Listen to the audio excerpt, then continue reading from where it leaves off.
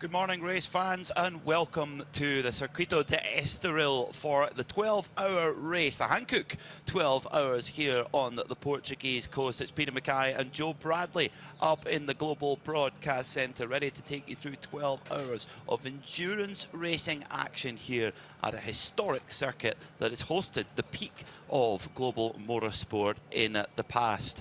We had beautiful sunny conditions yesterday for the 6-hour qualifying race, but today a little bit of a different outlook here at Estoril. 20 degrees Celsius in the air, so similar temperature to yesterday, but far more humid, and a little bit of rolling clouds surrounding the circuit this morning. Of course, being so close to the Atlantic Ocean here, the weather can change very, very quickly. The teams will be hoping that it stays nice and consistent, but for now, the weather remains a question mark here at Estoril, one of the iconic circuits that we visit here on the Creventic 24H Series calendar.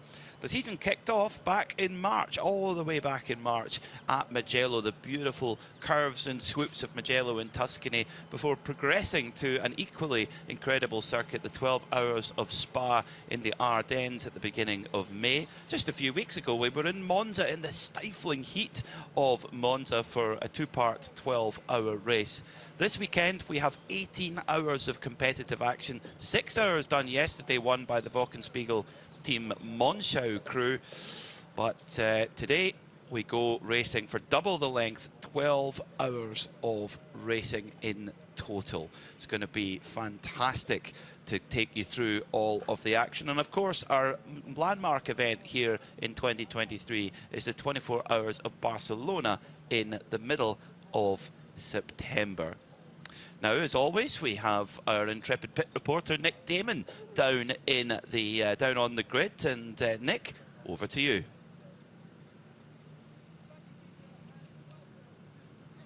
Now, those of you that yesterday knew we had bright skies, sun, not a cloud, but today, Seb, show them the sky.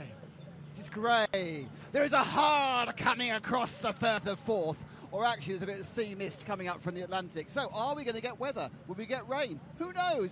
But we have 12 hours to find out what the weather will do. Now I, as you can see, am right in the thick of the grid, in the middle. At the front, actually, the GT4. There's a reason for that. You'll find out later. Now, the winner of GT4 yesterday, the qualifying race, were Atlas BX. This is Rolf Bruins. You won the race right at the end, thanks to a penalty of the other team. Yeah, it's pretty amazing to finish a race like after 6 hours and being so close to each other. So looking forward to today. So how are you approaching the 12 hours? Is it just doing the 6 hour twice, or is it a completely different thing? It's slightly different. I mean, obviously the approach is that we need to finish the 12 hours now, so which is slightly harder on the car, on the tires, on everything else. So we're trying to make no mistakes and try to, finish. Okay, thank you.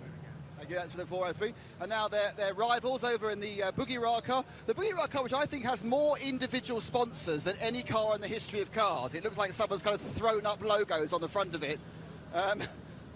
Adam Lacker, were you upset yesterday when you lost the qualifying race on a penalty at the end? We also.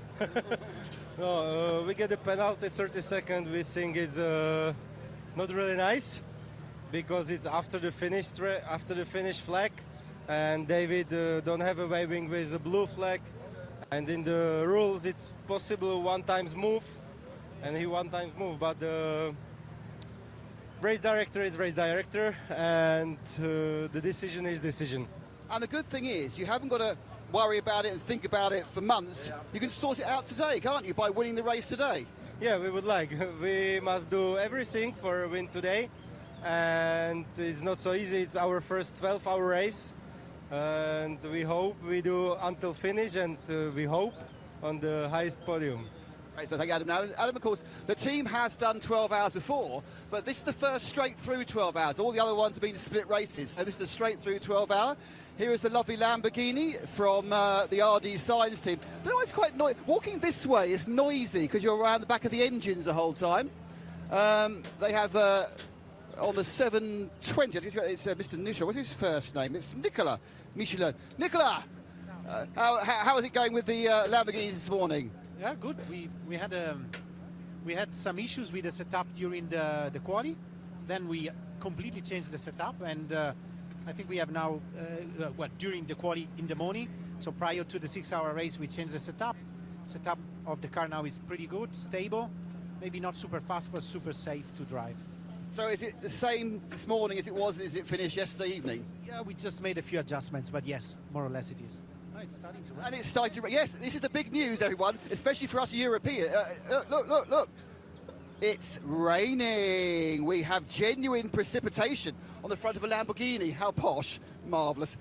I will brave the inclement weather. I will sit there being rained on for you, watching public. This is the Gosler family. Manuela Gosler over there. Let's have a quick word with Manuela, see how she's feeling. So, rain. Happy? I can't believe it. What's going on? We're in ESTORIL, not in Spa. I don't know. Well, you see, we're being from the UK, we can go, oh, racetrack, it's going to rain. I mean, it needs to rain a lot more before you have to bother about changing tyres, doesn't it? Yeah, it's true. This is actually not affecting at all. But it's strange. We have so much sun here in ESTORIL, and feeling a few drops, it's strange. So how did you feel yesterday's qualifying race went for you? It went quite well, yes. We felt very good on the car. We could improve the setup. The team did a great job, and I think in qualifying we are not too far away. You had a couple of off-track moments as a team, didn't you? Yeah, unfortunately we had quite a few moments off the track, but when nobody hit the wall, so the car is in one piece, and fingers crossed for today. That's the right answer. Don't hit the wall. Doesn't matter if you fall off. It's fine. The car's fine. So that's the Gosler family MP racing machine. Let's meander across to the Red Camels. They, of course, were the winners. And we need to go to Strategy Corner. OK, so, Paul, it's raining. Did you know it was going to rain? No, it's not raining, Nick. This is a sea fret. What, sorry? A sea fret. Oh, OK. So it's not raining. It's not making the tarmac wet. So no worries. Stay calm. That's not my job. So 6 hours, went perfect. Did you just do it twice today and that's it? Yeah, easy as that. No, I mean, obviously everything went to plan yesterday. Hopefully everything will go to plan again today. All you can do is you make a plan. And as I say, then you get a code 60, you have to react. As something unexpected happens, and you have to react to that.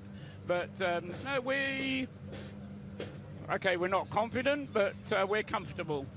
Was the lack of code 60s what made it so easy? Just like one code 60 at the start and then 5 hours of running? Yeah, I mean, it meant that we had to push everything. I don't know if you saw our driver times yesterday, but we were getting quite close to a 2-hour limit. We finished the race yesterday with no fuel on board, but that's what you have to do. Remember, when you're refueling, it's taking more than a second to get every litre in the car. So if you don't put so much fuel in, you're saving a second at every pit stop. So again, you just got to push the limits. And yeah, yesterday was a big qualification. We're on pole position now. We've got a 12-hour race ahead. And obviously pole position, but thank you, Paul. So there, every litre is an extra second. Right, over to the just the other side here. It's EV Motors by Village Sports. This is the car that came second. Oh, the helmet. He's grabbing the helmet already. Gosh, come on, Simone. You can't grab the helmet already. So, you didn't win yesterday. Can you win today?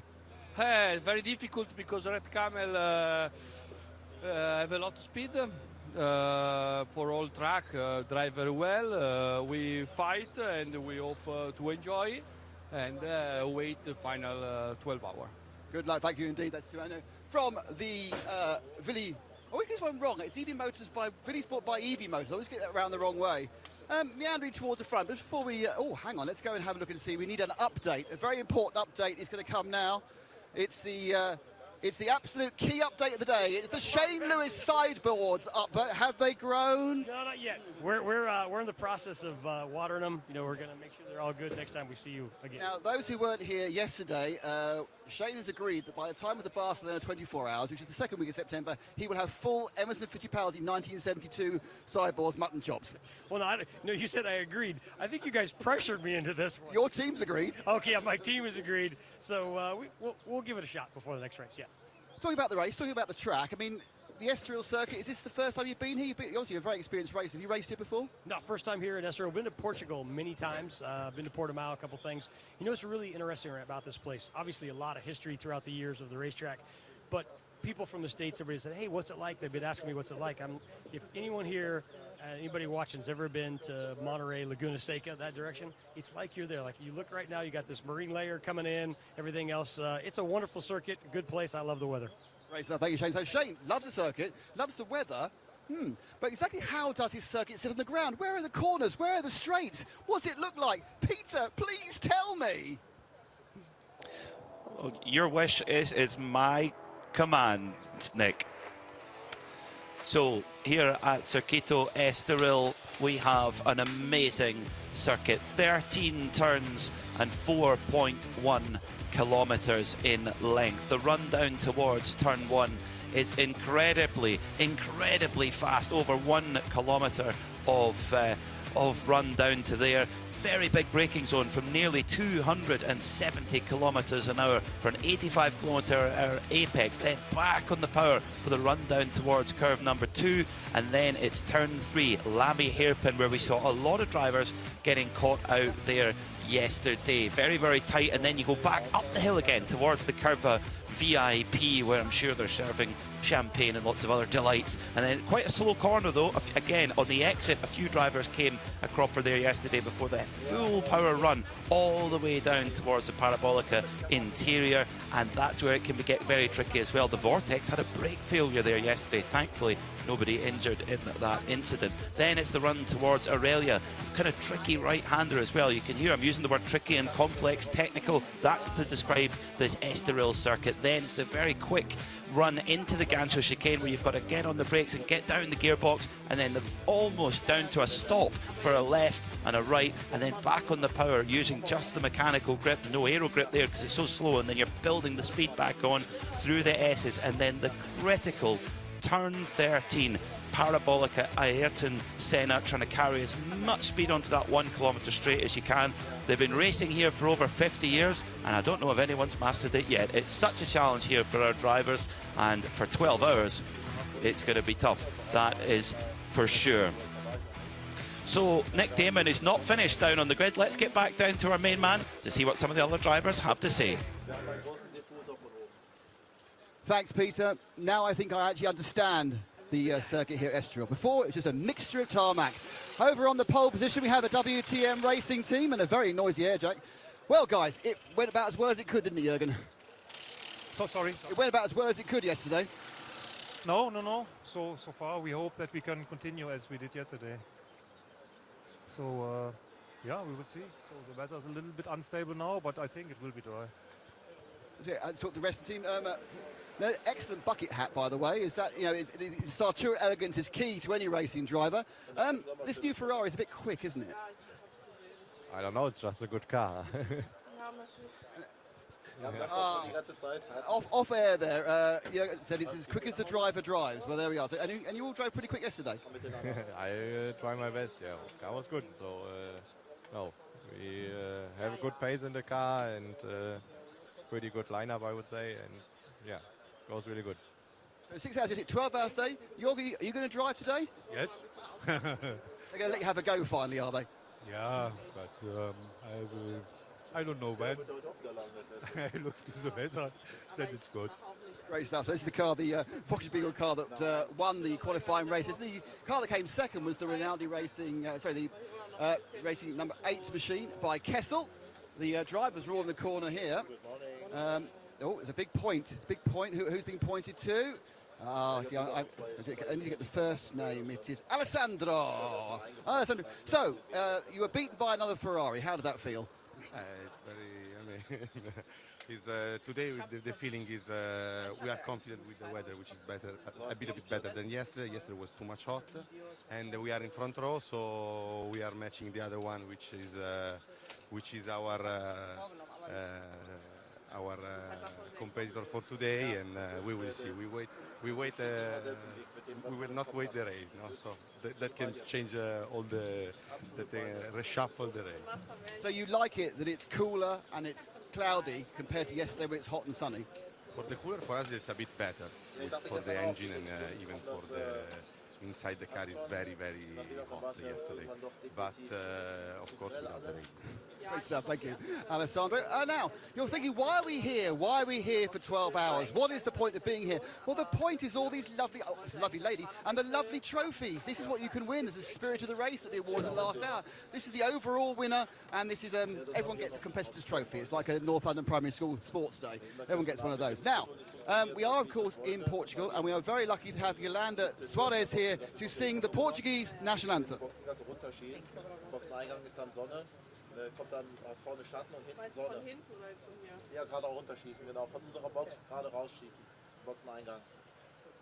Ach so, ach so. Und dann ist der im hinteren Bereich, hast du die Sonne, dann wird er so angestrahlt. Heróis do mar, nobre povo, nação valente e imortal, levantai hoje de novo o esplendor de Portugal. Entre as brumas da memória, ó pátria, sente-se a voz dos teus egrégios avós, que há de guiar-te à vitória. As armas sobre a terra, sobre o mar. As armas pela pátria lutar, contra os canhões marchar.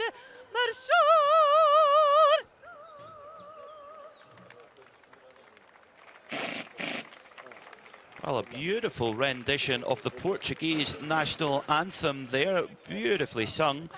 And now, is Nick Damon going to give it a go now, I wonder? Well, we've saved you from that, ladies and gentlemen. Nick, you fancy a go at that? There were several notes there I couldn't even attain to reaching before my voice broke when I was 10, but that was impressive, wasn't it? And do you know what I liked about it? Yolanda gave it some. I love people who give it some, and she gave it some. Right, let's see if we can talk to some people we haven't spoken to before. I can see that the Huss team are over here. They're starting in third.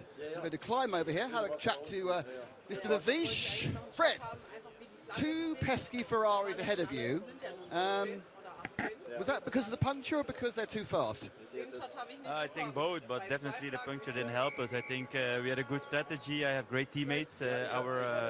Our average pace is very, very strong, and I think that's the only way how we can beat them. But we cannot not have any problems. So they're very fast. We know it, but that's why we need to keep putting on the pressure, and we have to have the perfect race. So. It's overcast and cooler. Does that mean you can perhaps be a bit more aggressive on the tyres? You can push a bit more? Yeah, but anyway, we have heated tyres, so this should be fine. Normally, I will not say too much because everybody hears me. No, carry on. No, tell me all. I know all the tactics. No, we will see. No, but I think we will have a good car. The guys did a great job now, and yeah, we're good to go, and we can try again. Great stuff, thank you. Fred Vavish out of the Haas RT car. Let's meander back down again where we've gone up. This is the E2P machine, number 90. Let's have another word with our favourite Spaniard, Mr. Saniero. Antonio. He's giving Pablo a wave. Antonio, how did you feel the 6-hour qualifying race went for you guys? It was quite tough, but I think it was a great race so far. Yeah. And now you have to do it twice. Yeah. We will see. It's gonna be a very, very tough race, but let's see how it goes. So, have you changed the car at all overnight, or is it the same as it was for the qualifying race? Same as yesterday, because we thought the car feels great, and we thought it's the best way for today. Yeah. Great stuff, thank you, Antonio. See if we can, we're being a bit shoved off the meander, walking back, see if we can have a bit of a chat as we wander through the. One of the. There's a Broiker there. So, is it Luke? I think it is. Now, Luke, you won. What was the reason behind this sudden uptick in form? About that? You won very easily. I mean, can you just repeat it today? I hope so. It's double the amount, so we will see. But I think we just will force the same strategy as it worked out yesterday, and let's hope we can do it again today. I mean, is it easier to have a strategy when you've got less cars on track and less interruption to Code 60s, or do you prefer it more when it's more random? I'll prefer the randomness of the Code 60 because it makes more chaotic and makes more of a fun race. But if it's no Code 60, it's also a different mindset, and you really have to push the tire for the 1.5 hours. So it's a different kind of race, but still a lot of fun. Great stuff, thank you, Luke. Now I need to get the chat to one of the main rivals with Red Aunt, and I need to get my my daily update from Mark. So Mark, so how was the day and the race yesterday? Yeah, the race yesterday went a little bit difficult, but we have to make the setup today, and we make some changes, and today we have very good faith in it. And what time did you get? How long do they make you work into the night? What time did you leave the track yesterday? We left at 3 in the night, so we worked very hard, but that's no problem. We are one family. We do it with pleasure. Great stuff. That's Mark, the key member of Red Ant Racing, because he's the man who mends the cars. Okay, we're being thrown off. I think it's time to get a bit of build-up for the event from our fabulous booth commentators, which of course are Peter Mackay and Joe Bradley. Thank you very much, Next. That's very kind of you to say. So, gloomy conditions here this morning here in Circuito Estoril. And with being so close to the Atlantic Ocean, you never know what's going to roll through. The forecast says this is going to clear and we're going to have a sunny day. But Joe Bradley, it's you never know. You just never know here. Well, we're on the Atlantic coast, aren't we? And I live on a coastline. And you can sometimes wake up with a sea fret. And now that Paul Truswell, who we spoke to on the grid there, he lives on the Isle of Wight, so he lives surrounded by coastline. So he knows a sea fret when he sees a sea fret. And the weather forecast is that we are going to see completely sunshine conditions by the time we get to lunchtime. The cloud's going to clear, the sun's going to come out. By the time we get to this evening, it's going to be bright and clear without any clouds. Honestly. I'll take your word for it, that's for sure. The WTM by Rinaldi Racing Crew, they will start on pole position. This starting grid is set by the 6-hour qualifying race results we had yesterday. Kessel Racing are there on the outside of the front row of the grid. Row 2 has Haas RT and CP Racing. Then on row 3 it's E2P Racing and Sherisport PHX with their Audi. Watch for that car to come through the field. Row 4, Red Camel Jordans and Villy Motorsport by Ebby Motors. They're the leading two cars in the 992 class.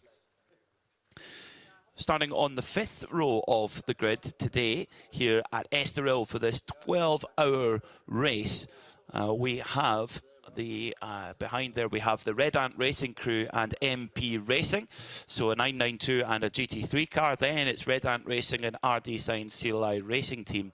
Row 7 will be the GT4 battle, which went right down to the wire yesterday. Bagheera Racing finished ahead on the road, but after a post-race penalty, Atlas BX Motorsport took the win. There's just 2 points between them in the championship as well. Row 8 is PCR Sport with their Mercedes AMG GT4. Then it's HRT Performance with their Porsche. And then on row number 9, finally, we have RPM Racing and Vortex V8 with the HRT Performance Porsche 992 starting on the 10th row of the grid. So, the race not long from starting. We're just coming up towards 5 to 9 local time. I hope you're sitting comfortably wherever you are in the world. Here in Europe, it's just about Saturday breakfast time. Get yourself a nice cup of coffee and a pastry, I think, would just be about the order of the day, John. You've just had breakfast. I've had my pastry, but yours might not have. Well, that's true, and wherever you're waking up in the world, if you are waking up, then it's breakfast time. But yes, you just had breakfast. Was that a hint for someone to bring us pastries, by the way? Because that wouldn't be a bad idea. Oh, I'm a bit pastry. It's going to be a long day. It will be. It will be. It's a long race for the cruise. Think of the cruise. There's 12.5 hours. We didn't see in some of the cars. We didn't see the entire driver lineup being used in the 6-hour race yesterday. I mean, our winning car, Wolkenspiegel Ferrari, Georg Weiss did not drive, but today in a 12-hour race, much more likely we will see him drive. I mean, the only disadvantage is if you didn't take part in the 6-hour qualifying race, you wouldn't have scored any points for the driver championship. Yesterday, you know, this is the first time the 24H series has gone to this format of a 6-hour race to sort out the grid for a 12-hour race the following day. And we're going to, I mean, we'll talk to the teams across the day and we'll find out just what they think about the new format. And the fact is that the approach to this was, because the qualifying race it wasn't like a 1-hour session where you had to race, 1-hour sprint. It was a 6-hour race. You can't really be thinking about going racing for 6 hours purely purely aiming for a great grid position for a 12-hour race. And that's why we had championship points. Half points were awarded. That has certainly brought the championship together. It's certainly assisted some people in leapfrogging other teams. We'll have a look at the championship table in a moment before we start or as we get into the 12 hours. But I personally think it was a great idea. I'm really intrigued to see how the teams feel. Talking to the Red Camels team, they were done by about 10 o'clock last night. They got back to their house, their Airbnb, and the mechanics had a dip in the pool before they went to bed. And everyone was up again early at the track here to start this race here. I mean, kicking off at 9 a.m. local time. We'll finish at 9 p.m. tonight. But they still had time for a dip. So, it wasn't too bad. I perhaps forgot to mention that, unlike other concepts and other processes that we have in the 24H series, where we have split races, this is not a split race. Yesterday's 6 hours was a completely separate race. Today's 12 hours is completely separate. So what that means is no Parc Fermé overnight. The teams were given their cars back. They were scrutineered, given their cars were given back to them. Full service, brake pads, brake discs, oil changes if needs be. Maybe some drive shafts. Maybe some definitely drive shafts, the way you have to use the curbs. If you've got any sense, you would have, especially on the Porsches and stuff, on the 992s. Full service, full preparation going into a 12-hour race. And they were able to do that. And you might think, that's a bit grueling because you're going to be working into the night. Thankfully, it wasn't too late a day for the mechanics and the teams, and they were able to get back to their hotels and houses. It was for Red Ant Racing, 3 o'clock in the morning for them. Oh, was it 3 a.m. for them? 3 a.m. We heard from the mechanics down on the grid, and the Red Ant crew, a big family team, a big family effort, and got the cars served. They've got 2 cars though. So you've got double work. This is exactly what I mean. I know Snowy and Nick are going to be asking the teams what they think about this format of how to go about things, and some teams might. All right, the Red Camels team, they were happy. They were in the pool by 10:30. The Red Ant boys, 3 drinking out of the winners' trophy. It's medals. They're sipping off the top of it, maybe. Yeah, 3 a.m. and then back here for a 7 a.m. start. It's that's a bit grueling. Yep, it is easier to go back to the hotel with a win under the belt. So mist rolling around the beautiful hillsides here at Estoril. The circuit sits in a kind of natural bowl. It's an atmospheric place. I've been racing here for over 50 years. The first race, a European GT race, was won by John Fitzpatrick in a Porsche 911, and since then it's hosted the World Sports Car Championship and even around a special stage of the World Rally Championship, the Portuguese World Rally Championship, where a certain Carlos Sainz Sr. won that stage in a Ford Sierra RS. Was that I think it's become a bit of an urban myth that one of the cars put a time in around the circuit that would have put them 6th on the grid for the Formula One race. That does sound like an urban myth. A Group B rally car that, that's like Ayrton Senna taking the Turbo Lotus that he won here in '85 around the Forest of Kielder. Well, it was post-Group B era, so it is probably an urban myth. Right. That was 1987, so it was Group A by then for rally fans out there. Yeah. Yes, that's the only time it's hosted a special stage of the of the Portuguese rally here in Estoril. Kari-Pekka Laaksonen will start the HRT Performance Porsche, number 930. They parked up early yesterday. They were a little bit down the order as the qualifying race wore on. They thought, we'll just park up and we'll go for the big one today, the 12-hour. This is the one that the teams really want to win. This is the one that they'll go for. Now, our onboard camera with Red Camel Jordans is showing Ivo Breukers behind the wheel, but I'm not convinced if that we'll be able to tell about the open face helmet or not, but that looks well. If we get a look at the car when they come over the line, we'll be able to tell if it is Ivo or indeed Luke or Rick Breukers or indeed Fabian Dans who's in that car. Tracy Krohn's crew with Nick Jonsson and Philip Hambrecht, they were leading overall in 992 despite being an AM car, and unfortunately a gearbox problem early in the race with Tracy Krohn on board. Had to bring the car in, replace the gearbox and go back out and go racing again. So we are due to get 2 warm-up laps here in the Hankook 12 Hours of Estoril. We had 1 yesterday, but we're going to get 2 today. Yeah, we're definitely getting 2 today. I think that's where the confusion came in, wasn't it? 2 warm-up laps for the race, not the qualifying race. So we can give you the starting drivers. Jochen Krumbach starting in the 22 Wochenspiegel car, Wochenspiegel Team Monschau car, the Ferrari on pole position. Alessandro Coltiera is starting the Kessel Ferrari. Frederick Vervisch is starting the Haas RT Audi. Charles Espinlab starting the CP Racing Mercedes. Pablo Buguera in the E2P Racing Porsche. Elia Earhart in the number 1 Shira Sport Audi. It's Rick Breukers at the wheel of the Red Camel Jordans Porsche. Sabina De Castro in the Vili Motorsport Porsche. Manuela Gosner, who we spoke to on the grid in the MP Racing Mercedes. It's Yannick Redon in the Red Ant Racing, the 903. Nicolas Michelin in the RD Sainz Lamborghini. The Red Ant, the sister car, the 904 has got Brent Verheyen. Then we've got Rolaf Bruins in the Atlas BX. Adam Lacos in the Bagheera. Antti Burry starts the HRT Performance Porsche. Joseph Pereira in the PCR Sport. The Vortex has been started by Lena Lamarouche. Tracy Krohn is in the RPM Racing Porsche, and Stefano Monaco in the HRT Performance car. Great to see the 967 Porsche taking the start. Didn't take part in the race. It did take part in the race, but it was more of a shakedown taking part in the race for that 967 HRT car, and they're in the race proper today.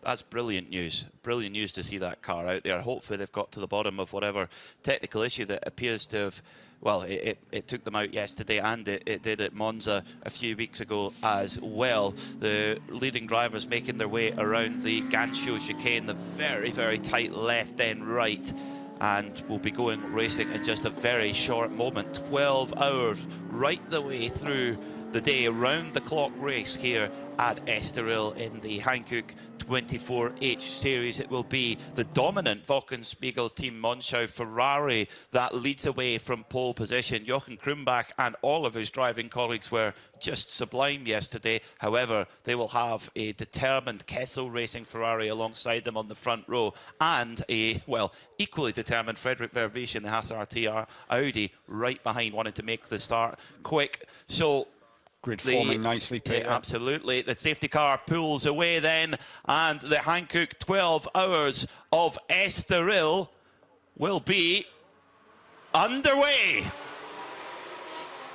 Green flag in the air here then in Portugal as they race down towards turn 1, and immediately the Wochenspiegel Team Monschau Ferrari covers an inside line to try and keep the Haas RT Audi at bay, who's made a great start. It's a terrible start for the number 8 Kessel Ferrari that's dropped from 2nd to 4th as the CP Racing Mercedes has moved up into 3rd position. Charles Espenlaub, he's always the man at the race starts, and he's made his way forward as if he's at the In-N-Out Burger drive-through, which he loves so much. Through they go down towards the turn number 3, Lamy hairpin, and then up to the left-hander at Curva VIP, and then it's the fast run down towards the Parabolica interior. Whoa, bit of a wiggle there on the curb for the Ferrari, Joe. Yeah, the Kessel car. Just got the power on a little bit too early there and spun the back wheels up. They're already onto the back straight towards the Parabolica interior. It's the Wochenspiegel team, Monschau, Ferrari leading from the Haas, RT, Audi. The CP Racing Mercedes taking a bit of a, what I would call a watching brief there, dropping back about 4 or 5 car lengths. Then we've got the Kessel Ferrari. Then we've got the number 1 Shearer Audi. Shearer Motorsport Audi just slotting in behind the Ferrari. But I tell you what, that number 1 with Eli Earhart on board, that's the black and green coloured car, black and lime green coloured car, looking very racy. They close up, they concertina up through the Gansu chicane, then they'll spread back out, and there's the battle for the 992 class as well. 903 leading the 909 and overtaking them from their grid start. So that is Yannick Redant, who's got past Rick Breukers. Rick Breukers will not take that lying down, you can be sure of that. The Atlas BX crew, they lead in GT4 from their very close rivals, the Bagheera ZM Racing crew. Is already the first lap is complete here at Estoril. 1 minute 41.483 on that lap there from Jochen Krumbach. We'll see what the first flying lap is going to be. I think in these slightly cooler conditions, the precipitation that is in the air, Joe, as Manuela Gostner very rightly said, it's not going to affect the grip much unless we get any actual rainfall. But these cooler conditions should really help the tyres, actually. Yes, it should. It's not scorching hot yet, quite yet. That's coming this afternoon and into this evening, where the track will actually heat up from what it is today at this time. So nice, perfect, well, nice and perfect conditions is what I was about to say. As the we had a pretty much incident-free first lap there. Everybody being sensible there at the start, considering start to a 12-hour race. The 992 class, as ever, is where the action is, with flashing lights being the order of the day from 4th place car in the 992 class. That's the 955 Sabino De Castro.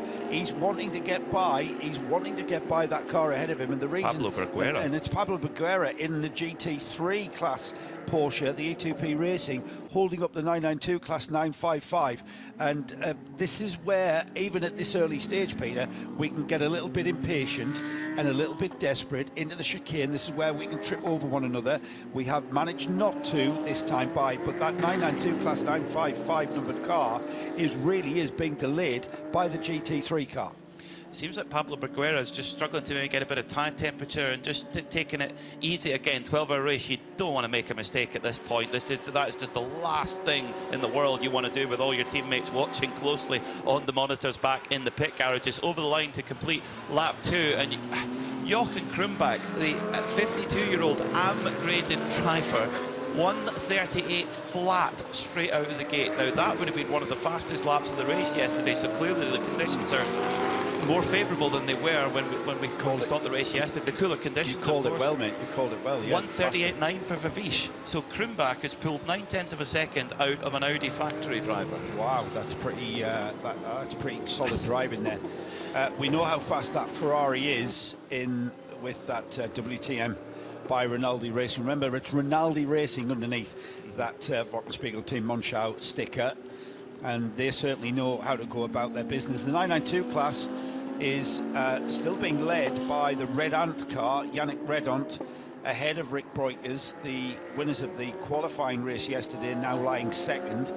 Still early days, and I think, Peter, you're playing a little bit of a waiting game all the way through this first part of the race for a few hours yet before you need to start getting desperate. I love it. It's a Benelux battle. The Red Ant Belgian team against the Dutch team, Red Camels. Yeah, it is Benelux. Yeah. That's anyone from Luxembourg that here? Matters. I don't think we've got any Luxembourgers in the field, but who Luxembourgers we've got? Dylan Pereira, the outgoing Porsche Super Cup champion. He's from Luxembourg. So we do see them occasionally, but certainly Dutch drivers and Belgian drivers well represented here in the 24H series. The Creventic company based in Nijmegen. So the number 90 E2P Racing Porsche, that's 6th in the GT3 class, has still got that pesky 992 class Porsche all over the back of him. Sabino De Castro and Nivali Motorsports by EB Motors. He needs to get by the GT3 class car because he can see the class leaders in 992 just ahead, and they are eking out. They are building that gap because he just hasn't got the power on the straight. The GT3 car got a little bit more power, quite a lot more power. And the 992 car is a little bit slippery down the straights, so they're kind of equalising one another out, aren't they? And as I say that, we're about to go to war in the 992 class for the lead. This is the Benelux battle, the Red Ant, the Belgian car versus the Red Camels Dutch car. And because they're battling, actually the fastest 992 last time by of these leaders was the Ebby Motors car, who's a 10th quicker than the class leaders, but can't get the move done on Pablo Borguera in the GT3 Porsche, the full GT3 class Porsche, the 991.2 spec. As Red Ant goes a little bit wide there on the exit of the Parabolica interior, but covering more of an inside defensive line for for turn number 7, Arroyo. Then it's rushing towards the Gancho chicane. Oh, big slide there for the Red Ant car driven by Yannick Redant. And Rick Breukers, he's in the mood to get a move on here. You feel that if Rick Breukers can get by, he could pull away here. Well, Yannick is actually playing a defensive driving Yes. game. He's not using the width of the track. He's actually positioning the car in the middle of the track, and it's a bit. So we've got 11 hours and 47 minutes of defensive driving here at Cook, which is like, you know what? The more you can delay your opponents. The more you can delay your opponents, the better it is, because, you know, you can reap the benefits later on. Rick Breukers all over the back, weaving backwards and forwards, and Yannick Redant absolutely down the middle of the track there going into turn 1. And it's clear that Rick Breukers' tyres have now come on, and he wants to get past. And Yannick Redant putting I would say, a very stern defence up there, goes wide at Lamy hairpin. This is Rick Breukers' opportunity, but because Redant went wide at the Lamy hairpin, when you come back and switch back to the left-hander, well, it gave the inside line to the Redant car. So down the straightaway they go then towards Parabolica interior, and Redant throws a big old block there going through the kink, and Breukers can he get on the brakes here going into Parabolica interior? Yes, he can. Just gets the job done. Wow. Yeah, that was the section of track there where you've got to switch the car from left to right, and he wasn't able to because they were side by side, too wide, going through the kink and down towards that corner, the Parabolica interior, where he made that stick.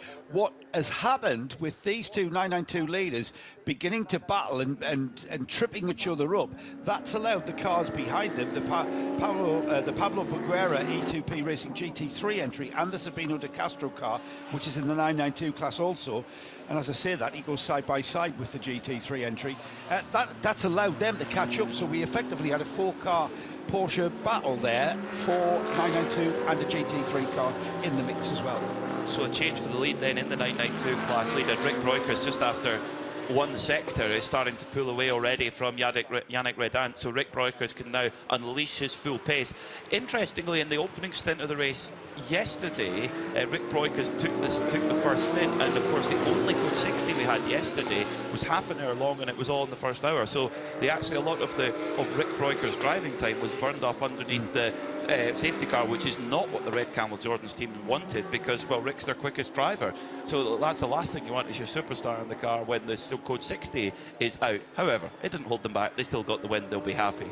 But Rick Breukers now, I think he'll actually be a little bit hot under the collar, because Yannick Redant was stern in his defence there as well. He's thinking, right, watch this chap, watch me disappear into the distance. Just delaying him as you know, as much as he could. I mean, yesterday they probably didn't worry too much about Rick burning up some of his drive time behind the or at 60 kilometres under Code 60, because it's the first Code 60 in the first hour. There's bound to be some more where we can get our AM drivers into the car, that being Dad, Ivo Breukers. But however, they didn't, and Ivo got one of the prime slots to drive the car. No pressure. They had the lead of the class. Everyone had done their job, and a fabulous job to get the 909 to the front of that field in yesterday's qualifying race. And then Ivo got the last 55 minutes to bring the car home. Okay, Ivo, there you go, mate. No pressure. Bring it home. No mistakes. And he did a cracking job, but he got all of his stint under green flag conditions, where he was able to drive and enjoy that run to the flag. And the great thing about Ivo's stint was that his pace was very consistent over the stint. He was being chased by Sergio Nicolai in the Vili Motorsport by Ebby Motors car, and at the beginning of the stint he was losing 2 seconds a lap, and you're thinking, oh dear, are we going to see a late change here? But then the Ebby Motors car's pace just dropped off, and Ivo Breukers just kept drilling in those fast times, and actually he got quicker through the stint rather than the other way around against the tyre wear. And my favourite moment of the race yesterday, luckily we got an onboard shot of Ivo Breukers going over the start-finish line to start another lap, and he just on the dash just seen he'd done a personal best, and he was patting the steering wheel like a prime racehorse and saying, come on, let's go, come on, come on. It was a great one. Whoa, it's Kessel White. We've got action out on the track as the number 1 Audi gets by the number 8 Kessel Ferrari. It was a little bit messy with the Audi having to go down the inside and putting a wheel on the grass into the corner. Got alongside the Ferrari, that forced the Ferrari on the outside to then go on the grass on the outside of the corner. It's all settled down by the time they've got to the Gansu chicane, and we've got Elie Earhart now in that black and lime green, the fluorescent green trim on that Audi, now ahead of the number 8 Kessel Ferrari, and Elie Earhart will want to break free. In true Freddie Mercury style, he will now eke that gap to that Ferrari and settle in towards chasing down the Charles Espenlaub driven CP Racing Mercedes, no doubt. Elie Earhart is on it. He's just set that his personal best in the race, the 1:39.0, which I think that's close to what the car's got to give it at this weekend. Sometimes you have a package that can, you know, that is the dominant package, and sometimes you don't, but all you can do is maximise what you've got, and that's exactly what Elie Earhart is doing yesterday. I would say he's the top semi-pro driver in the Creventic 24H series, and that's a heck of a weapon to have in your armoury. Certainly the top semi-pro driver in GT3, you'd put him along there with Rick Breukers, for example, who's also, you can't believe he's graded as a semi-pro, but he is. So well, he kind of is these days. He's kind of professional driving has kind of petered out a little bit after winning Daytona and Sebring in the GTD class in the IMSA series, the WeatherTech IMSA series. He had some great drives there a few years ago. That was pre-COVID, wasn't it? The pre-COVID years. Yeah. And then his role with the Red Camel Jordan's team is beyond just being one of the driver, perhaps the superstar driver in that lineup. He's also the team manager, the logistics and operations manager. It's Rick's job to see the weekly running of the team, arranging the logistics of getting it to the track, getting the team to the track, sorting out even the Airbnbs and the hotels. That's Rick's day job now, sorting out that for Red Camels. Well, he's obviously good at that because he's found an Airbnb with a pool. In it. Well done. Yeah, he can drive absolutely. and find the best Airbnbs. GT4, this has been the battle to watch all weekend long. Atlas BX leading the way, but the Bagheera GT4 car right on the tail. They've got identical machinery, Mercedes AMG GT4s. Of course, they can set them up how they wish, but they get the same car from the factory. As our excellent commentary box view, we're watching the race on our monitors, but we can see the team personnel walking in and out of race control. And guess who's just walked into race control, Joe Bradley? Go ahead. Have a guess. Who was getting held up there quite a lot by a car in another class? Yes, so was Billy Motorsport. Yeah, two Billy Motorsport guys looking. They didn't have a smile on their face, put it that way. And so they've obviously got something they want to have a chat about. Well, they don't need. They've got no case to bear now because unless they've been given a penalty for something. Unless they have, let's have a look. Let's check the penalties. Yes, they have. 955. Yes, they have. Not respecting correct position in grid formation. So we've got a couple actually to talk about. We've got 2 penalties so far from the start. The 58, that's MP Racing. MP Racing Mercedes with the Gosling family in. False start, not respecting out of grid formation basically. And the 955, the Billy Motorsports car. That's two cars with 10-second penalties, which they'll serve at their pits, not necessarily their next pit stop. It's up to them when they serve it. So they may wait for a code 60 where the penalty, as we spoke about, when you serve the penalty under purple conditions, under code 60 conditions, the penalty is doubled, so that 10 seconds will become 20 seconds. However, like we've debated and spoke about many times, soaking up 20 seconds of penalty whilst everyone is doing 60 kilometres an hour is perhaps less of a disadvantage than it is 10 seconds with everybody running at full chat. Coming back to penalties, yesterday we saw the Haas RT team given a 42-second penalty for speeding under code 60. They went 3 kilometres an hour over the 60 kilometre an hour limit. in that time. And the Haas RT team, with their data, they were convinced they had not broken that speed limit. They did not serve the penalty during the race, and basically, you know, to argue it out later. And looking at the results from last night, they were still, that penalty stood. Right, so they were dropped down to third position. They lost second position, and also lost the GT3 Pro win to Kessel Ferrari. It might be worthy of a mission to for Nick Damon, who's down in the pits, to maybe go and have a chat about that and just see what. So yesterday's, I mean, we're talking about yesterday's qualifying race, which was bound to happen because it was, you know, a significant feature of this weekend here at Estoril. But you know, what I want to know is what case did Krista Donker, the chief engineer, present to the officials to argue, if you like, and defend that penalty of 42 seconds, which was applied and was clearly applied to the race results. So that's a nice little mission for Nick. That is, as he's putting on his investigative journalist hat. Well, Snowy's the one with the deer stalk. Yes, the Inspector Snowden, to find out what the story is there. Now, at the front of the field, Jochen Krumbach has opened up a 7-second advantage to Frederik Vervisch in the Haas RT Audi. So Jochen Krumbach, the winner of the Pro-Am class at the Nürburgring 24-hour this year, opening up a gap to Frederik Vervisch, an overall winner of that race, a Audi factory superstar. Then about 8 seconds behind Vervisch is Charles Espenlaub in the CP Racing Mercedes. CP Racing they've had a great season. They finished on the overall podium in Monza. They're leading the AM class by 4 points at the moment from E2P Porsche, but they are actually only 10 points behind in the GT3 overall, with this round here in Estoril and the 24 Hours of Catalunya in Barcelona to go. So CP Racing, it's not out with the realms of possibility that they could win the overall GT3 championship, and I think they would just be overjoyed with that.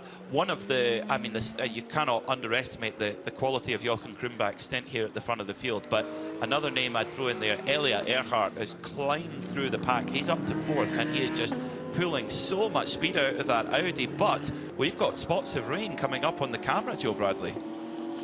Well, as we heard Paul Truswell tell us, it's a sea fret.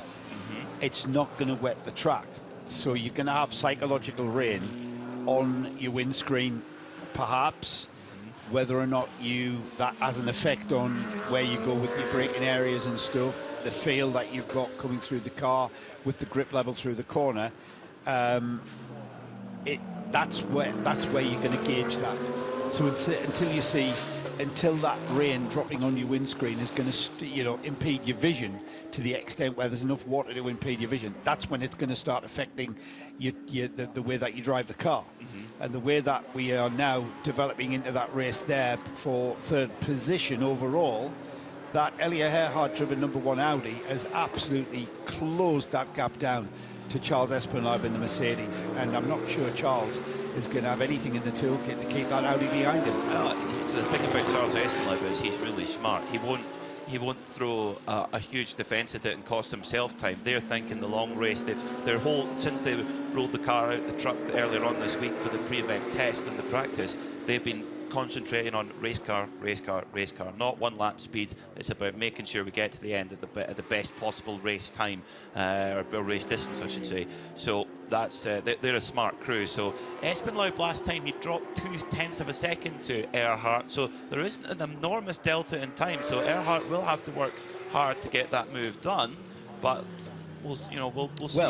It was the late great Murray Walker that said there's one thing catching a car, it's another thing overtaking the car. So you've got the pace to catch it, and that's what we're seeing from the #1 Audi.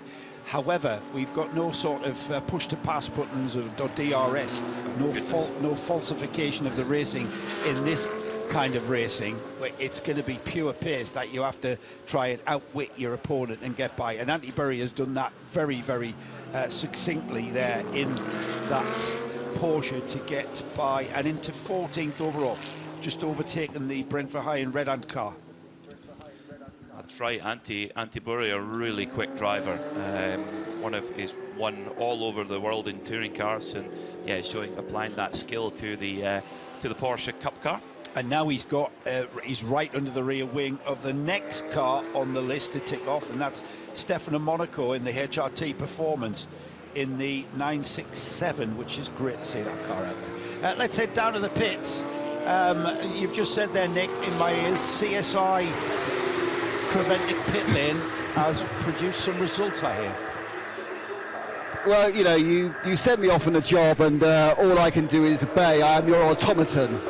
So with Chris from HazRT, the guys were talking about the penalty you received yesterday for speeding. Can you give us kind of the timeline and the story of that and your attempts to get it overturned? Yes, in fact we received a penalty, and on the, let's say on the average side, we were quite okay. Even if we were a little bit faster on the average side, but like we were cutting corners, there was nothing wrong with it. But we need to take the penalty because on the straight line, our driver was 2 times not braking enough, and there we took 2 times a little speed trap. And so the organization did a good job. It was quite okay. So when it comes to Code 60, it's not that you have to be under 60 for a sector. You have to be under 60 the whole time. Every single corner, every single braking point. You can't say you go a little bit over, you can't slow down a bit more on the next straight to make the overall lap time. No, you cannot. You cannot. In fact, the speed is the most important. It's not the timing loop completely in the sector or in the lap, it's the speed. If you go like even 1 minute too slow, but you do once 70, no good. Very bad luck. I mean, I think the problem you have here, let's be frank about this, the Ferraris are a bit quick, aren't they? That's the issue. Sure. Yeah, there is no doubt about it. If you see it now, let's say the first 10 laps, Ferrari is really quicker. But we're coming in traffic, and the point of the Ferrari is gone, and we are catching up, so quite happy with it. Great, thanks always. Good luck the rest of the race. Thank you. Thanks for that, Nick. That's given us a bit of insight as to the team's response to that and attitude to that. By demoting them to 3rd place with that penalty, that still netted them 16 points, Peter, and that has taken them to the front of the GT3 Championship for the 24HC's European Championship. So they come into this round only 4 points in it to Sonderlock, who aren't even here. The cars that are here are down in 4th place, 10 points behind, and that's CP Racing, 10 points behind in the GT3 Championship. So they've just got to keep it clean and get a result today. I mean, the gap, it had gone all the way up to 9 seconds. As Chris Donker said there, the gap is now coming down as we go into, we're now half an hour into the stint. The fuel load is starting to come down. The multi-class traffic conveyor belt is beginning. So now Frederick Vervies, and that's where there is just no substitute for that experience and that skill of a proper platinum grade driver. And Frederick Vervies has cut the gap from 9 seconds to 4.5 seconds. So we've got a game on at the front here as well. So it's WTM by Rinaldi Racing, who lead by 4.4 seconds from HazRT Audi. CP Racing are still in 3rd. Elliot Earhart has not been able to make this the impression that we thought. He's chased up to the, as you said, Joe, he's chased up to the back of Charles Espinlau, but Espinau's just seen him in the mirror going, okay, you want a couple more percent? I've got it in the locker. It's clear that Charles Espinlau was listening to this broadcast, because we kind of woke him up to the fact that there was an Audi in his mirrors, and then he's responded, and he's kind of picked up the pace. It looks like he's picked up the pace. I haven't been monitoring his lap times exactly in that CP Racing Mercedes. His last time through, 1 minute 40.7. In comparison to Earhart's 1:41.6, so that's where it's kind of ebbing and flowing slightly, isn't it? And you never know how certain certain drivers react to that mental rain. I mean, it is only mental rain. The wiper blades aren't even on the car, so there's obviously a little localised part of the circuit. We saw little spots of moisture on the camera lens at one of the corners, so you just never know how it can affect, but a more likely scenario is that it's traffic. Last time by, they've just gone over the line now, a 1:39.6 for Espinlau, and again a 1:39.9 for Earhart. So Espinlau, it is as if that black and yellow Audi's appeared in the mirror, and he's just going, okay, no problem. I've got it in the locker. So those spots on the camera are at the Ganshow chicane. And that's, you know, when you're coming out of there, that's probably the most traction limited part of the circuit, when you're trying to get the power down, and it's the car wants to oversteer anyway, and if you've just got that little bit of localized, it's one of the lowest parts of the track as well, isn't it? It's not in terms of speed, or no, in terms of altitude. Certainly at the bottom of the Ganser chicane, it's, it will be. It's quite, so it's not like it's sort of on a peak into the sea fret cloud. The sun is coming out, Peter. You promised. The sun is coming out. I did tell you it was going to come out, and we've got the sun beginning to shine into our commentary box, and the sea fret is burning off. Living on the northeast coast of England, mate, you get very, very used to waking up to misty and foggy conditions, and then by the time you finish your breakfast and you walk outside, it's all gone and it's bright sunshine. So it's the way that the heat of the inland areas meet the cold of the sea, the cold temperatures of the sea, and that causes a bit of a fret. There's a bit of a geography lesson there for everybody. And in your days of working every hour that God sent, and working, well, in shifts, but you know, in your days of what you would have seen that. Oh yes, seen it, working night shifts, you mean? Yes. Yeah, working on the coast as well. So a lot of time in South Shields, where when it was quiet, which was very rare in South Shields, we'd park up on the cliff top and watch the sunrise across the North Sea. Yeah, beautiful.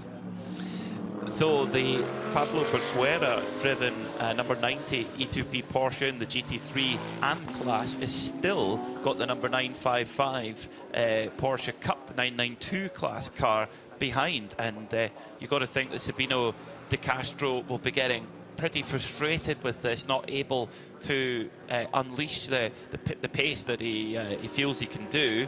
At the front of 992, Rick Breukers really hit the afterburners. He's opened 11 seconds up over Yannick Redant. Remember, they were battling away with Redant in the lead for the opening laps, the opening sequences. In fact, Rick Breukers got past Manuela Gosner in the GT3 Mercedes, so Breukers showing his talent and class at the front of 992. GT4, Atlas BX still lead for now, but again, there is a couple of seconds tops, between 2.5 seconds is the gap from Roloff Bruins to Adam Lacko. Thing about the Bagheera car is all three drivers are fairly evenly matched. Adam Lacko, David Versecki and Elia Kolic. There's not much between them. There's a little bit more of a spread in pace in the Atlas BX Motorsport car. However, Atlas BX Motorsport have 5 drivers to rely upon.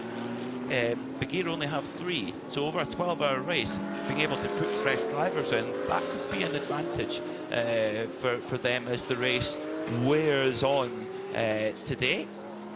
So we've got 34 minutes in the books here in the Hankook 12 hours of Estoril, with Wochenspiegel Team Monza leading by 4.6 seconds. So Vervish carved that gap down, but now it's just sort of steadied out a little bit. But can the leading pair growing their gap to Charles Espenlaub in third, who is now under pressure from Elia Earhart. Last lap by Joe, Elia Earhart pulled 6/10 out of Espenlaub in that chase for third. Yeah, it's like we were saying, ebbing and flowing now. Charles needs a little bit of traffic in front of him where he can perhaps use it intelligently and just sort of keep that gap consistent.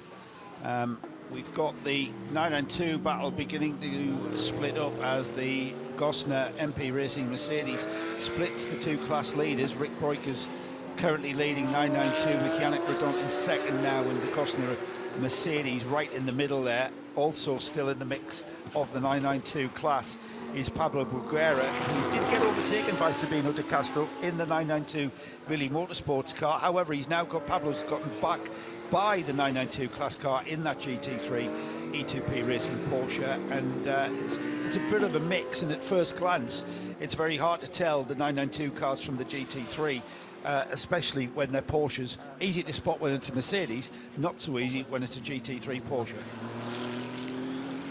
Certainly not. Certainly not. So Vervish last time by was 138.6, 0.2 of a second quicker than the leading Wochenspiegel Team Monschau car. So the gap still stays fairly steady there at this stage. Espenlaub responds. So he lost 0.7 of a second on the previous lap and then got it straight back again on the next one. So as the drivers pass through traffic, the lap times can fluctuate quite a bit. So brilliant battle on for third place at the moment. The white, red and blue CP Racing Mercedes, the thumping 6.2 litre V8 from Alta back in the front of that car. And then it's the mid-engine 5.2 litre V10 Audi R8 in giving chase with Elliot Earhart at the wheel. They've got a great driver lineup of Shera Sport PHX in that Audi. We mentioned Pierre Caffert, who will be in that car a little bit later on.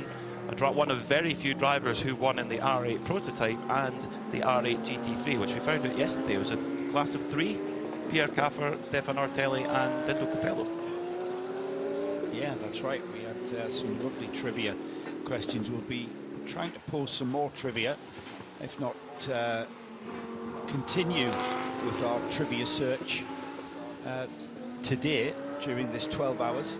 Last time across the line we had Earhart in that black and yellow or luminous green Audi just outside of DRS range by 34 thousandths of a second. I'm not sure. Oh yeah, wrong series. I'm not sure if that's still the case. I think that looks like less than a second as they go through the final turn, the parabolic arete and centre, and then they'll be coming back towards us on the start-finish line. And it's still, that gap looks like it's about the same sort of gap. No, it's not. It's only 0.6 of a second. I thought it had narrowed, and it has. It's narrowed by 0.4. And we're getting into slipstream range. Forget the DRS aspect. We're getting into slipstream race, especially on the main straight.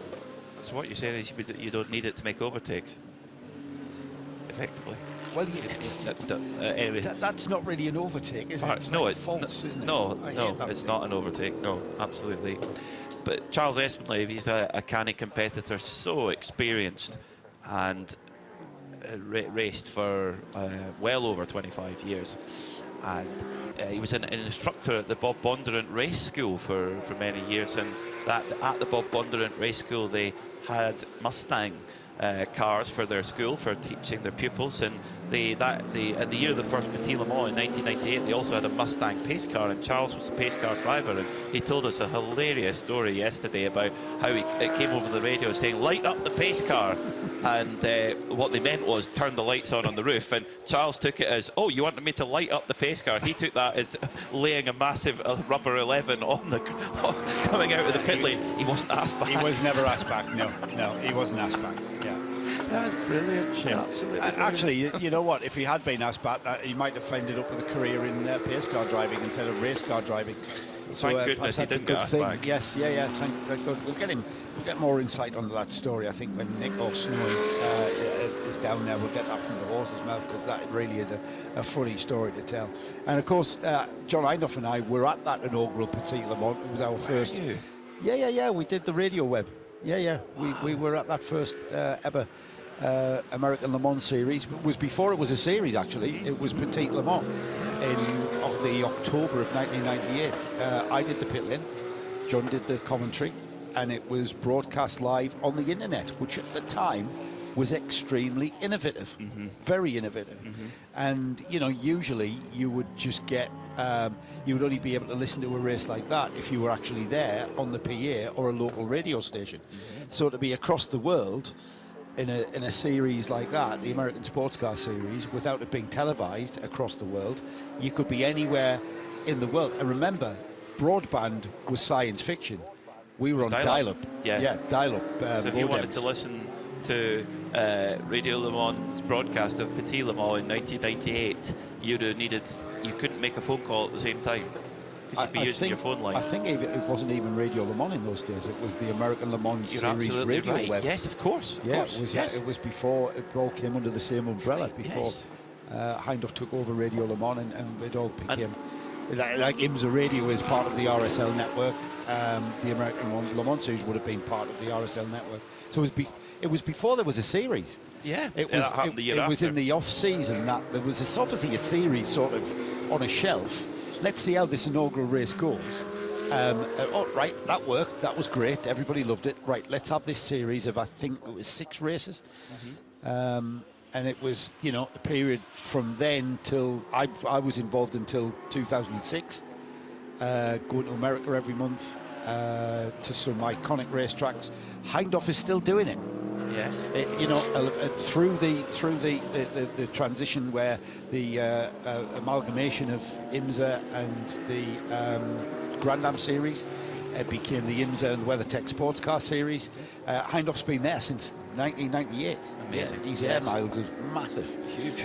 Huge. And that first Petit Le Mans won by what brand? Ferrari. Ferrari. Yeah, 333 SP Ferrari. Like the race at the moment with remember Wayne the drivers? Taylor, Eric van der Poel, and Didier Emmanuel Thiers. Collard.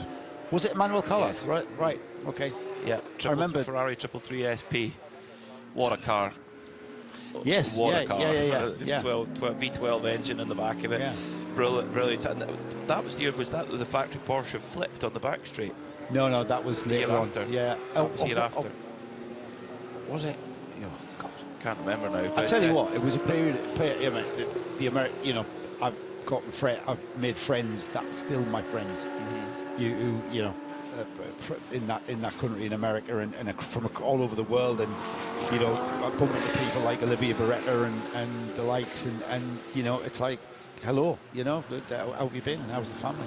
Because you just sort of bond, make friendships from being this circus that travels around the United States, and quite a privilege really from my position to be able to go to some iconic racetracks that I never ever imagined I would go to. It's much like what we have here in the 24H series. It's very much so. Yeah, yeah. you've got a real kind of family and friendly environment in the paddock. The racing's brilliant. You've got great drivers, great teams.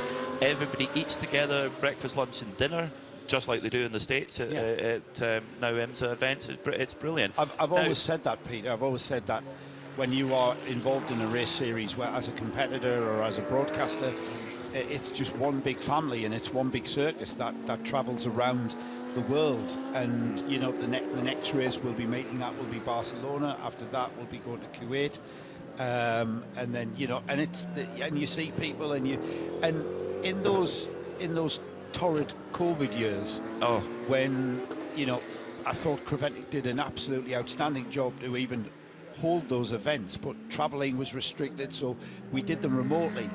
And we were beginning to lose that connection, weren't we? By not eating together, by not bumping into people in the paddock, and that connection, that chat, those chats that you have add depth to what we can bring the listeners and the viewers when we talk about drivers, when we talk about teams, when we talk about the soap operas behind the garage doors. We were losing that connection, and thankfully we're back. We've been back to normal for quite a while now, and the family get together every now and again. And I didn't know what it was like before, but I feel like you appreciate it more being here because of that.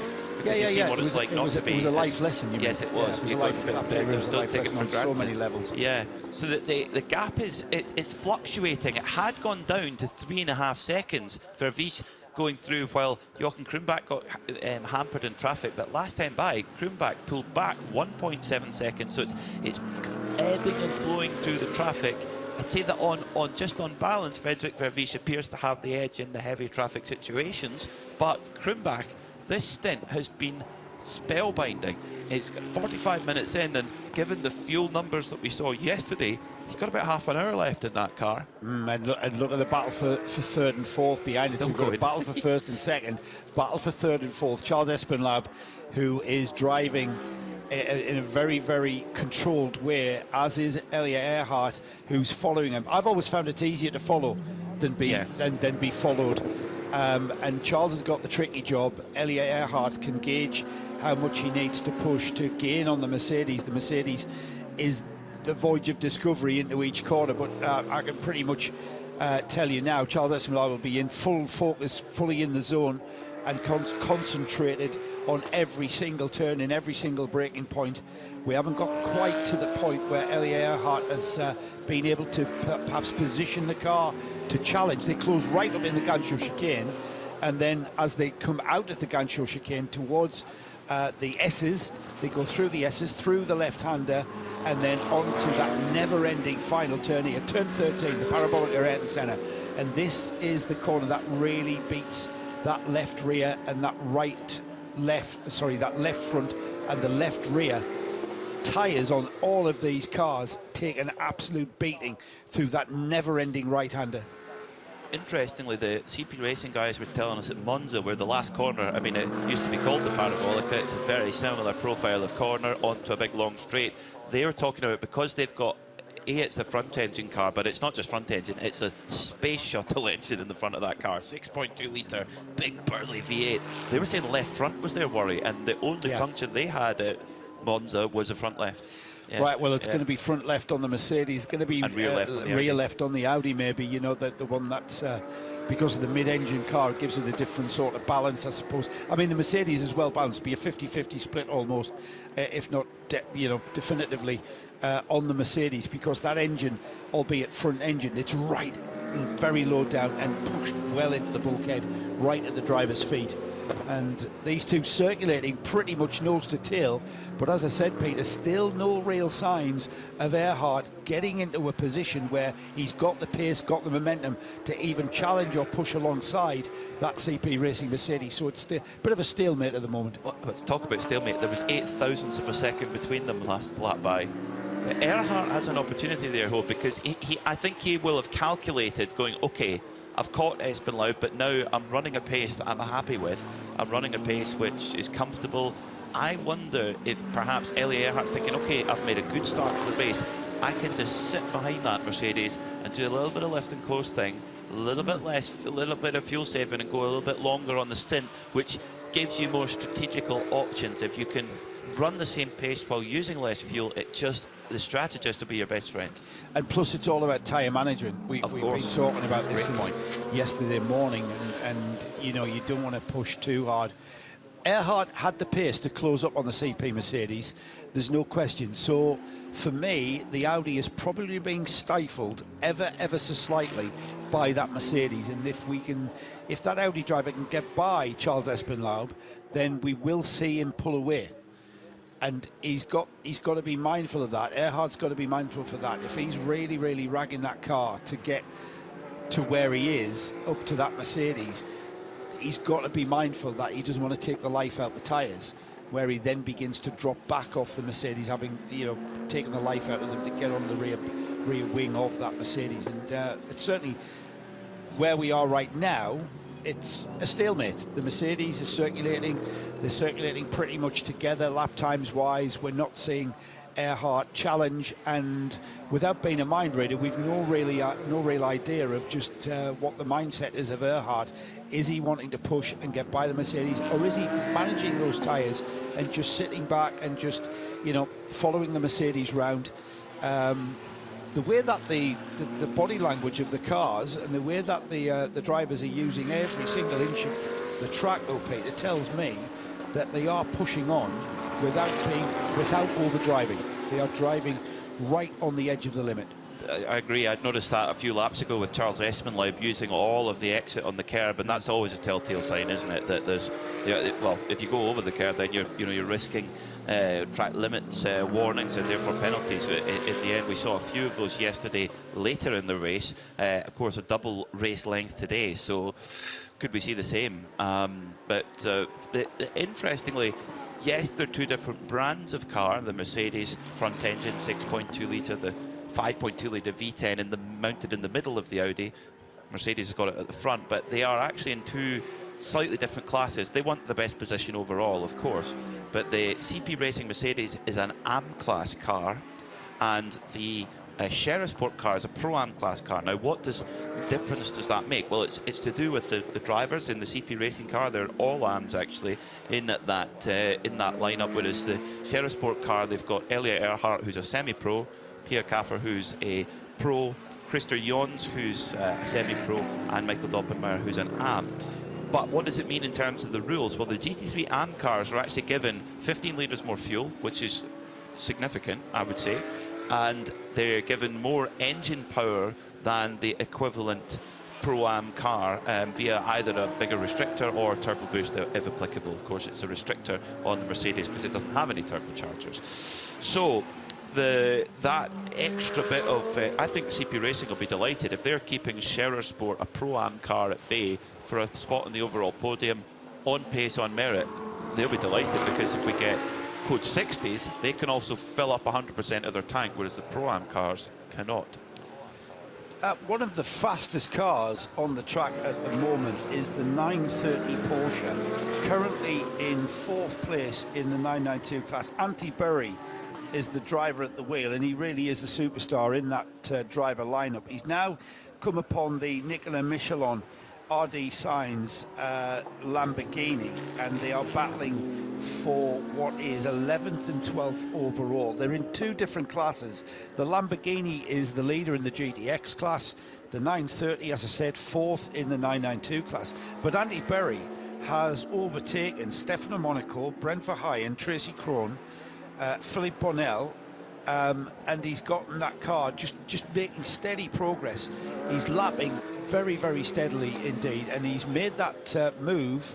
Has he? Yes, he has. He's finally gotten by the Lamborghini there just before the Gancho chicane, Peter. Yeah, Nicola Michelin didn't make it difficult. They're in a GTX class. The Lamborghini's in a different class. Just said, on you go. That's very smart, actually, from the Lithuanian RD Sainz team. But tell you what, there's nothing wrong with the straight line speed of that Super Trofeo Lamborghini. It just pulls away on the straightaways. Very slippery in the straights. And it's got a lot more power than the equivalent GT3 Lamborghini. That's the crazy part. I mean, in a place like Monza, you're really pushing on at the end of the straightaways. So the Antti Berry, you're right, Joe. That's a great spot. That 930 Porsche. He's come from near the back of the grid and just pushing on, and he's won the Italian Touring Car Championship, he's won the German Touring Car Championship, he's won the Nürburgring 24-hour in a touring car.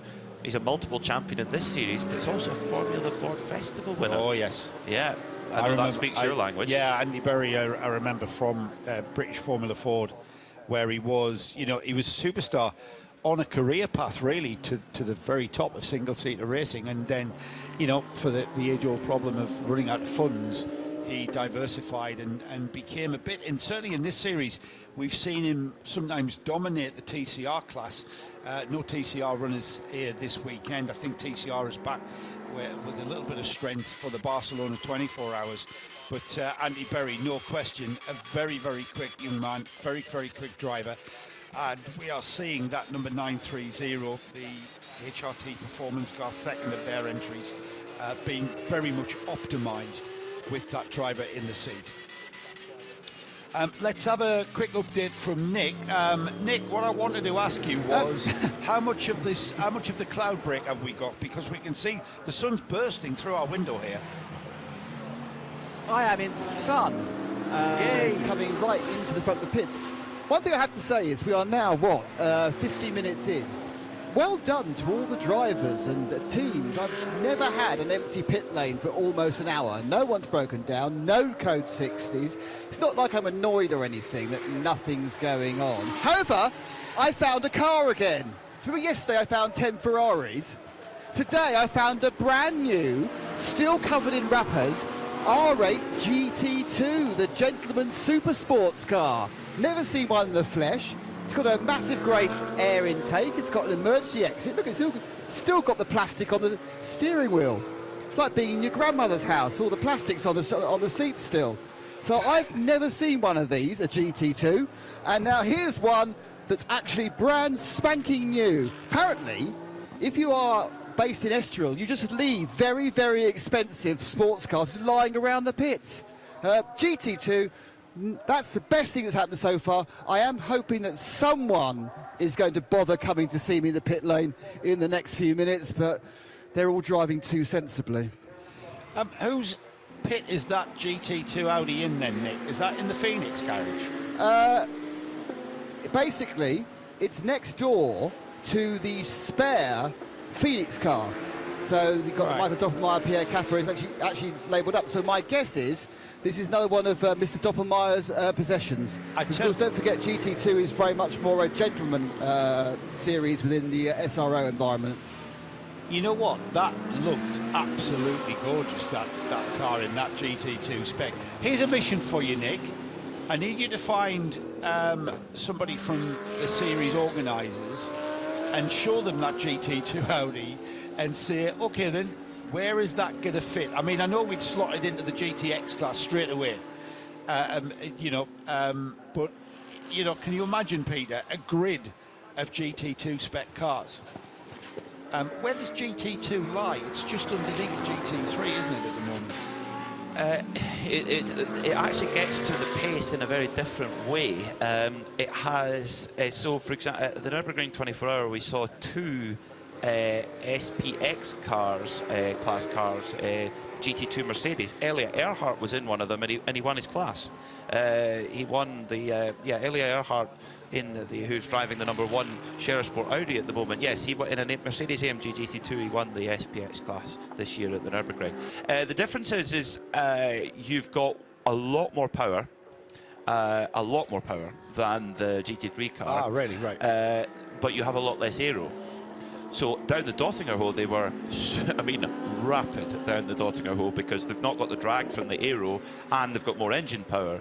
So, but then at the end of the day, the downforce, you can't get away from that. They were, of course, losing a lot in braking and losing a lot in the faster corners. So it's a really interesting concept. You've got Audi have got one, KTM have built one, GT2 Crossbow, Mercedes have built one. And I'm thinking who else? Porsche, you can get a GT2 RS Club Sport kind of thing, or a 935 can go into that they made. So there is options. Brabham, the BT62, they have a GT2 version of that. How many of them are out there, I'm not entirely sure. A couple maybe, tops. So yes, it's definitely a category that's being pushed by its creator. And I think we will see more of them out there in the motorsport ecosystem. It's then up to championships around the world going, does it fit into the mix of their championships? Some it will, some it won't. But you said it was aimed at gentleman races. I didn't say that, Nick said that. Nick said that. So, yeah. I mean, Hans Stuck's been driving them. Having more power than grip has never really been a formula that I would suggest would be ideal for gentleman races. I would have thought that less power, more grip is a safer option. It depends what you want out of your race car, I think. Depends what the customers who buy the cars. I think it's definitely a privateer category. I would say that it's not going to be, you're not going to see big works teams throwing loads of money and factory drivers at it. I think that's certainly not as things stand right now, that's for sure. But for privateer, it depends what they want out of their racing. And yeah, certainly if you want to go really, really fast down the straight, it's the car to have. So it's an interesting one, the GT2. I mean, also with less aero, it's not going to put the same stress in the corners through your neck. So, yeah, true. Yes, so yeah, that's true. one thing. Less Is physical, that a GT3 is going to be more physical over a stint. Speaking of physical, well, they've been perfectly clean. There's been no contact or what, but the close proximity that CP Racing and Sport PHX have been for much of this second part of the stint. The battle for third, Charles Espenlaub is not being flustered at all by Elliot Earhart, and I think Earhart is sitting in quite comfortably, managed the tyre, managed the fuel load as well as we hit the top of the first racing hour. Yeah, I know, and you know what? Amazingly, we've got 1 hour ticked off. I can't wait to talk to, vicariously through Nick or Snowy. I can't wait to talk to Charles Espenlaub and Elliot Earhart, because that's what you go racing for. You go because that's a race. Right there, the CP Racing Mercedes about to trip over I think that's Anti-Bury in the 930 Porsche we were speaking about earlier, and he'll make short work of that and getting through slower traffic. Earhart flashing his lights there to warn Anti-Bury that he wants to come through as well, because he's racing with that red, white and blue Mercedes. And as the CP Racing Mercedes clears the Porsche, the Audi still waiting to make its move, dives out and down the inside into Orea, which is the right-hand corner just before the Gancho chicane. The Audi has cleared the slower car, the slower class car, and is now got clean air towards the back end of that CP Racing Mercedes, as we've indeed clicked by the first hour, Peter. I think the drivers, Charles Espenlaub and Elliot Earhart, battling for third place here. I think they're going to have a big smile on their face, like you say, that they're in a race. And what I want to know is, they might not tell us, of course, but we can certainly ask, is who was pushing absolutely maximum, who was comfortable. You know, is Charles Espinel running a comfortable pace? Is he in control? Is Elliot Earhart quite comfortable to sit there?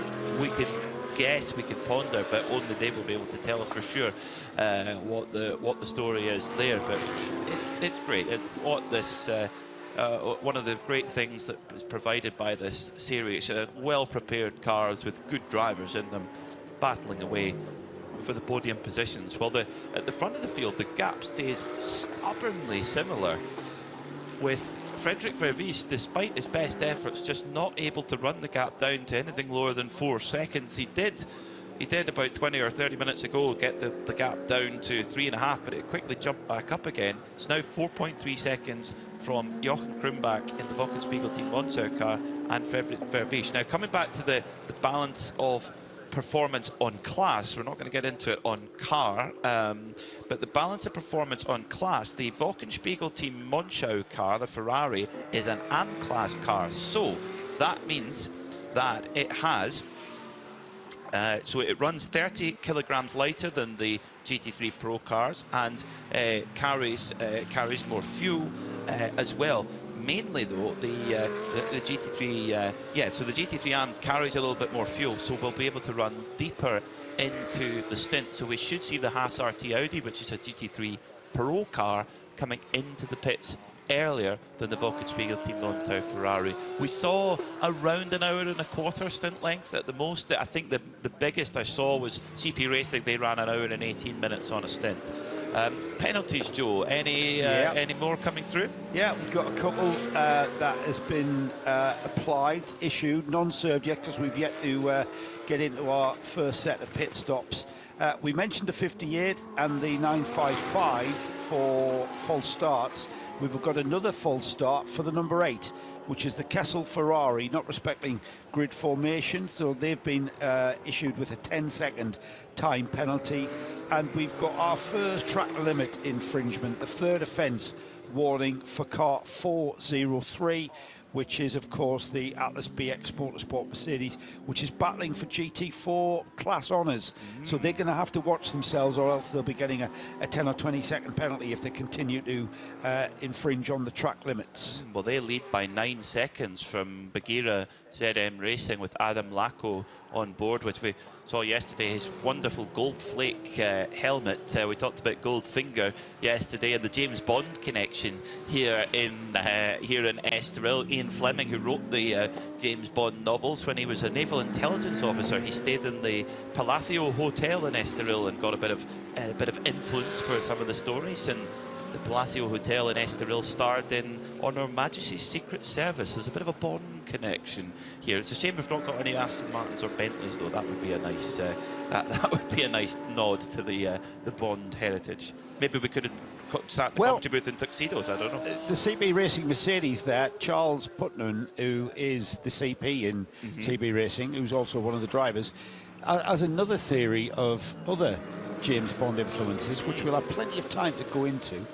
I want to say good morning to Gary Dodds, who joins us from work. It's okay, it's his business. He can listen and watch whatever he wants while he's at work. But Gary Dodds, talking about the American Le Mans Series, was the official American Le Mans Series photographer at that inaugural Petit Le Mans and for 2 or 3 years of the series. And what was innovative about broadcasting live on the internet, what was also very innovative in 1998-99 was the use of a digital digital camera, so Gary Dodds would be able to go out, take pictures of the race start, come back 20 minutes later, upload them onto the internet, and over the course of a 10-hour or 12-hour Sebring, you would get live photographs immediately whilst the race was still ongoing. You wouldn't have to wait until Thursday for them to be produced. They would be going in, and Gary would go out on track, take some photographs, and he'll tell me if I'm wrong here, whether or not those photographs are available somewhere on the internet. So Dodsey, I need you to tell me whether those photographs are available. It's great when I'm sometimes, at his, and he'd bring out some hard copies that he'd created, and we've made framed shots for our skill electric room and stuff. And it really is sort of down memory lane now because it's so long ago. But that was so innovative. It had never been done before. And for the fans, and that was the tagline actually from the American Le Mans series, for the fans. It was all about giving the fans, taking the fans to the track. Doesn't matter where you were in the world, we'll bring you to the track with live commentary, and also these, immediate photographs that were actually being taken just moments before you actually had them available to you on your computer at home. It was quite something back in the day. Now we would say that that's the norm. Everything's so instant now, isn't it? Yeah, Really, exactly. So everything's on Facebook, all the Instagram, time, yeah. Insta being the Insta of Instagram. Yeah, very much so, but very, very different back then. Oh, Nick's down there, and he's got a car in the pits, he's telling me. Nick. I just don't believe it. There's a car, it's going very, very slowly. Oh. It's the 8 Kessel Ferrari. I mean, they appear to think the speed limit's 9 miles an hour. I'm not sure whether it's that short of fuel, or they had this problem yesterday. They came in incredibly slowly into the pits. This is the car that's rolling in. They were waiting for it. There's a driver change about to happen. Tyres going on as well. Driver out, the bright blue helmet. He hops away, gives a fist pump. Perhaps he managed to find a pit stall. Tyres going back on again. Bit of a limp from the driver. He was not quite as comfortable as he could be in the cockpit. More tyres on. And away it goes. It's marvellous. It drops it. They give it absolutely maximum for 37 metres. And then immediately hits the brakes back on again and rolls into the fuel stop. So, not quite sure. It's like, and more importantly, they wasted way more than that burn they just did by coming to pit so slowly. And to my right, well, it's my left now, I can turn around, it's the Vortex. The Vortex is in for its first stop. It's all happening now. I'm not sure whether they've rewrapped it, because of course after yesterday, when the car was looking lovely and fresh yesterday, and I realised why, they're giving it a fresh orange wrap. Well, after the issues they had with their brake failure, the rebuild, vast amounts of the second layer of wrap had fallen off, so it's kind of two-tone orange.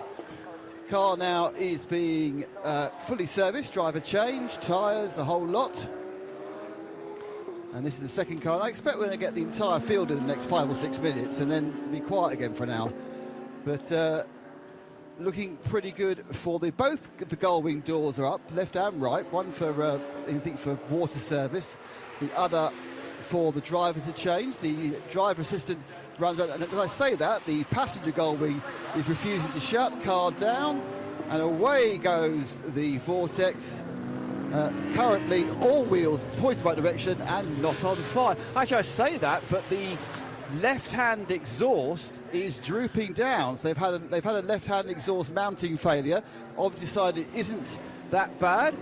Now we have our next stopper. You're never getting this back now. It's 10 minutes of me talking about pits. I mean, you probably want the break, in fairness, because I noticed you've burnt the 007 stuff really early.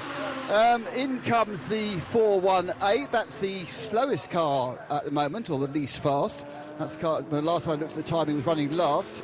Out is going to get Josep Pereira.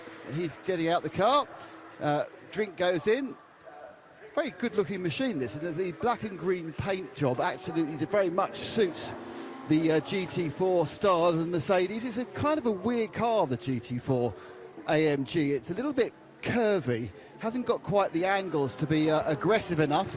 And as they finish cleaning the windscreen, past goes the 720. That's the RD Sainz Lamborghini. Remember, that's the car that's in a vicious fight with the Vortex. Now, the RD Sainz Lamborghini, that's just taking fuel. So fuel only for the Lambo, where it's a full service of fuel for the Vortex. So they're actually now both in the pit stop area together.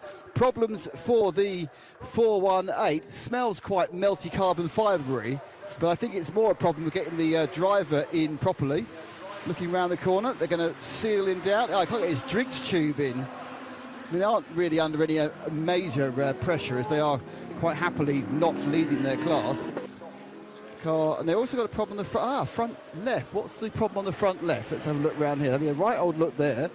Quite concerned. There's a kind of looks like there's metal shavings in the wheel. So perhaps they're concerned they've got an issue with a disc or something. You look there, it's kind of kind of a metal flecking, which normally means it's coming off something to do with the caliber, something wearing somewhere. Not quite sure. Perhaps it's something that's picked up randomly. They're going to keep going. And my soliloquy appears to be over, chaps, as all the cars are gone. But there'll be more soon. Nick, thanks for that. And you know, I think it's going to continue to get busy because we are due for everyone really to start stopping. But significantly, the number 8 did not take that penalty that was issued. So we are looking at the number 8 still owing us a 10-second penalty in the pit box. Kessel Ferrari. Yeah, the Kessel Ferrari, that was the one that first came into the pit. So, Nick, I'm pretty sure you did say that that car had come straight in and straight to its pit box, not via the penalty area. Am I right? I know you're going to come back to us, switching the mic on. Nick's going to come back. We'll come back to him. Yeah. There he is. Say No, I it just picked just up. shut the mic down. Yeah. Don't know. I picked it up about. It was just going very, very slowly. It may be that actually it had stopped for the penalty and then trundled back slowly, but not sure. But on the whole, they tend to stretch those penalties for the maximum of 2 hours for the chance to take them under Code 60. Yeah, that's a good point. They do. While we're on the subject of penalties, we've got a few more track infringement warnings. We mentioned the 403 and the 907, the number 416, which is the that is the Bagheera Mercedes, and the number 90, which is the ETP Racing Porsche. They've both been issued warnings for 3 offences now for track limits. So we'll keep an eye on that. I mean, it's very, very difficult, isn't it, Peter, when you are driving around a racetrack and the momentum of the car is going to carry you across the curb on the exit of the corner. The last thing you do instinctively is lift off thinking about track limits. You keep your foot in because your foot is buried on the throttle way before that exit curbing. The lead has come right down just at the end of the stint, with Frederick Vervees has closed the gap down to less than a second at the front of the field, with the Wochenspiegel team Monschau Ferrari. Jochen Krumbach now under huge pressure from Vervees, so could we see Haas RT going into the lead of this motor race? So we thought that that gap was solid at 4 seconds. It's definitely not solid anymore, because Frederick Vervees is all over the back of Jochen Krumbach in the Ferrari as they come around the Ayrton Senna Parabolica and down the start-finish straight.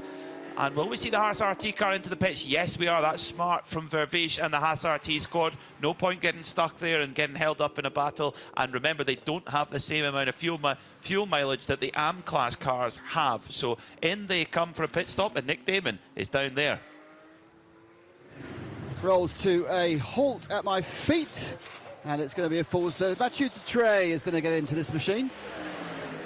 Brand new tyres going on, sticker tyres as they call them in the States. There actually are no stickers on them. There's some printed numbers and some chalk, but no actual stickers.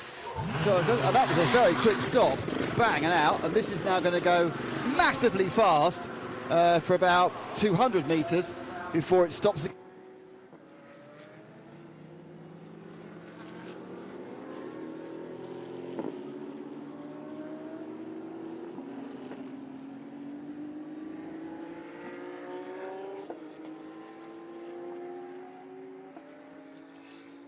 Yeah, we seem to have lost Nick there. We might need him to have a little bit of a pit stop for perhaps a battery change. Yeah, we got the gist of that pit stop, didn't we? Did we see? Yeah, tyres and well, they'll be going to the fueling area at the moment. Will Haas RT? I didn't see if Frederick Vervees got out of the car. He can do a maximum of 2 hours in one go, and then he will need to take a 1 hour break. So whatever the stint time is, you have to take half of that as a break. Back down to Nick Damon in the pits. Nick. Yes, stifled there by the microphone stopping working rather than going flat. What can you do? The Bugidar car came in, something happened. I was staring at a microphone, don't know. But we're about to get a number of other teams coming in as well. There's people out, I can see that the Atlas BX machine that's the silver GT4, Mercedes GT4, that's out in the pit lane. They're probably going to get the number 1 car, which is the Phoenix car, very soon. And as we say there, here comes the MP Racing. That's the Gosner car. That is serving a penalty. The Atlas BX car. So we get a GT3 and a GT4 AMG Mercedes coming in at the same time. The bright silver Atlas car comes to a halt, rolls in, tyres being changed. This, of course, remember, on the Atlas car, they are 5-nut studs because they are GT4. Can't have centre lock wheels, or unless it's a standard part of your car. So, for example, McLaren can have centre lock wheels because they are supplied to the market with centre lock wheels. The MP Racing car now comes in and stops, and that's a full service as well. So everyone's trundling down. I expect we're going to see the CP Racing car very soon, amongst many others. But I think it might be a bit of a wait for Jürgen Krombrach in the leading Wochenspiegel Ferrari. Thanks, Nick, for that report. And that was the Manuela Gosner-driven MP racing car serving a penalty for a misposition on the start. But that penalty now served. Again, the penalties, there's a penalty box at pit in. You drive in there, park for how long your penalty is, and go back out again. Speaking of going back out again, the Haas RT Audi ready to rejoin the race with the That's Life sponsorship on the front, which I believe is a local eatery and bar in Antigua, the Antiguan team.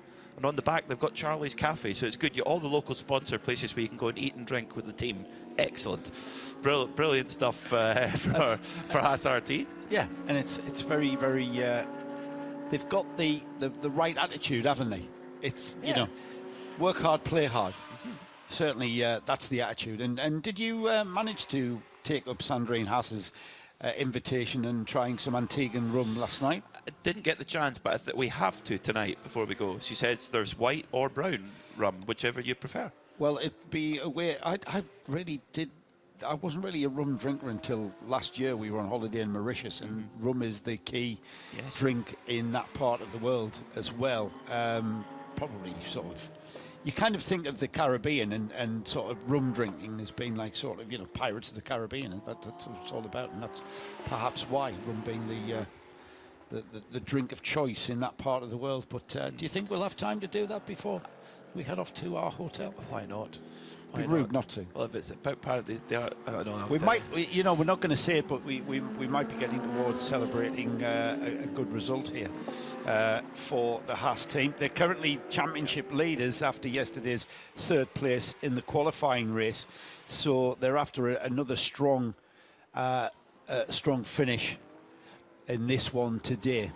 And they've done a driver change, so Frederick Vervies hops out, Mathieu Detry jumps in. Now in their car, the pro driver, which is Frederick Vervies, he can only do half the race, so he can do 6 hours.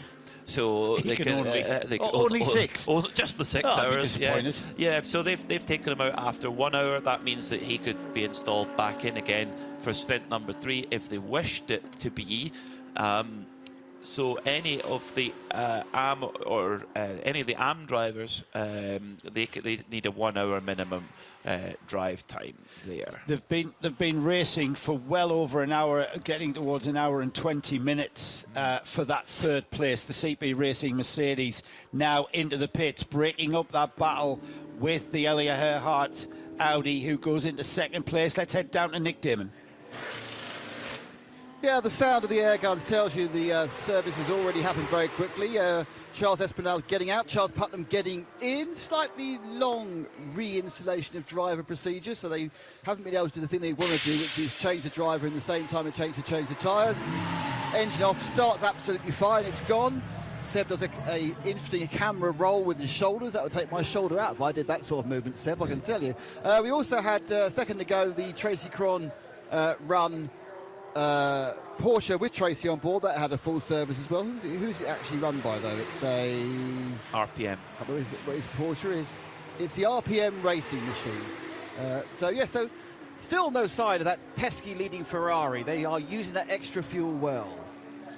Thank you, Nick. Yeah, they are indeed. And the thing is, though, Joe, the first, when we rolled off onto the formation laps, the clock started. So we actually went green after about 6 minutes. So they're never going to use as much fuel on the formation laps as they are at full racing speed. So yes, we saw the stint length be 1 hour and 15 to 1 hour and 18 yesterday, but actually from the very start of the race, we're 1 hour and 21 minutes into this race, and still Jochen Krumbach forges on at the front of the field. And you're going to be that's going to be deliberate. That's deliberate, not deliberately not using excess fuel on those warming up laps. Yeah. Yep. Well, Charles Espenlaub has just got out of the car after a super stint, and he is with Nick Damon. Charles, you actually look like you've do some sponsor stuff. You actually look like you've done some work. Yeah, it was pretty busy out there. You know, Eli in the one car is obviously an incredible driver, great car. So it was a good battle there that whole time. You know, we're still trying to do what CP Racing does, stay consistent, stay out of trouble, and see what happens after another 10 hours and whatever. And obviously you're a racing driver and that's about staying ahead, but is there a point where you think actually it'd be safer, more prudent to let Aliyev go, or is you enjoying being ahead of him too much? Well, there's always a little bit you want to be ahead, but you can ask a lot of the other drivers. I'm usually the one, I'll put my turn signal on and pull over if somebody comes out on better tires or a little quicker than me. To me, the race is towards the end of the race. They're in a different class. If he'd have got to me and pressured me a little bit, I would have for sure let him go. Done it before, do it again. And I do honestly believe that's a better way to go. You'll see a lot of guys battling guys out of the class, and then everybody just takes off and leaves them in the dust. And, you know, like I said, the last hour is when we should race.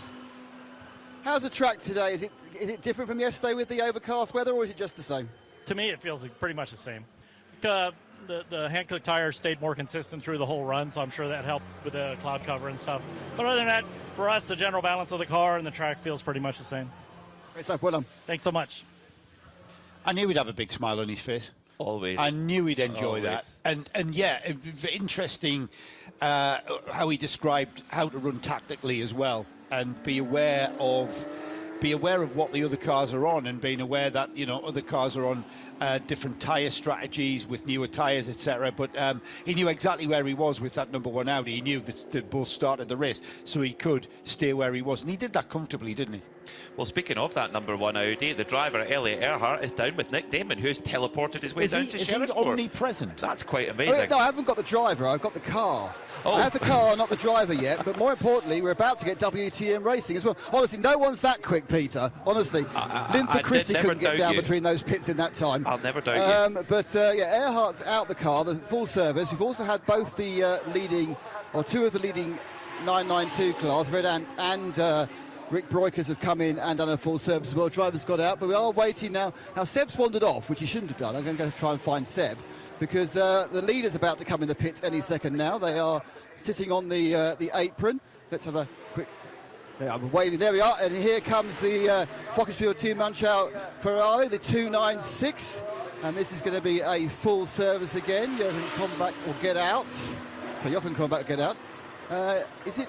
Little Vikes is getting. Let's have a look. Who is the oh, blimey. 937. He took the ankles off there. You don't want that. So it's getting into the number 22 is Torsten Krantz, who's decided to get into that one. As I try, everyone's trying to murder me now. I'm trying to be killed by air pipes as well. It's very exciting.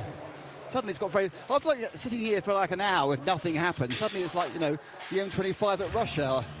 Away goes the 296 Ferrari, almost taking one of the rear tyres that have been put down by the gold and black Porsche 930. And away that one goes. And they do this fantastic thing where they absolutely go as fast as possible, up to 60 kilometres an hour, and then brake very, very quickly before they kind of disappear into the fuel area. Let's see if I can grab a word with Kronbach. He's just redoing his stuff. There he is. We like to get him hot and sweaty. It's where we do it.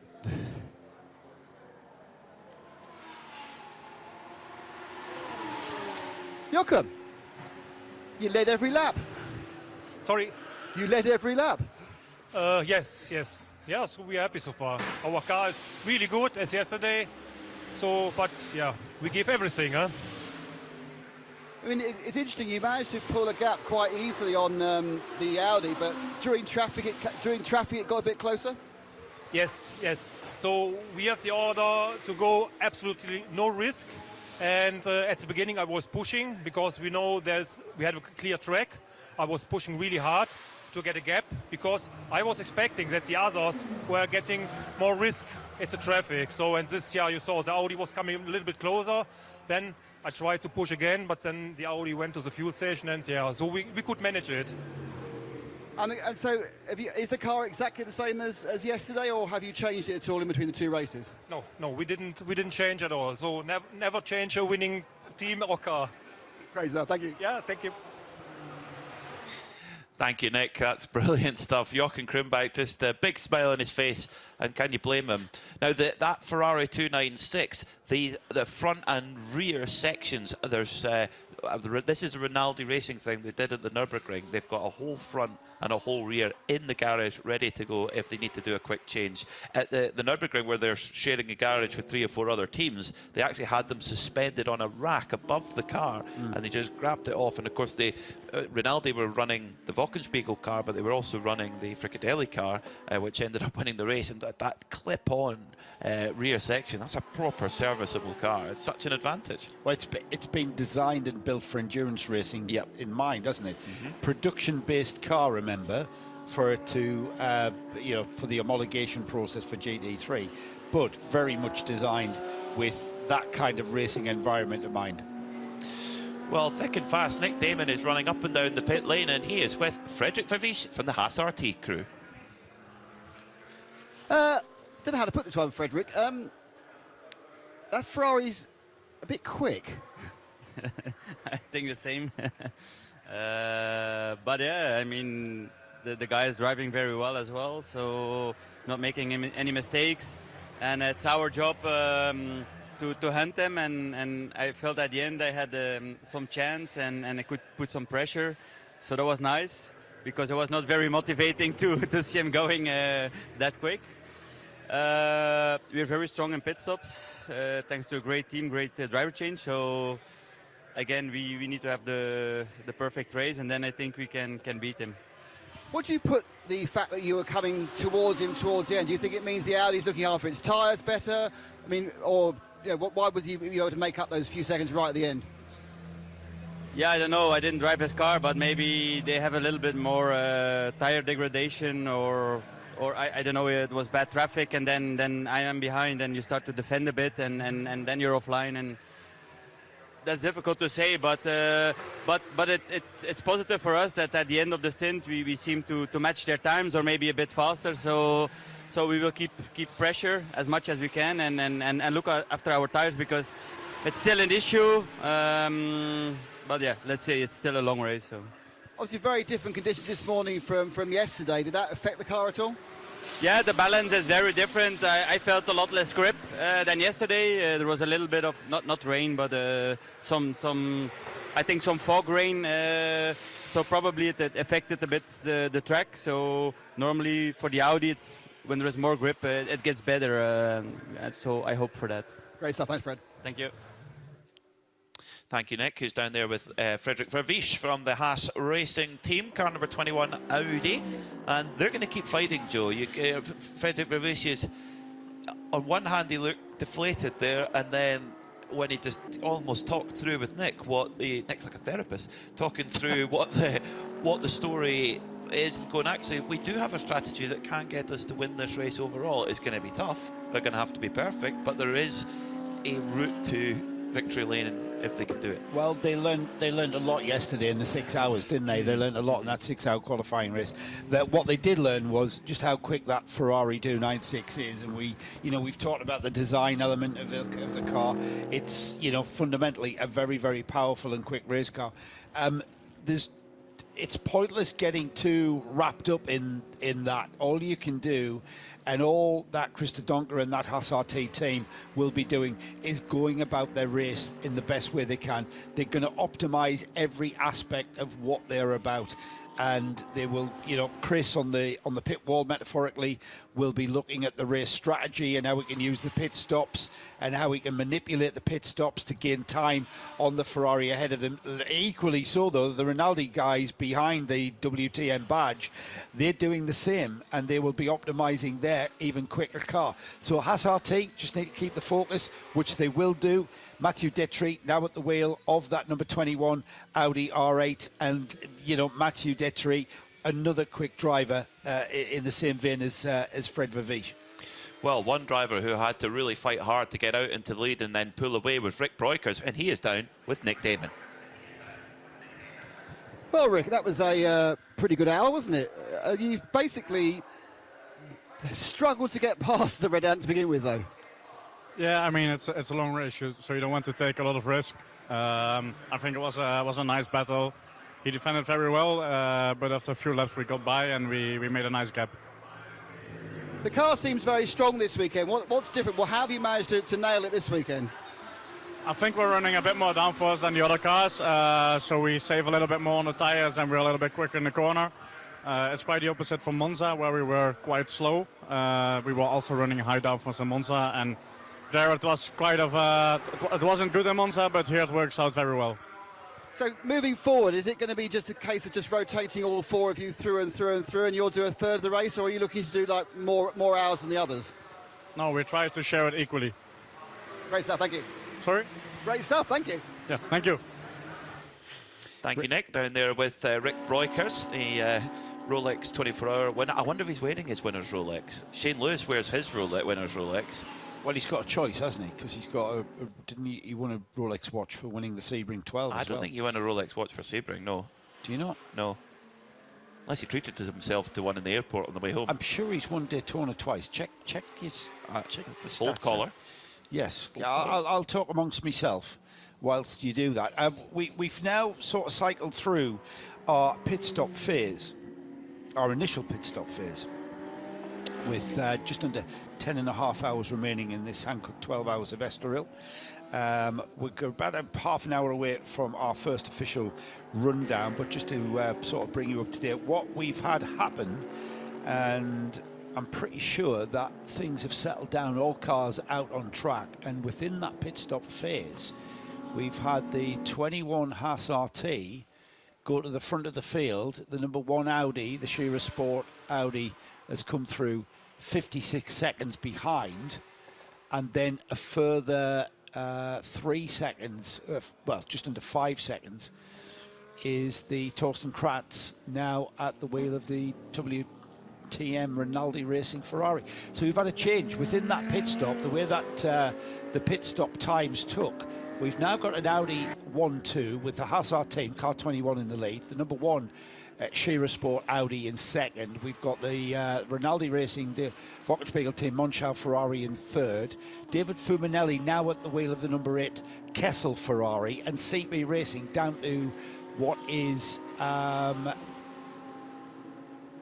so they're down to 5th. So the CP Mercedes down to 5th. Fabian Danz now at the wheel of the leading 992 class car, the Red Camels Jordan.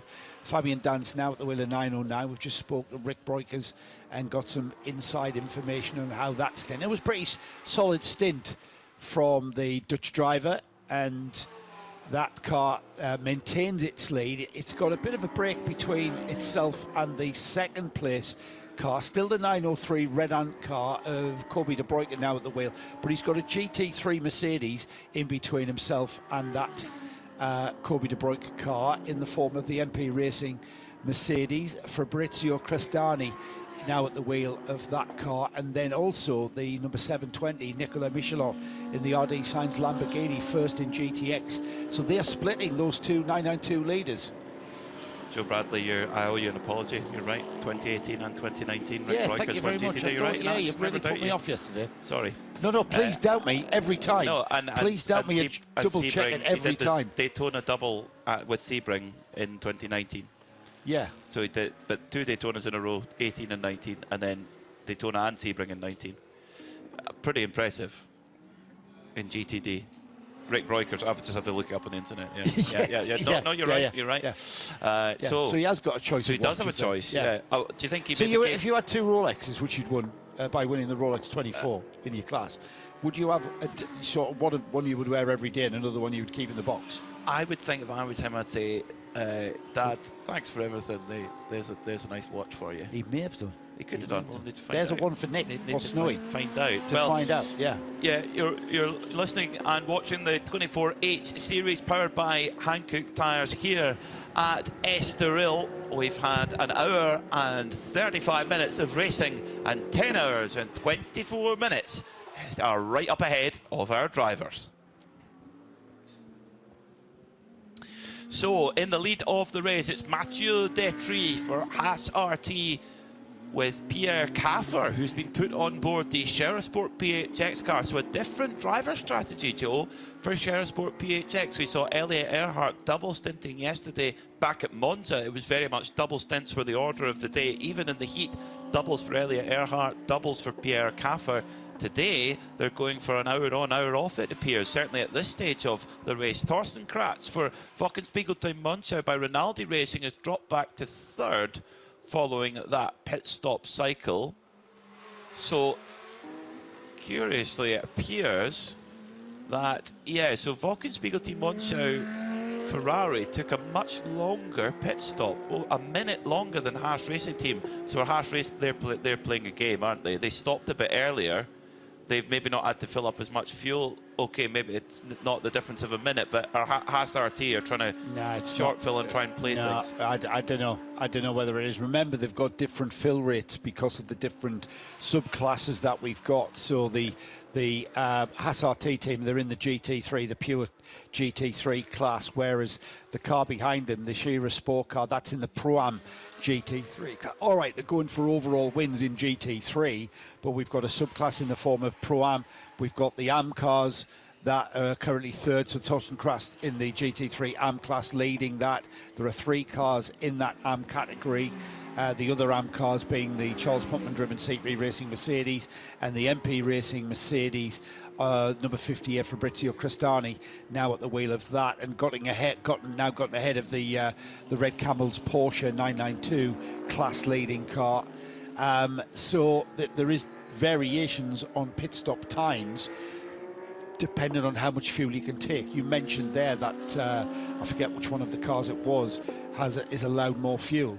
Any of the AM cars it's 15 litres more capacity. So it takes the AM cars longer to put all that fuel in. Yeah, 50. And as Paul Truswell told us, it's about a second a litre roughly. So yeah, 15 seconds, not quite a minute, but yeah. But then Haas, they might well have, they might well have just got their driver change done in time. That's right. Yeah. There's lots of things it can be. No penalties serve. Is there not any penalties to worry about? There's lots of elements to the pit stop, isn't there? Yes. There's how the car is driven into that pit lane before the pit lane speed limit comes into play. And you can be flat out up until that point. It's how you brake. You're gaining fractions of seconds, yes, but it all mounts up to that overall pit stop time. And we talk about it's like let's say a Formula One pit stop takes 2.3 seconds, but it doesn't really. It takes 20 seconds. Yeah, from in lap. Yes. Yeah. Up, hit the mark. I totally agree. Totally agree. Penalties. We haven't. We've got the leading car in the pits. Mathieu Detry there. Nick Damon. Very quickly, they put it up in the jacks. They're off. They're having looks like they've got a problem somewhere. Rear left might be the one. I think you've got both faders up, guys. I'm getting echoes. So.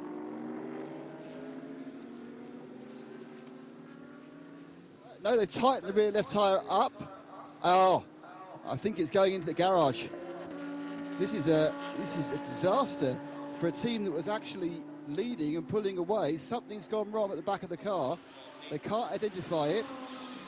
They're not letting it roll, and it is being pushed into the garage. As I watch it, the faces, and I assume they're going to have to take off both the corners and work out what the problem is. So I'll watch them working it out, and when they've worked it out, I'll tell you what it is.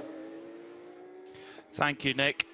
We just had a microphone breaking up there a little bit. So Haas RT are in the pits and pushing the car back into the garage. So our race leader, Joe Bradley, into the pits. Yeah. You know what? That 6-hour qualifying race had very, very little drama and incident.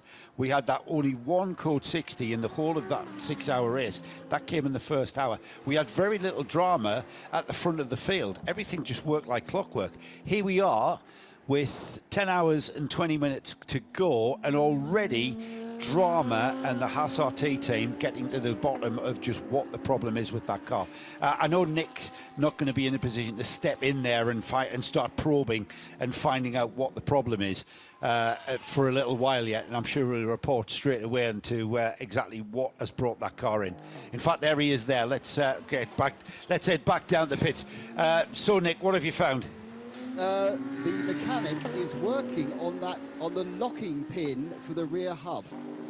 So there's a rear hub problem. The locking pin is not working, which means that the nut can come undone. And looking at the rear wheel, I'm just wondering whether it had got slightly loose at some point, and that was what Mathieu could tell. So they're now trying to fix that locking pin, because otherwise it has to take the whole hub off, which is not easy, even before the fact you remember that hub is probably at 200 to 300 degrees centigrade. So that's what they're whacking out. They've got a couple of screwdrivers, some very heavy angled and a bit of hitting, but that's the problem. They've identified it. It is the locking pin on the rear left hub. So that to me, the driver would have felt that wheel becoming loose and bringing the car in with what would be reported as a handling problem, and the team have quickly deduced that the wheel has come undone because of that locking pin issue, would be the way that I would analyse that one. So that's not the work of a moment. That car's going to lose a lot of time, and already it's dropped down to 4th place, and it will continue to drop. It's dropped off the lead lap already, and with only 1 minute and 37 1 minute 40 seconds average per lap here at Estoril, it's going to drop laps very, very rapidly. Well, thank you, Nick, for that pit report. We'll get more stories for you folks as things develop, but it's the kind of the irony of endurance racing sometimes. We're talking about concurring really with Frederick Rivet saying, you know, we can still win this race. We're in with it. We might not have the out-and-out pace, but we've got to be perfect. And something like that, a loose wheel nut, etc. That's just gutting for absolutely gutting for the Haas RT squad.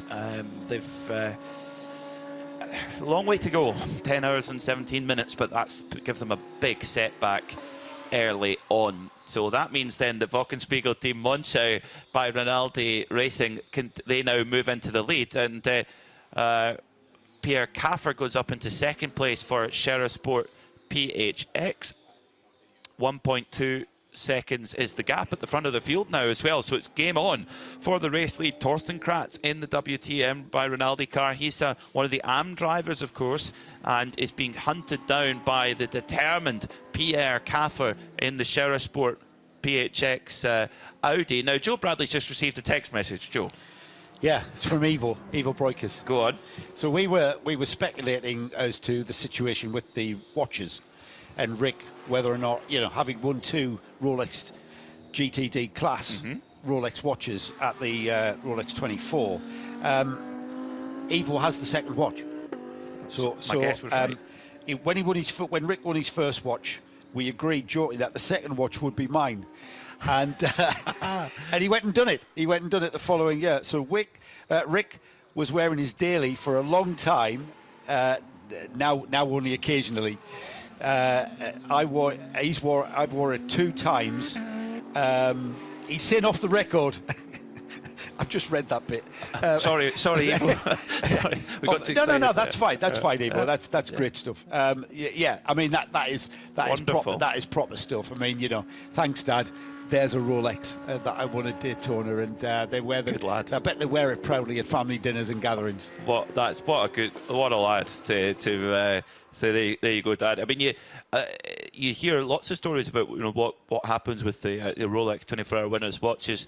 Michael Christensen, the Porsche factory driver from Denmark, he's won it once in 2017 with Allegra Motorsports, and he saw it sitting there on his mantelpiece a year or 2 ago and thought, there's something I can do with that. It's something I can think of something positive to do with that. And he put it to a high-end auction and gave the whole proceeds to Save the Children Ukraine. And it's not as if he's got multiple of them. So that was, I mean, amazing. And Andy Lally, he's won 5 Rolex 24s, and of course when Rolex were the series sponsor, he won the championships as well, and he's given some to sponsors. He's given one to his dad as well. So superb, top marks there, Rick Breukers, to give Dad a Rolex watch.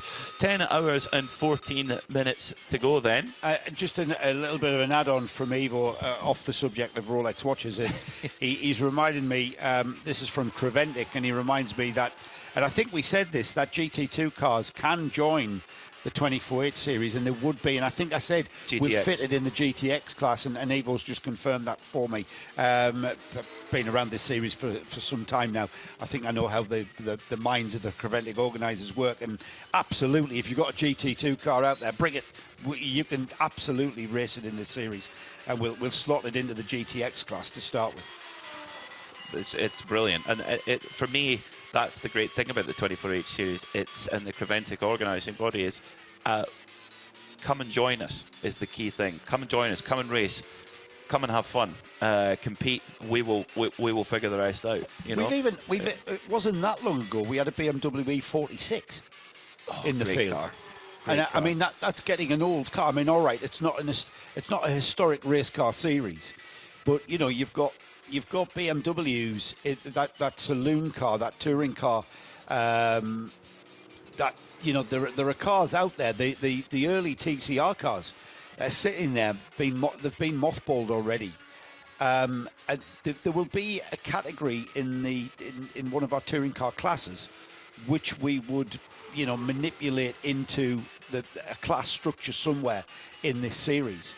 And you know, if there is a car somewhere sitting there in the garage and you want them to race internationally in a proper FIA endurance series, then you know this is the place to come, and we'll certainly find somewhere for you to race and find a class and create a class for you to race if that indeed needs to be done. At the front of the field, Thorsten Kratz is pulling away from Pierre Kaffer. This is fantastic from Thorsten Kratz in the Wochenspiegel Team Monschau Ferrari. They won yesterday in the 6-hour qualifying race and has pulled out 3 seconds from Pierre Kaffer. I mean, Audi and endurance racing legend. He's pulled the gap up to 3 seconds. David Fumanelli for Kessel Racing Ferrari is in third. Despite that, their last pit stop was a bit bizarre. Came in very slowly. I wonder if it maybe underfueled the car, because it didn't seem any particular reason to come in so slowly underneath the pit limit. But David Fumanelli, the pro driver in there, he's putting in some strong pace. Last lap wasn't so great. It must have looked like a bit of traffic, but the gap is starting to come down a bit. In fact, pulled 0.7 of a second out of Kaffer last time by, who in turn, Pierre Kaffer lost 0.9 of a second to Thorsten Kratz on that last lap. So the gap is growing at the front of the field. Charles Putman in the CP Racing Mercedes in fourth. He is Charles Putman's doing what Charles Putman does, just drills out those laps with no mistakes, and then hands it over to the next driver, who, funnily enough, does exactly the same thing. That's their mantra, and it works. They've won races, and they've won races outright with that mantra, and continue and have won championships with that mantra.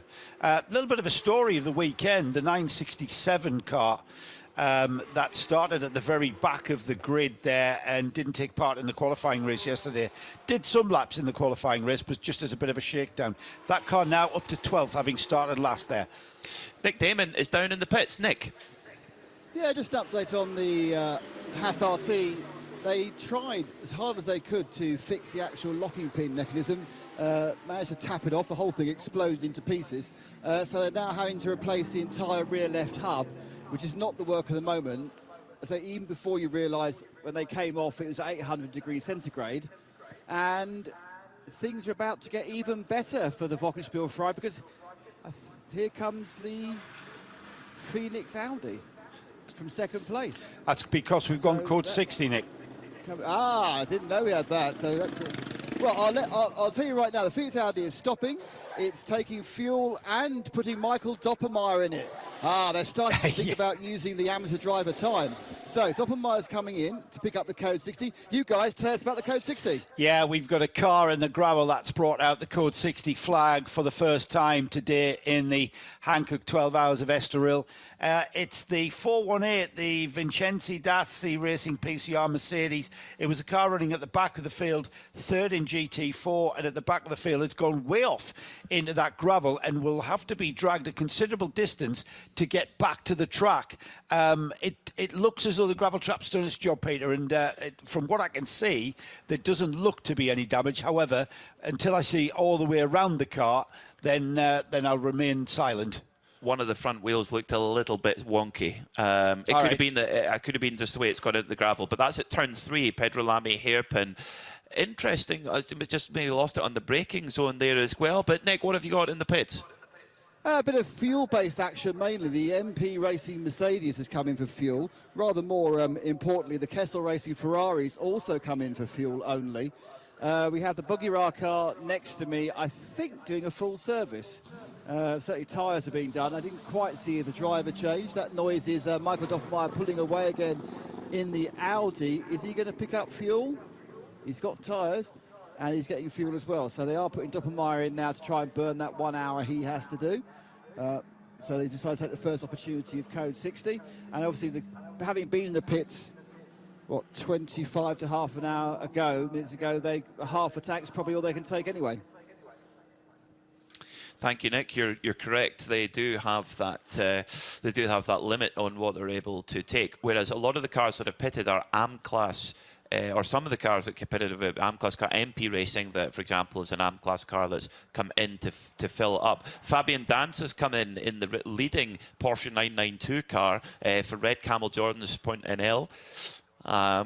Then we see who else have we got. The Lionel Amrouche in the GTX Vortex, and as Nick mentioned, the Buggyra GT4 Mercedes coming in for their second pit stop of the day. Whereas the Atlas BX car remains out for now. Now, this Code 60, I suppose, is a little bit of a silver lining for Haas RT, because once they continue to make those repairs, if we're under Code 60, that certainly slows the field down on the laps that they're putting on them. But it's a small consolation. Yeah, small consolation. They're losing less track time whilst we are going at 60 Ks. Let's head back down to the pits. So I think Nick's still got something.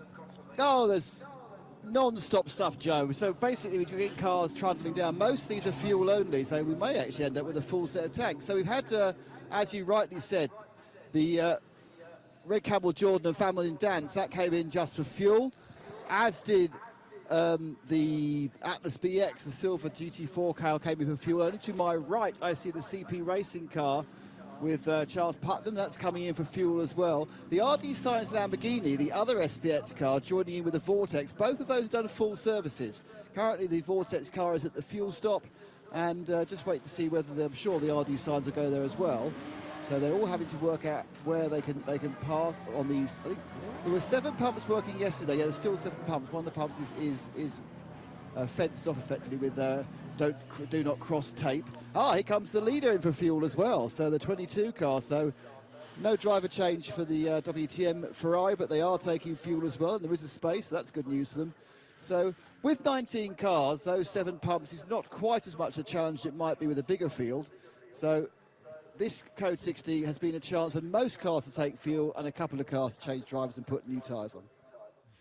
Thank you very much, Nick. Nick Damon down in the pit lane, keeping an eye on things, noticing that most of the cars in the field that did take that opportunity, the Atlas BX GT4 Mercedes did take their chance to fill up with fuel as their rival, the Buggyra ZM Racing Mercedes, carries on.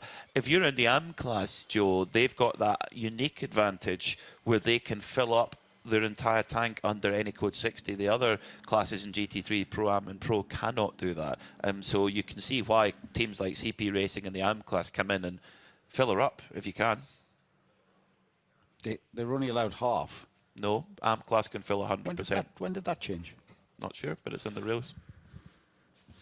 Right, we'll stand corrected. We did have the number 418 Mercedes out of the gravel trap. However, he's gone and spun it when he restarted, and now he's come to a halt on the opposite side of the track to where he was off in the gravel. So we've got one of our marshals trying to help him by pushing him back onto the track backwards.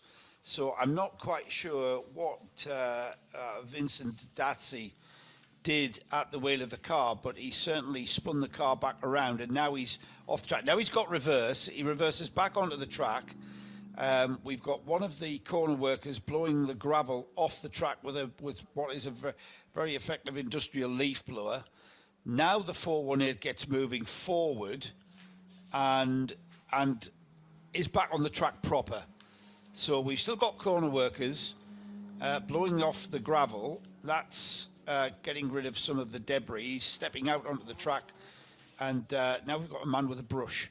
So quite something there, saying, all right, we're doing 60 kilometres an hour, which is what, about 40 miles an hour, 42, 43 miles an hour, which is still 43 miles an hour. You wouldn't step onto the highway with cars going by you at 40 miles an hour, would you?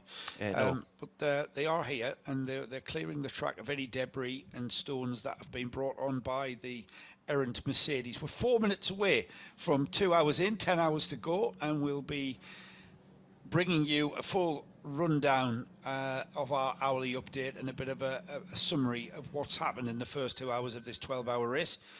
And we seem to be happy with the conditions there. What corner did we suss that Mercedes had gone off Number on? 3, Pedro Lamy hairpin. Right, okay, so that's that downhill sweep, isn't it, into that right-hand hairpin? Correct, yeah, the Kessel Racing Ferrari serving their penalty. That penalty time will be doubled under Code 60, but it's still worth it to do that under Code 60, 60 kilometre an hour limit. Coming back to the fuel, Joe, if you're in GT3 AM and you have an all-AM driver lineup, like CP Racing do, they can fill 100%. Right, okay. That's in their BOP. However, Wochenspiegel Team Monza are in AM class. They have a semi-pro in their lineup, so they're not allowed. So they're not allowed. But I don't think they'll have used 50% of the tank, so it wouldn't. No, they haven't. They haven't, Anyway. absolutely. So it is a top-up, yeah. Yeah. So Nick Damon has got more down in the pits. Yeah, just had a chat with Chris in the Haas RT pit. Now, what's actually happened, it's not the pins as such that have failed. Upon investigation, they found that what's failed is a bearing. There was a bearing in that rear left has failed. Now, as Chris says, they had contact on that corner yesterday with Manuela Gosner and the green Mercedes MP car. And he thinks that despite the fact they changed all the cosmetic bits around it, that clunk may have been the reason that, 4 hours later of running, or 3 hours of running, that bearing has failed. Because obviously the failure of bearings is very, very rare in these sort of Audi racing cars. So desperate bad luck for Haas. And that's why they're having to dismantle the whole rear corner, put in the new bearing, new hub, new locking and everything else. They're over halfway through. But, it's a fight back now for those boys. Oh, yeah, absolutely. They're already they've lost 7 laps already and dropped to 18th overall. It's right down the order, and certainly already, I would say, Peter, unless some issue falls to the cars ahead of them, like the Rinaldi Racing, Kessel Racing, the Wochenspiegel Team Monschau, Rinaldi car, and the other cars, they are out of contention for any kind of win here in the next 10 hours.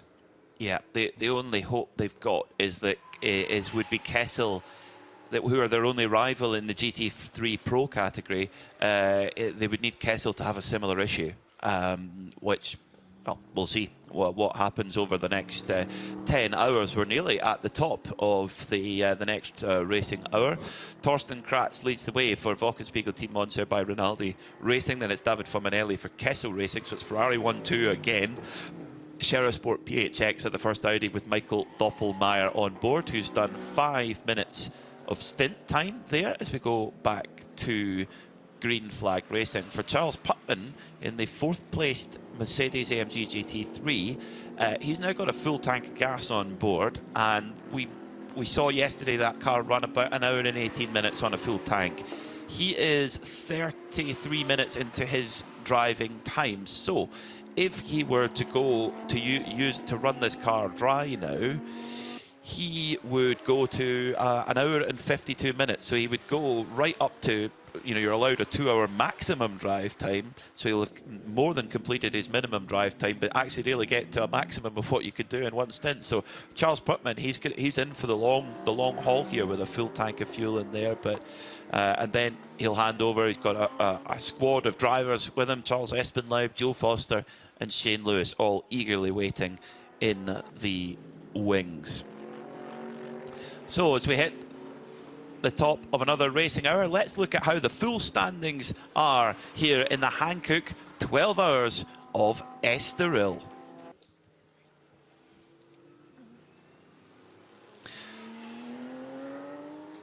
So, leading the way at the moment is the Wochenspiegel Team Monschau Ferrari, but run by Rinaldi Racing. Torsten Kratz is at the wheel at the moment, and they hold a lead of 59 seconds over the Sherasport PHX Audi, driven by Michael Doppmeyer. Then in third, it's Kessel Racing with their Ferrari, David Faminelli in third. Then it's CP Racing in fourth, with Charles Putman, team owner, behind the wheel. Then in fifth, MP Racing having a good day at the office. Nice and much smoother run than they did yesterday. They are in fifth for the Gostner family outing. E2P Racing, they're in sixth in their Porsche, plugging away Javier Morchillo, dragging that car back up the order. In 992, it's all changed. Red Ant Racing have moved back into the lead of that race, taking over from Red Camel Jordan's NL. So Colby de Broeker in the Red Ant car leading Fabian Dance by 5.3 seconds. In ninth place, it's Villi Motorsport by Ebby Motors with their brightly coloured Porsche, and young Papi Casimo is on board right now, 6.6 seconds ahead of the 10th placed RD Signs Sulai Racing Team Lamborghini, the Huracan Super Trofeo, with Polius Paskevicius at the wheel right now.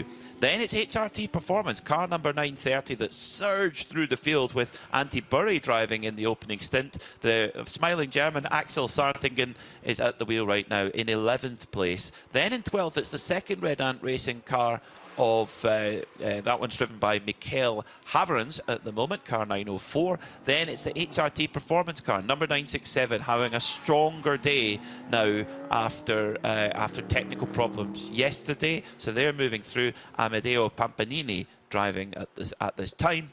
Then in 14th, it's Nick Jonsson for RPM Racing, leading in chasing down HRT Performance in 992 AMS, about 15 seconds between them at the moment. Then it's the Vortex V8 car 701, Lionel Amrouche driving at the moment. Then your leader in GT4 is Bagheera ZM Racing with their Mercedes, Alea Koloc, in 16th place overall, and just 8 seconds behind them is Dongyi No for Atlas BX Motorsport. Haas Racing Team still in the pits, unfortunately, trying to fix the damage from that damaged wheel bearing. And PCR Sport, Vicente Dassi in their Mercedes, recovering after a trip to the gravel trap, which brought out our first Code 60 of the day. Apart from that Code 60, it's been fairly smooth running. Let's take a look at the highlights of what's happened so far here at Estoril.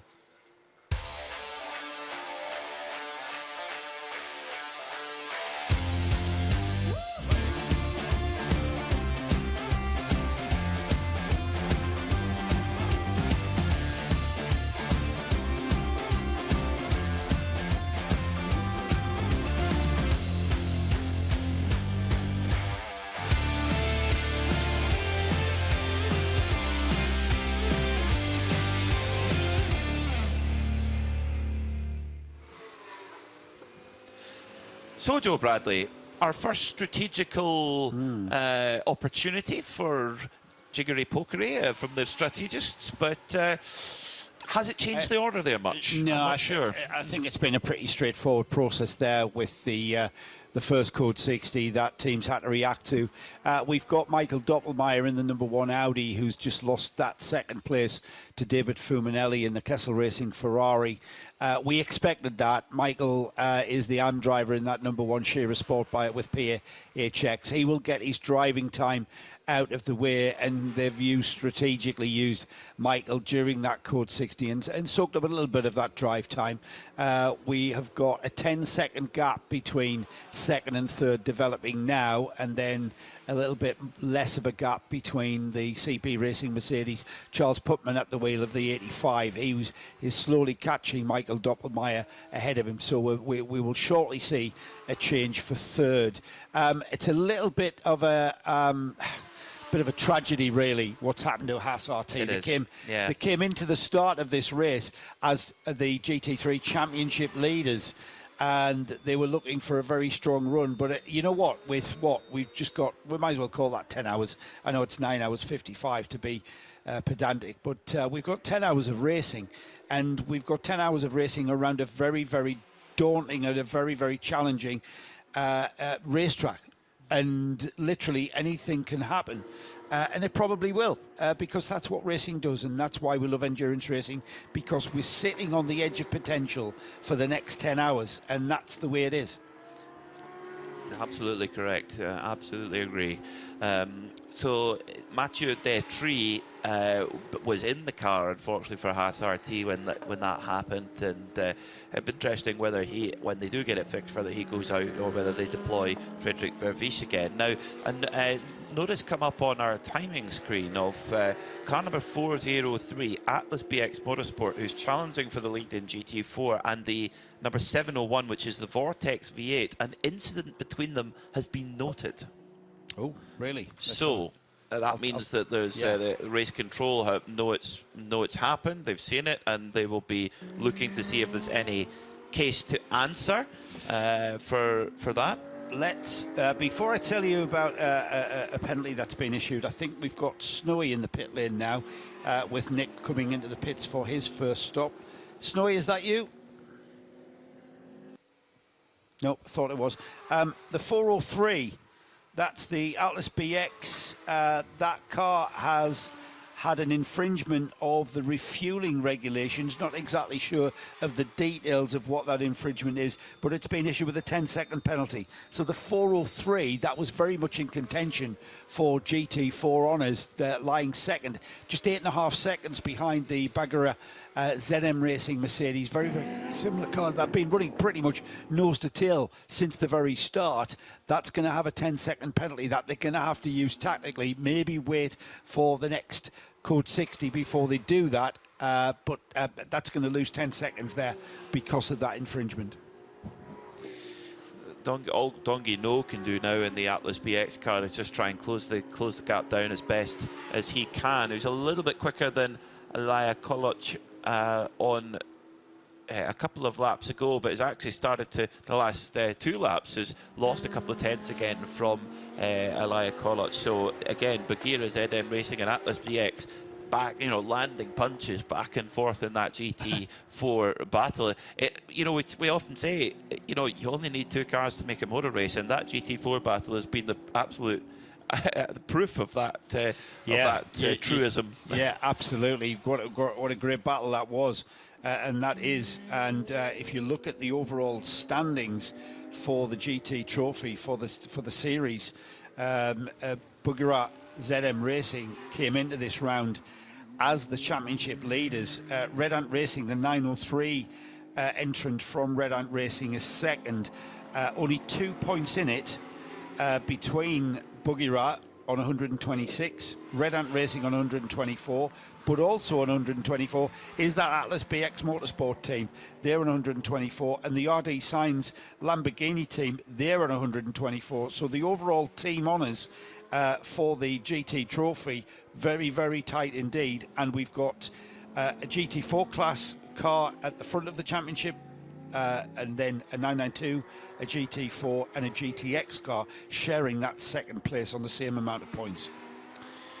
And in the GT4 category, there's just 2 points between them in the favour of Bagheera as well over Atlas BX just for GT4 cars. So really interesting. Michael Doppelmayr, one of the stalwart drivers in the Sherisport PHX crew, the cable car tycoon. He's got one of the biggest cable car companies in the world, the Austrian driver, and winner of the 2021 24 Hours of Sebring in the Audi, and winner at Monza last time out. So he's in the middle of his stint at the moment. He's been at the wheel for 16 minutes. He's got to do 1 hour to be classified. So 34 minutes of his stint time remaining there.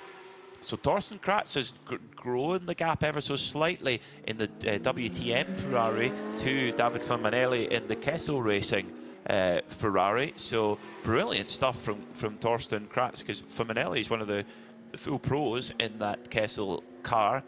Charles Putman ploughing away in 4th, going lapping about 2 seconds quicker than his opposite number in the Scherer Sport car. The gap's at 33 seconds between Scherer Sport in 3rd and CP Racing in 4th. So that's got to be what Charles Putman's focusing on, Joe, in this stint. Just run that gap down and keep drilling out those really consistent lap times. Yeah, both AM drivers and having a little sort of interscene battle between themselves, and that's a great one. They'll be enjoying that, both Michael and Charles enjoying that challenge of racing each other, the Mercedes and the Audi coming together with different drivers on board this time, but still it's going to be a proper motor race, isn't it, for that 3rd place overall.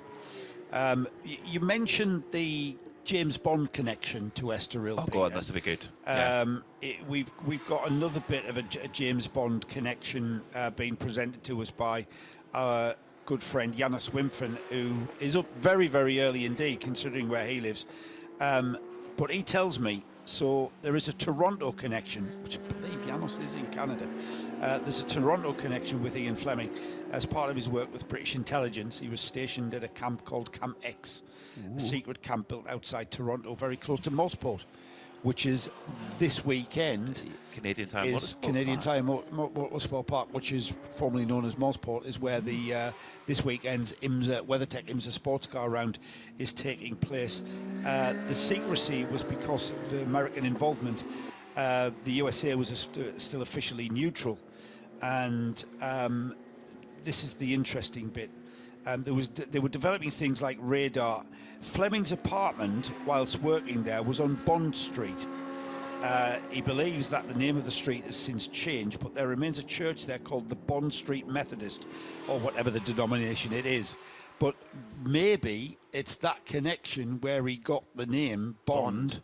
So there's influences all over the world. So Charles Putman saying it was a bar in London. Well, we've yet to speak to Charles Putman. Yes. And get that exact reference and connection. Thinking. So why?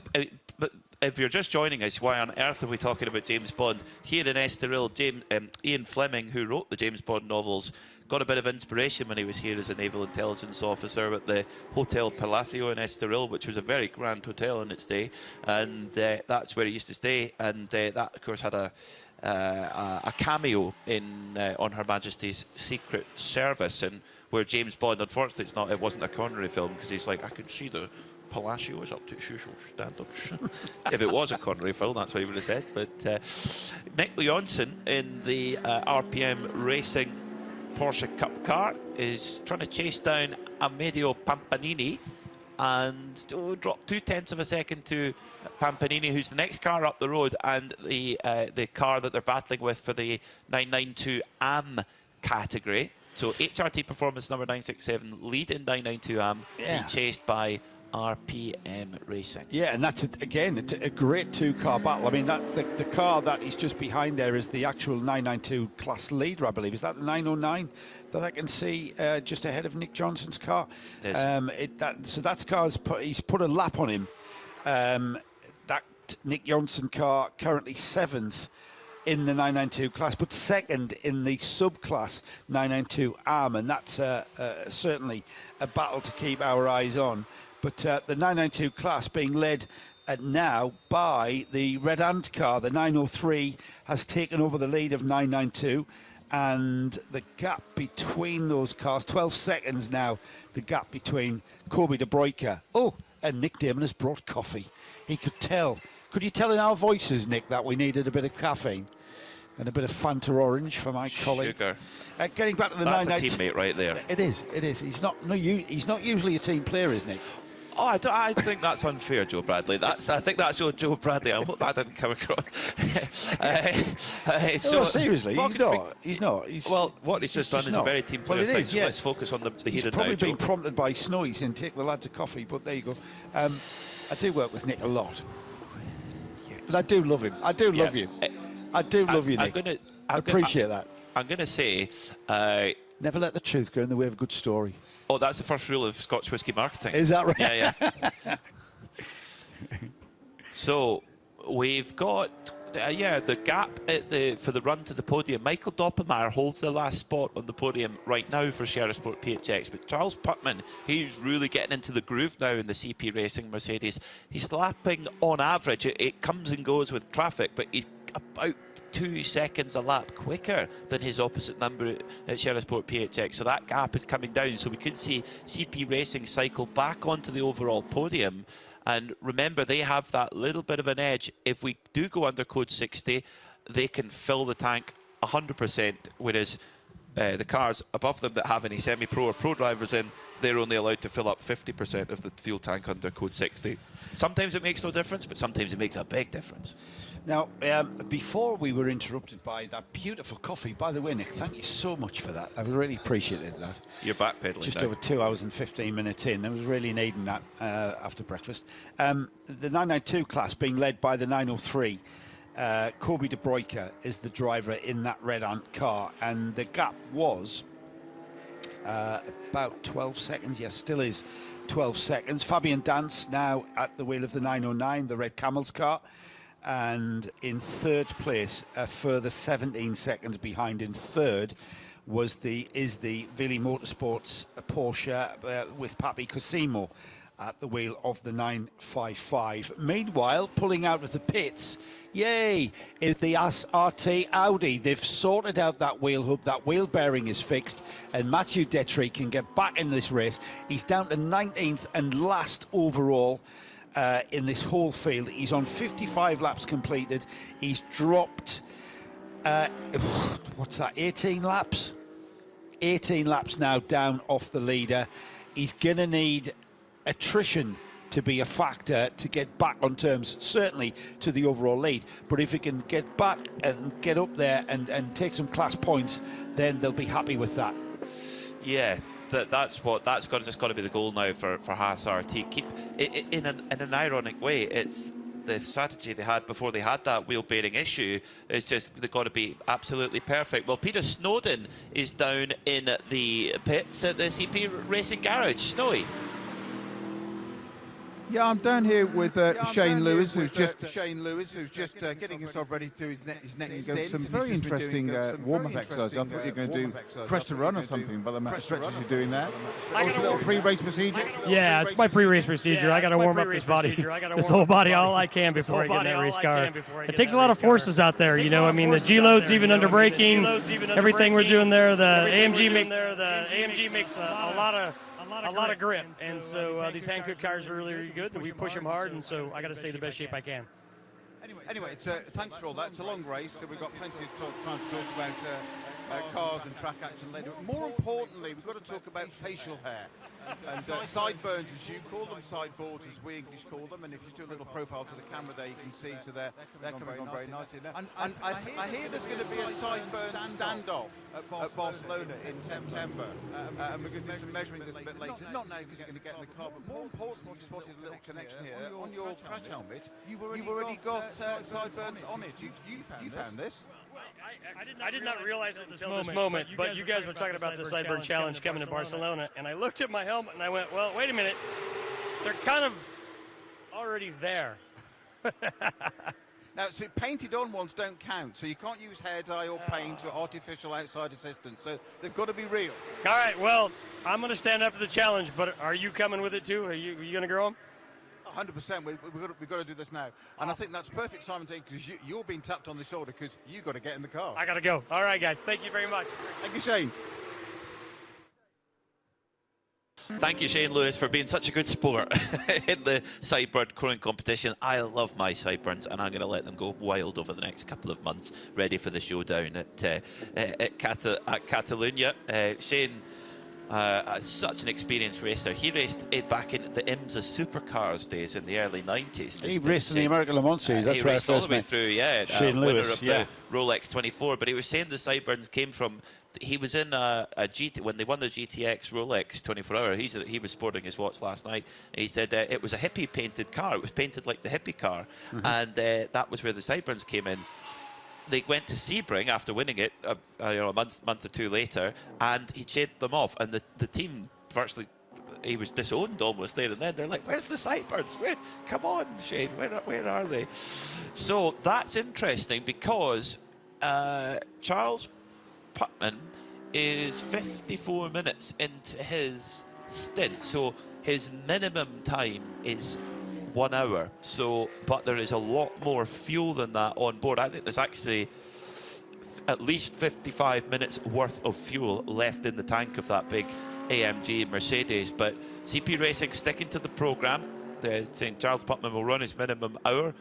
Depends if they'll put him back in or not. They have a big driver roster. They've got 4 drivers. They've got Charles Espenlaub, they've got Shane Lewis, who we just spoke with, Charles Putman, team owner, and Joe Foster joining the team. He joins the team for the longer races, which this 12-hour definitely qualifies for. And 12 hours in a run as well. Sometimes we have, at Monza we had the 12 hours of Monza where we did 6.5 hours on the Saturday and 5.5 on the Sunday. Today it's a 12-hour run, flag to flag, 9 o'clock in the morning until 9 o'clock at night. So Wochenspiegel Team Launcher lead the way by 55 seconds at this stage, with Scherer Sport PHX sitting in third in their Audi. And they've got being chased down by MP Racing Fabrizio Cristani, who has joined Thomas Gostner, Karina Gostner, and Manuela Gostner. So Fabrizio Cristani, a late change there to the entry list. It was going to be Giorgio Sernagiotto. So great pace at the moment from Fabrizio Cristani, a 138.5 last time by. That's really fast. The best lap of that car, a 138 flat. It's definitely the best of the Mercedes lap times. So Cristani really chasing up the order in that AM class MP Racing Mercedes. So we're going to see a battle of the MP. We're going to see a battle of the Mercedes AMGs. Joe Bradley, we've seen CP Racing kind of have the place to themselves in terms of the Mercedes AMGs, but the Gostner's car, MP Racing, Fabrizio Cristani is driving some great pace, a 138 flat in the Mercedes. Amazing. Yeah, we're certainly seeing that Mercedes going very well in his hands, and coming into contention there, isn't he, ahead of the CP car and pulling what's that 20. It's about 9 seconds, isn't it, that he's pulled that gap there to the CP car of Charles Putman. He's actually catching Doppelmayr ahead of him as well. He's lapping in the 38, Doppelmayr in the 44s. So we are going to see that gap come down between those two cars as well. So it's a one to keep our eye on. There's all sorts of battles raging as well, and two-car battles raging down the order, certainly in GT4. That's a gap of 13 seconds between the College Bugara Mercedes and the Atlas BX with Donji No at the wheel of that. And again, nothing in that. 147.165 from the leading Bugara car and 147.5 from the Atlas BX car last time by. That is going to be like that for the next 9.5 hours, Peter. Well, Alaya Kolic has put in a superb stint. She's opened up that gap. It was just 5 or 6 seconds when they came out of the pit, so she has extended the gap slowly but surely. Alaya, she's only 18, Czech driver based in Dubai. She's actually a Baja Cup champion in the Middle East, and so racing on long distance off-road cross-terrain competition. Competed in her first Dakar this year.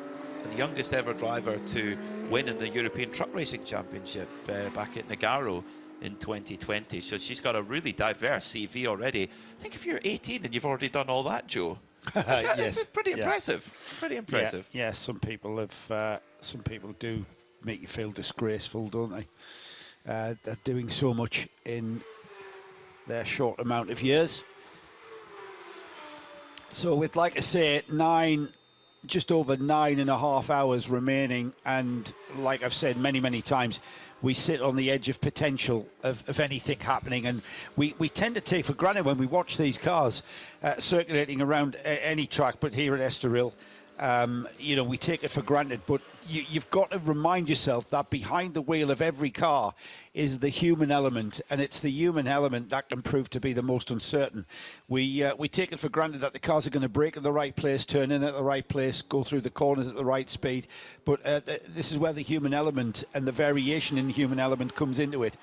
We rely on the drivers braking at their braking point, at the right speed, turning into the corner and not making any mistakes. And these drivers, all of our drivers, no matter what sort of standard or experience they have, absolutely do overall an absolutely outstanding job, because it's no mean feat driving any sort of race car around any track, but even more so these GT3 cars, Peter, they are absolute rocket ships these days. And you mentioned a driver like Shane Lewis. With Shane Lewis's experience, he's having to do stretch exercises and warm-up exercises because of the physicality of racing, in his case the CP Racing Mercedes. But the kind of G's and the forces under braking you mentioned there, it's a very physical pastime. Well, at Monza, Shane Lewis was telling me a few weeks ago, after the 6.5 hour portion of the race on the Saturday, on Sunday morning, he says, my left leg,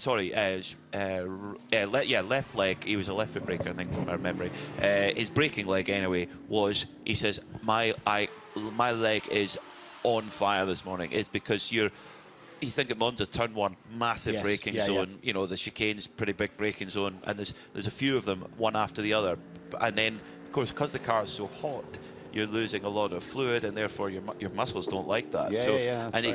And of course, with these GT3 cars, they've got ABS, so it's slam the pedal. It's a bit more finesse than that, but slam the pedals as hard as you can. With your ABS systems, you have to press that pedal as hard as you can. You're talking well over 100 pounds of pressure, and that's over and over and over again. So anybody who thinks that racing, you just sit in a car and drive, you are so mistaken. I just can't stress enough. And that's come from me. I've never sat in that race car environment, but we're lucky enough to work with people who do, and also the drivers who are so kind to share their time with us for our broadcast, tell us what it's like and say, and if they're telling you, trust me, that's hard work in there, they are not lying to you, that's for sure. I have raced before, and I've raced 100cc karts, and I've raced Formula Fords, and I'd driven the odd race car here and now and again. But at my age, I'm a lot older than I am now than I was when I was racing regularly. But now and again, I'll jump into a Rotax Max kart, and I've driven one of them. 5 laps around Warden Law to kart track, and I have to pull in because I need oxygen. It's so physical. I mean, karting can be even more physical because the straights are longer in a car. But the physicality. I once worked with a girl who said, "Why do racing drivers have to train? I mean, it's only driving."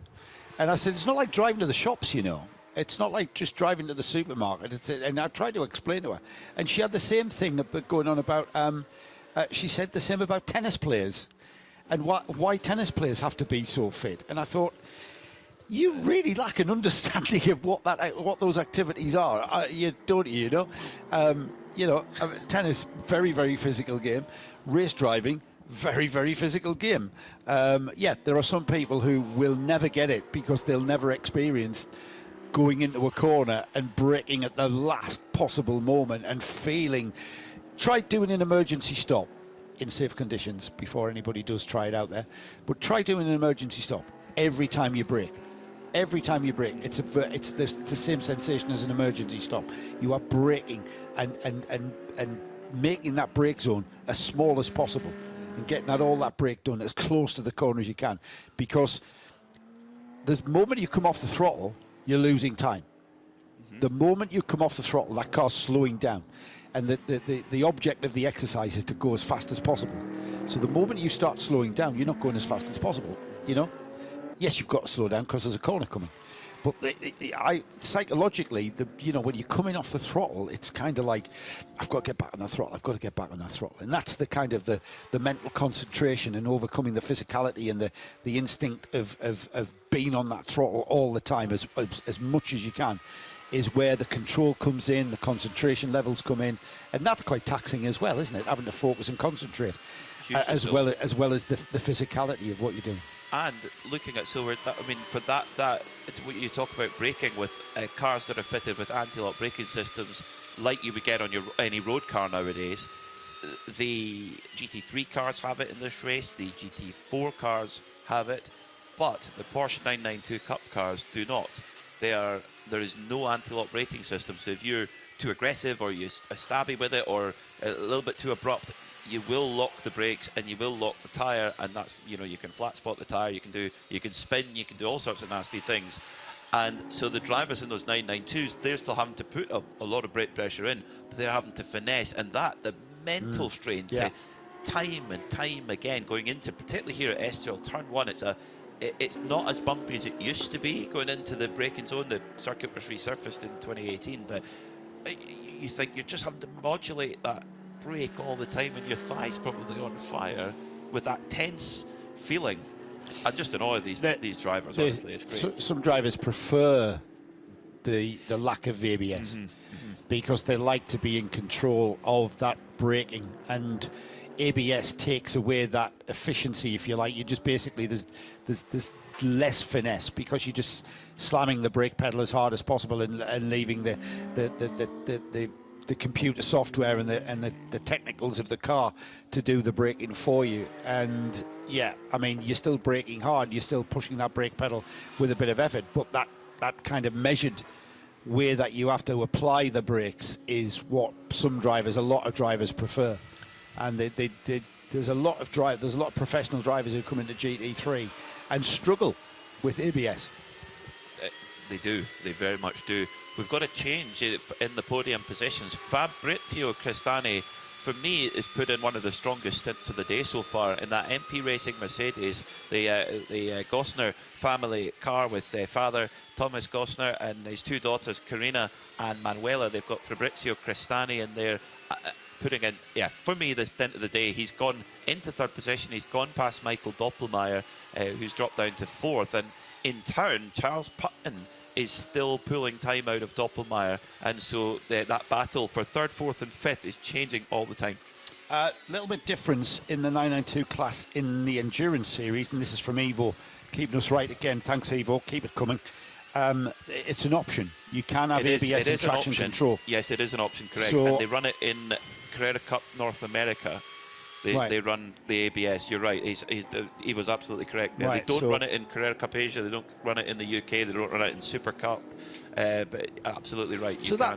Let's rather than Evo WhatsApp me with this information, I'm going to task Snowy with go down. Let's have a chat to Evo. Are they running it? Let's get I think they are running it. But what are the vagaries of running without it? Is it an advantage to run with the ABS? Does it take away that measured the measured application?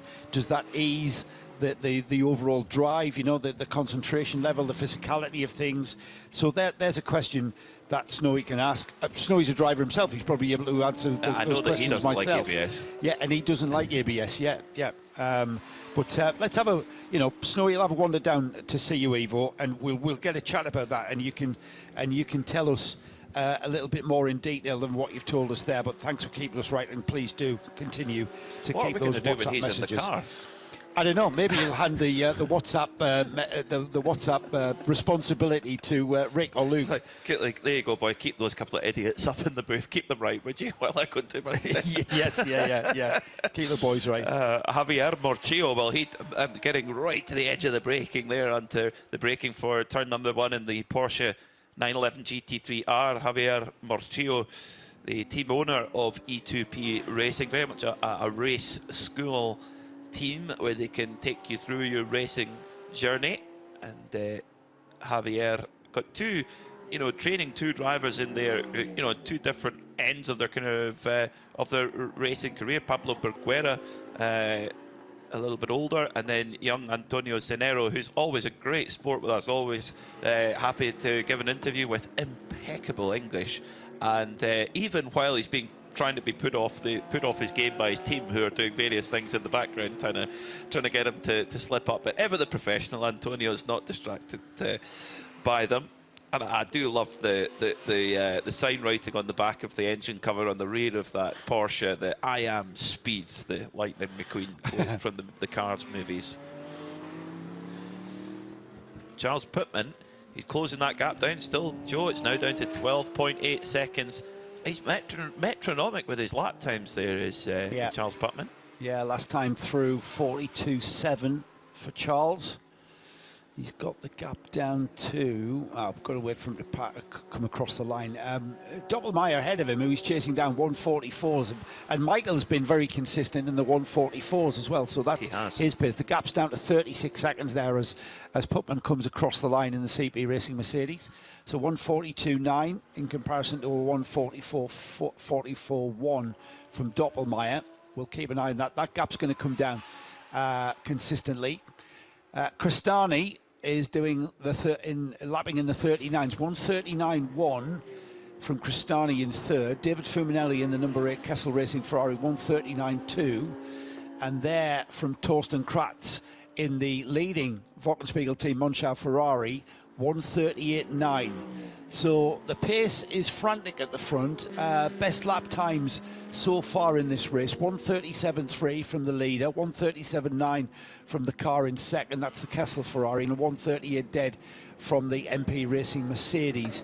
So they're not far off their ultimate best lap pace, I'd like to say it. We've now got 9 hours underneath 9.5 hours of this race left, and I think we are going to see, this is how this is going to pan out. We are going to, you know, I'm not detracting anything from the task in hand here, but we are going to just plough round and round and try and keep to that pace, and we'll see a variation in car performance depending on who's behind the wheel. And I think what's going on there underneath the covers, so to speak, is a lot of consideration to tyre management through the stint. This is a track that can easily take the life out of your tyres prematurely and leave you floundering with a lack of lap time. If you are too perhaps determined in the early stages of your stint, you can easily find those tyres going away from you. So Peter Snowden is down in the pit lane. Snowy, what have you got? I've got a very big GT3 AMG Mercedes right in front of me. CP Racing, the 85 entry, just doing its routine pit stop. Charles Putnam has just got out of that. So slick, so organised, these guys. Completely cool. Somebody just cleared the windscreen. Broadband, that's it, done. Tyres changed. Charles Espinal, who started that car, went to put his baseball cap on because it's quite hot in the pit lane. And I just jokingly said to him, you put it on backwards, by the way. And he just said, it's not an American thing. He said, if I put the peak at the front, when I pull Charlie out of the car, it hits on the roof of the car, so I always put it on backwards. It's in the detail, isn't it? Thanks, Snowy. That's great stuff. Yeah, that's important detail. So that's Shane Lewis getting on board, who we spoke with a few moments ago before he was tapped on the shoulder to say, Shane, it's time to get ready. Helmet and hands device on. Helmet and hens device. Helmet and hens device. On a hens device. Yeah, so Charles Putman has completed his driver time, 1 hour and 10 minutes at the wheel there. Shane Lewis won't be in the fueling station very long because they topped the car up at the last stop. Michael Doppelmayr, he's 44 minutes into his stint, so about 16 minutes left. Javier Morchillo has been charging up the order in the E2P Racing Porsche, which of course our CP Racing Mercedes is big rival in the AM Class Championship.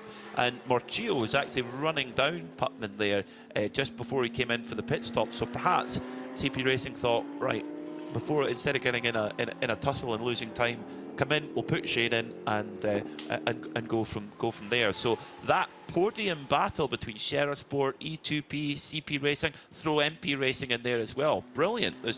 Actually, it seems today, Joe, we've got, yes, the Ferraris out the front they're dominating, but the battle for the podium is a lot deeper than we saw yesterday. But we'll come back to that in just a moment, because Snowy has got the man of the hour, Charles Putman.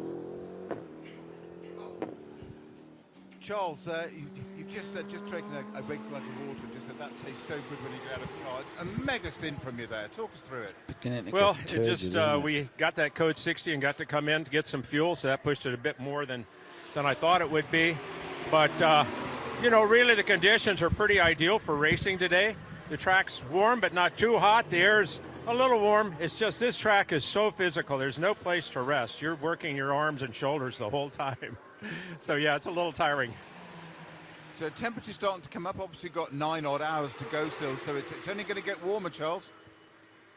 I'm sorry. Oh, get warmer? I haven't asked the engineers what the forecast is, but my gut instinct is it's going to get warmer, it's going to get slicker, and that just makes it harder for everybody. But, you know, it's the same for everyone. That's all part of motor racing, and it makes it fun.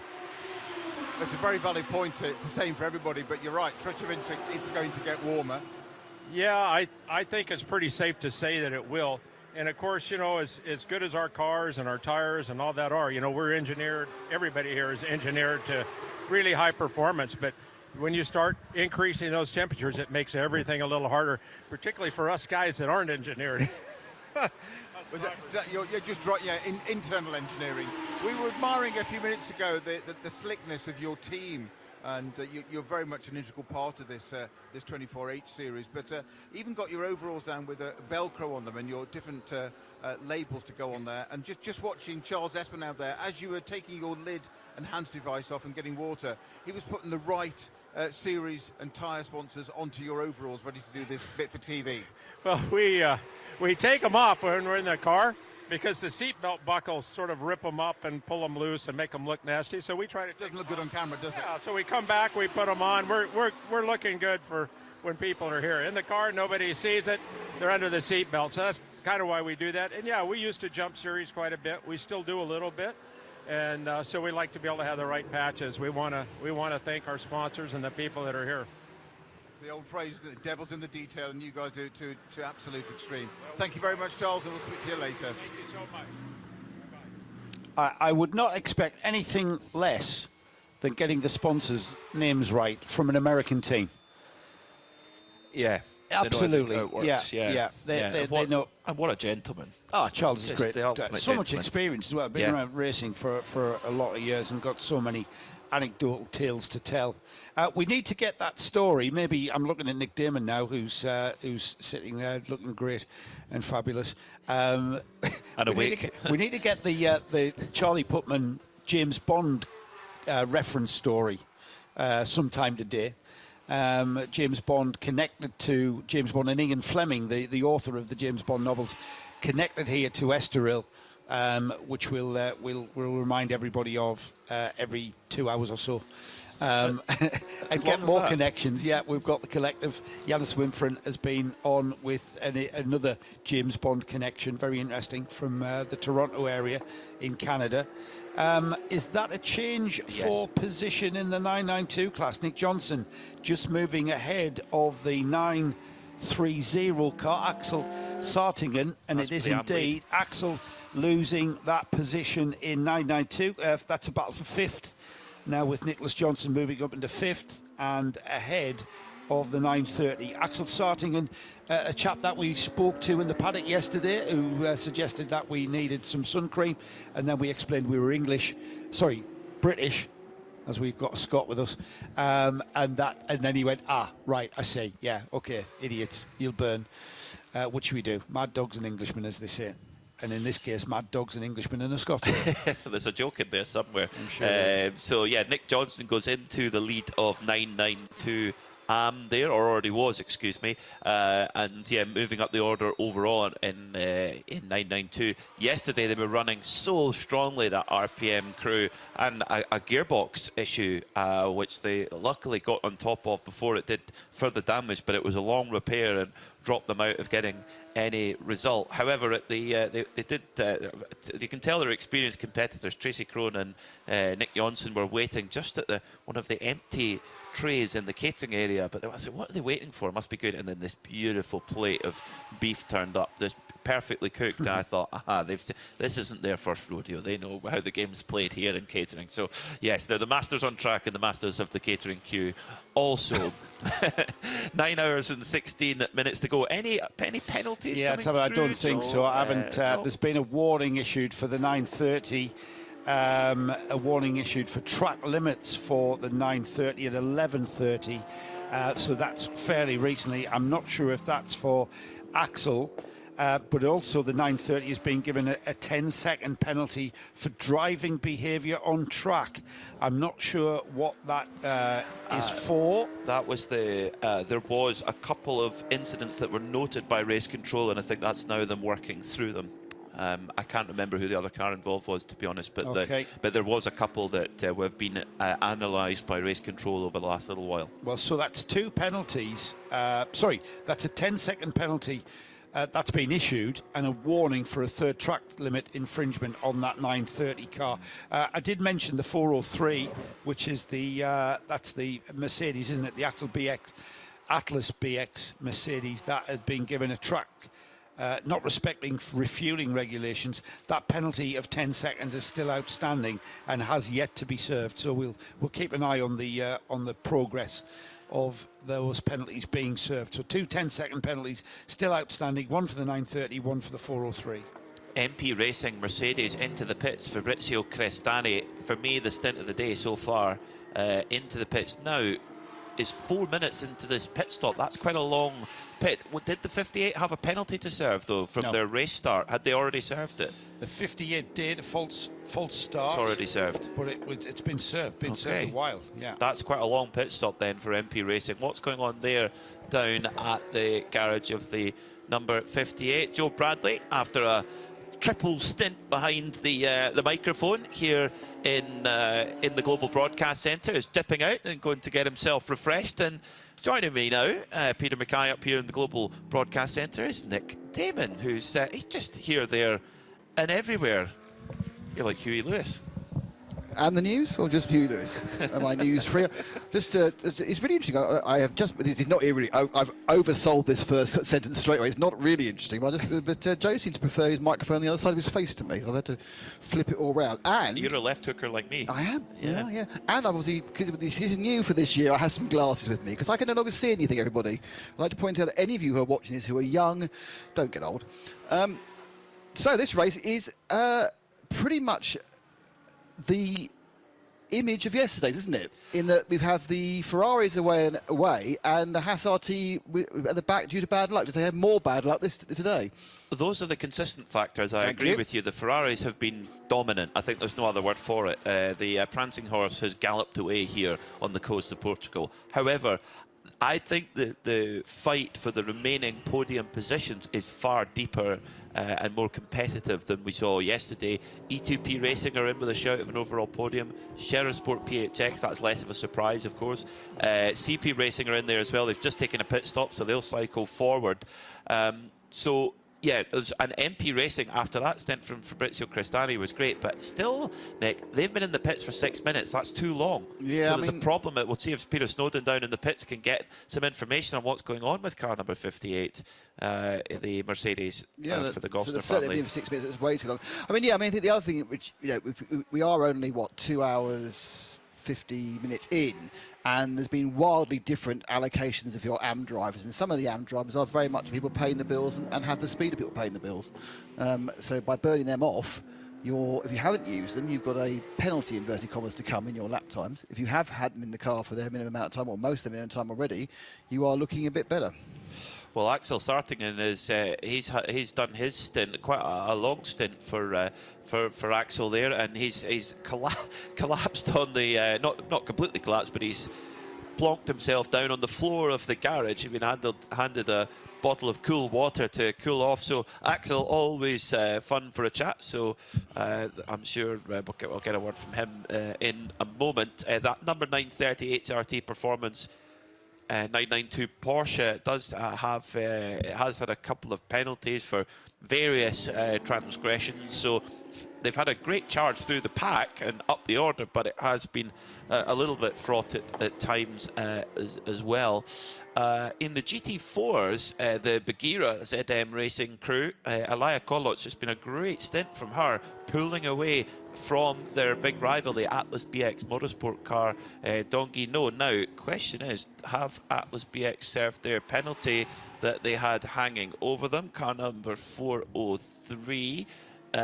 Did they? No, it's a 10-second time penalty issued. No, they have not. So there's a 10-second time penalty for not respecting refueling regulations. That would have been at code 60. Now, Peter Snowden is down in the pit lane with Axel starting in. Axel, you've just done a very, very long stint at the wheel of that 930 Porsche, and it's showing, isn't it? It's very hot inside. My drinking system fall apart, so I had no drinking. And without no drinking, the sweat is getting everywhere. You don't see that much, especially I wearing spectacles. So it was really hard at the end, really tough, very warm in the car. So, but now we're here. But you've had 30 seconds to recover, and you're perfectly composed again now. Yeah, I could do that, but after a while, after 1 hour, the tire's going down. So just sliding, but all fine. Yeah, we're still in the fight, so we will see. When you say the tyres have gone down and the car's sliding around, how much more complicated and concentrating is it to drive a car on such a technical circuit with that imposition on tyres? You have to wait to go on throttle, especially with the Cup car, and you have two different forces going. One is going in favor, one is going against you.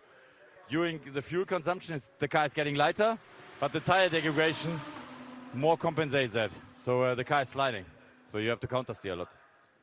So at some point there's got to be a kind of crossover there where the fuel load gets lower and the tyres go. So you've got less weight but no grip. Yes, there's a point where you can do the quickest lap, but normally it is after 20-30 minutes, and then the time's going down. Of course, it's not ideal to be kind of semi-drifting a car like that, is it? No, drifting is not quick. That's the problem. So it's fun though. It's fun with the Cup car. You can drift a lot. The guy's drifting, but it's not quick. To be quick, you have to stay in your line. Axel, thank you very much. I'll let you get some more water. We'll speak to you later. Thank you. So, thank you, Snowy. So we've got our pit reporter Peter Snowden going hot-footing down towards the Mercedes number 58 garage. MP Racing, they've been in the pits for 10 minutes. That's not right. So we'll get the story from Snowy in just a moment. It's such a shame, Nick, because Fabrizio Cristani, he was charging, one of the fastest cars in the pack, really the only driver who could get anywhere near those Ferrari lap times. Yeah, obviously as the non-family member and the expert in the team. I mean, he was the man who's got the speed. The Gosner family, they're all excellent, gentle person drivers, because obviously two of them are ladies. They themselves admitted on the grid that they had a little bit of problem keeping on the island yesterday, but they didn't hit a barrier, so that was fine. I think they were probably concentrating on just staying on the track and then letting the pace of Fabrizio take them forward. But they have hit, we assume, for their 10-minute stops, some mechanical issues. Whereas staying out the pits, especially with a smaller field, is ever more important. I'd suspect we'd see the Sheriff Sport PHX car in a moment. Michael Doppelmayr is 58 minutes. That's impressive. I mean, he's a fit man. 58 minutes and 45 seconds through his stint. He needs to do 1 hour minimum for that car to be classified in its class, and there's just gone over just behind us in our commentary position, gone over the line. So I suspect we'll see the Sheriff Sport PHX car in a lap or two. E2P Racing, now that because of the code 60s and how that's worked out, 9 hours and 7 minutes to go, nearly 3 hours into the race. E2P Racing have only done one pit stop. Pablo Braguera did a proper marathon stint before we even got code 60, so he did about an hour and 20 minutes on one tank of fuel, which is a great run from the Spanish driver. It's an all Spanish lineup in that E2P Racing car. Although today you interviewed Antonio Cenero on the grid, Nick. His team weren't putting him off like they normally do by running behind them and making silly faces and all sorts. Possibly, I don't know. You didn't notice anyway. The interesting thing is, running as they have done now, 2 hours and 54 minutes on one stop. That seemed a little bit unlikely, but there's a couple of people who've done it. I mean, the thing to remember is that the tanks are fuller at the start than there'll be at any other time of the race. Because if you have a 120-litre tank, you can brim it even if you're only allowed to refuel 95 litres. So you do start theoretically, if you want to carry the weight penalty, with an extra amount of fuel. Now, as we heard from Paul Truswell, every litre of fuel is an extra second. Perhaps you do want to have 20 seconds of free fuel, free fuel stop time in your tank. But yeah, I mean, I'm impressed by getting this far, nearly 3 hours, without having to stop more than once. But they'll be in soon, and at that point, they'll start to see where their real tactics have unwound. Yeah, but we have down in the pits, we have young Mr. Peter Snowden with an update on the bright green MP racing machine from Mercedes. Fabrizio, some issues for your car. You had troubles yesterday, but what's the problem today? Something happened on the engine. I had alarm, I had recovery mode from the engine, and suddenly I had to box. My heart broke. I really enjoyed driving today. A lot of overtaking, and then, you know, we have the onboard here. So while I was overtaking, I was thinking, oh, maybe the other are checking the onboard. They're having fun as well. And I had great fun, really recovering and lapping ourselves. And then, yeah, that's the way it is. I think it will take half an hour or so, and yeah. The hopes are gone, I think. So okay, it's not good for the result, but it's not terminal. You can get it back into the race. I hope so, at least for them to get some driving time back, because also it's important for them to have fun and drive. And so yeah, I hope that the mechanic will put back the car in peace and in one piece, and we go back on track. I'm sure they will. This is obviously very much a family car, so we've got Gosners here all over the place, queuing up to be interviewed. So tell us what's going on. Yeah, unfortunately the engine belt broke, and our guys are fixing it. What's broken in it though? The belt of the engine. And cam belt? I don't know how it's called exactly. It's a belt. The auxiliary belt. Looking at me with that look of desperation in your eyes. Yeah, because we have been in P2, in P3, very well placed. So this time, really, it's this time that the car had a problem was really a sad moment. Okay, we're just trying to get invaded by small children running around at the same time as well in the garage. We're going to have a chat with the engineers. Thank you very much, and see if we can actually get to the bottom of what's gone wrong with this. Thank you. As I interrupted Peter there, unbeknownst by as I was talking to you there, it's not going to be the cam belt, because the cam belt are gone. There'll be an interface between valves and pistons, and the machine will no longer be running. It'll be an auxiliary belt, which could be water pump, it could be alternator, both of which either will make the car too hot or make the car lacking electricity. It's such a shame, because Fabrizio Cristani was, I'll say it again, he was the driver of the race at that point. He was just getting every last tenth of a second out of that Mercedes, and I mean, just a star. Got the car up onto the overall podium, and such a shame for Fabrizio, and also for Manuela Gosner, Karina Gosner, and the father Thomas Gosner. And although Manuela definitely wins the prize for the best team clothing, we're indicating that is it a toucan? It's either a toucan or a puffin. She's fighting against EV Motors Willy Sports, and they are it's equally colourful. Super colourful. So I like it. I mean, we always have an overall off, and of course historically we've had some fantastic overalls in the series. We had the full lederhosen overalls we had, which were actually in this series before they were worn by Max Verstappen. So I think he wore those in these Toro Rosso days back in 15 or 16, I think. But yeah, you get to Austria, you have to wear lederhosen overalls. Some people have really embraced the concept of making themselves look very much in fashion with whether they are or what they're being sponsored by. Well, when Creventic finally take up my my invite to come to Knock Hill, we'll have to have everyone wearing kilts. Well, I'm not sure whether I think we only discussed that off air, because we have this brilliant. We have had the most brilliant idea for a Creventic Scotland race. Yes, Creventic comes. It's the 12 hours. It's a 12 hours of Knock Hill. It's a split 6-hour race. First 6 hours clockwise, second 6 hours anti-clockwise. It's one of the very few circuits that. Is it the only circuit? It's certainly in the UK. It's the only one. Peter Snowden's got more news in the pits. Snowy, what's the story? Well, it's very simple. I'd just like to reinforce our colleagues and work together. Nick is obviously absolutely right. It's incontestable. I don't know why I said cam belt, because I know that wouldn't work, so do apologise for that. Thank you, Nick, for picking me up that. It is indeed the alternator belt that has failed on this Mercedes, hence you're quite right, it's not charging the battery, therefore it won't last very long. Well, so, obviously I like being right, but... and Peter Snowden studied engineering at university. Did he? Yes. Yes, he's a driver. I thought he just pressed pedal till it went bang. No. Thomas Gott's now taking a little bit of a watching brief to see what's going on. The mechanic actually jumped up right all over the engine bay, looking in. Now the GT4 spec Mercedes, which of course runs a 4-litre twin turbo, not the big 6.2-litre naturally aspirated unit, they had a nightmare in Monza.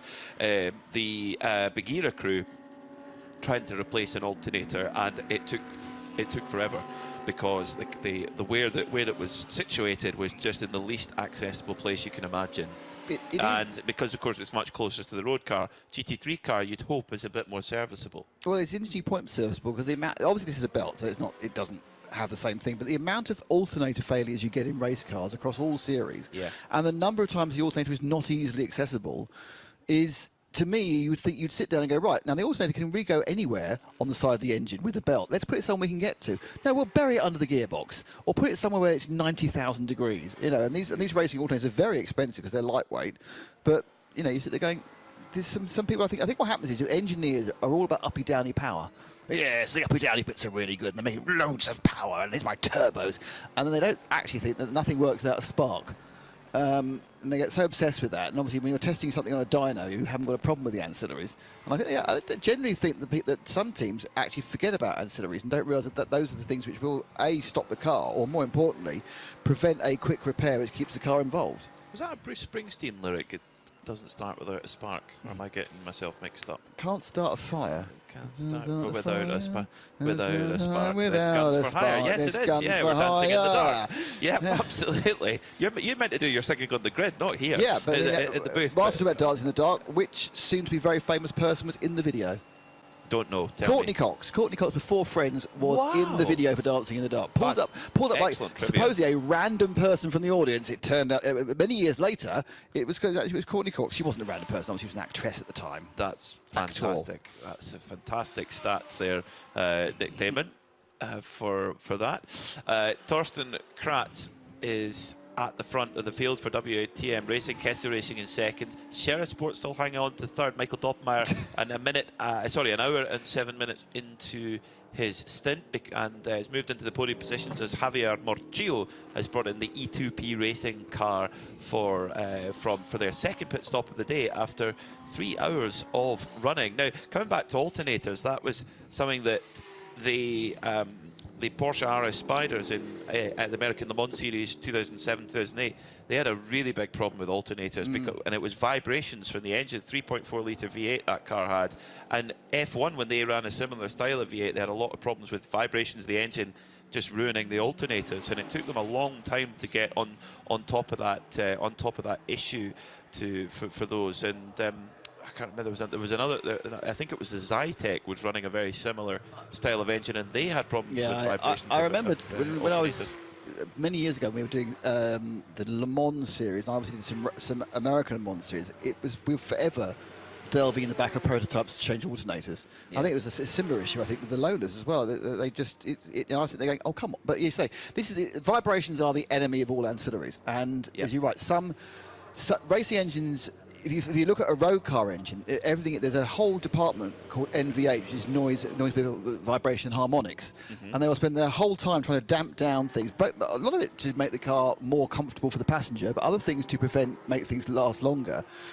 Now, of course, noise that adds weight and will reduce power because you have things like balancer shafts and that sort of stuff. And so what happens is that this is not quite so important to a racing car. Uncomfortable is fine as long as it's quick, but it has these knock-on effects.